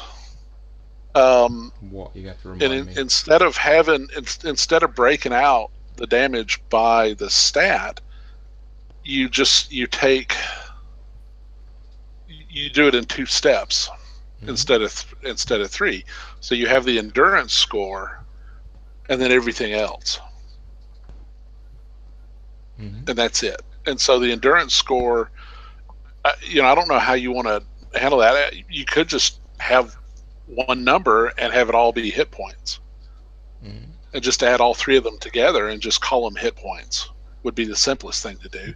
Because if you're not going to have light wounds where you have to risk going unconscious and rolling the endurance, which I don't think you really want to do in a superhero game, just have one stat for the hit points and just add them all together, and that's it. That's another interesting one. Yeah, that's another interesting one. You could use the stats. You could turn the stats into single-digit numbers, but you could use the actual values as their initial hit points, and so you use them. Yeah. I don't know if I explained it, because like when you get one stat 0, you got a -2. 2 stats, you got to roll to say conscious, and you're a -4. 3 stats, you're unco. Oh, right. Yeah, you want wounding. Yeah, you want wounding. Yeah. Yeah. So you've got wounding in there, but it's like, it's just more towards the standard sort of stuff. So as I said, I'm just trying to. I know it's a superhero game based on a sci-fi game, as close as I can to Traveler, so that there is enough similarity for people to say, oh yeah, this isn't that hard to get into. Because I'm trying to take that superhero stuff onto a game like that, which is the challenge, I know. Yeah, but no. Well, it was fun. Yeah, no, it was good, but I was just wondering if there's big major breaking gap things. I didn't really see major things. I think it would get a little crazy as it got further along, but I think that's true of anything. Yeah. The thing about Traveler, or using classic Traveler as a base, is that it's very old school and very rules light, and so a lot of it really depends on what people come up with. Yep, and I mean it's going to be more rules light than Classic Traveler is, because you don't have the same constrictions of physics and reality. Yeah, exactly. Yeah, so that's sort of, I guess, one of the other things I liked about using Traveler as the base. I mean, I know Phaser Rip was designed for Superhero X, but I just thought, is there a way to use the Traveler base into Superhero? I like the idea of 2d6. And there's another game out there called Wheels Imperial, which uses 2d6 and the Apocalypse Engine, which is a completely different approach. And it's like, it's you think it's simple, but it's really complicated. No, that's all cool. I just want to make sure there's no real obvious, I just need this one power and I'm invulnerable, or I take this one power and I'm totally vulnerable. But like, Right. Need to go back and have another relook, but yeah. Well, I'm really surprised I won. Really? I thought I was. Well, you were the weakest. It was your creepy, rubbery, sound-absorbing mutant skin that did it. Yeah, I mean, I'm pretty amazed by that. Yeah, that's pretty wild. Of course, if you did 2d6 of damage, or 3d6 I thought in physics they taught you that the crests and the troughs of a sound wave add up. So if I'm going to do 21 rolls, they should add up. They shouldn't be taken individually, but that's just me. That's because that's if you did one big blast. Unfortunately, you did Yeah. You're like individual blasts. one really big loud blast. Yeah. But then, yeah, but all the talking you're saying about and has the game advances, I really haven't thought about power creep yet. Because I could easily see, like you said, I'm not sure how Tony you getting could a think about it. 2d6 damage on those things. He'd be wiping the board with everybody. Yep. But could you imagine Chunk at his next height level change times 8? He would be. So yeah, but right. So yeah, the upside of that is I can dish it out, but the downside is, Yeah. you know, I mean, one guy with a machine gun and I'm toast. I mean, I'm just like everybody else, you know. Yeah. But if you get the and I guess that's part of the enjoyment of the game. If you get the hit first, it's cool. But like the combat supposed theoretically takes place all at the same time. It's just that some people get to go out that little bit more beforehand, and that's all it is. Yep. Yeah. You know, so there's still a little disconnect. Well, you kind of have to hand wave it a little bit as a GM to figure out how it. Yeah, because I mean that attack that I did, you know, John and I were going at the same time. He was going to take the leap, but you got to hand wave it and say, okay, well, I ran the crane around and hit him while he was jumping and you know, took him out. Yeah. So yeah. But he started to make the leap, sort of thing. Yeah. So there's a little bit of that. Yeah. So he was already in motion. Yeah. So it might be that we need to go to a full initiative system. I just like the idea that everyone goes first, because I've never had a superhero game that's ever done that. They've always had initiatives, you know. I think you almost have to have initiative. Yeah, I think it's going to be one of those games that has to I mean, I really facilitate it. The whole thing with Traveller not having initiative, classic Traveller not having initiative, I don't think that works, because that's one thing I love about it. I really don't. Well, as a gun game, part of it is initiative. I mean, it is all built around who shoots first, right? Yep. So I mean, a gun game, you got to have initiative because it's about who's fastest. So, and of course they're doing 6 minute, and I think their whole concept in Classic Traveller obviously was that you're going to be shooting at people at these enormous ranges. So they've got these 6 minute turns, which is, if you're in a building or in a starship, just absurd. And so they very quickly, you know, renegotiated that down to the 6 second turn of Mega Traveller, and then they put in initiative in Mega Traveller. So, but I mean, at longer ranges, I can see it being simultaneous, because there's all that movement and popping around and stuff. And they still leave it fuzzy too. So basically they still like it hints at finding a like it. So my actual initiative roll is just a roll that made some sense as a task. Like it's what it would have been if they wrote it down. But the thing is they didn't. They said basically whoever has the highest tactics pool goes first, and then it's just back and forth. So as simple as that. Like I go, you go, I go, you go. So that's the initiative. You got to figure out who on your side do you want to go first, and then because you got all the interrupts, you really have somebody who can take initiative because they want to try to go before someone else does because they have an opportunity. So, you know, it's kind of like having initiative without actually really having it. I mean, all you really start off with is whoever has the highest tactics pool gets to go first. You know, gets to have one of their units go first. You know, which is something we could, I guess, it could do with this. Because I mean, you know, that's right, because I mean that you know you'd have to have like side A and side B kind of, you know, I mean, like with a third side. Yeah, I would posit that superhero games are about the ego. They're not about the team. Well, unless it's a team game. So you could have a rule where it's either individual or team initiative. Maybe. Yeah, I don't easily know. switch that out. Yeah, but I like, because I mean that's the one of the reasons why I put tactics in there, because of the Mega Traveler idea, and I thought that's a way I could do it. Well, And John tie and I that to spent a lot of time superpower. looking at Snapshot, and a lot of Yeah. what they did in Mega Traveler was really derivative of Snapshot. They just simplified it and took Yeah. away the action points. Yeah.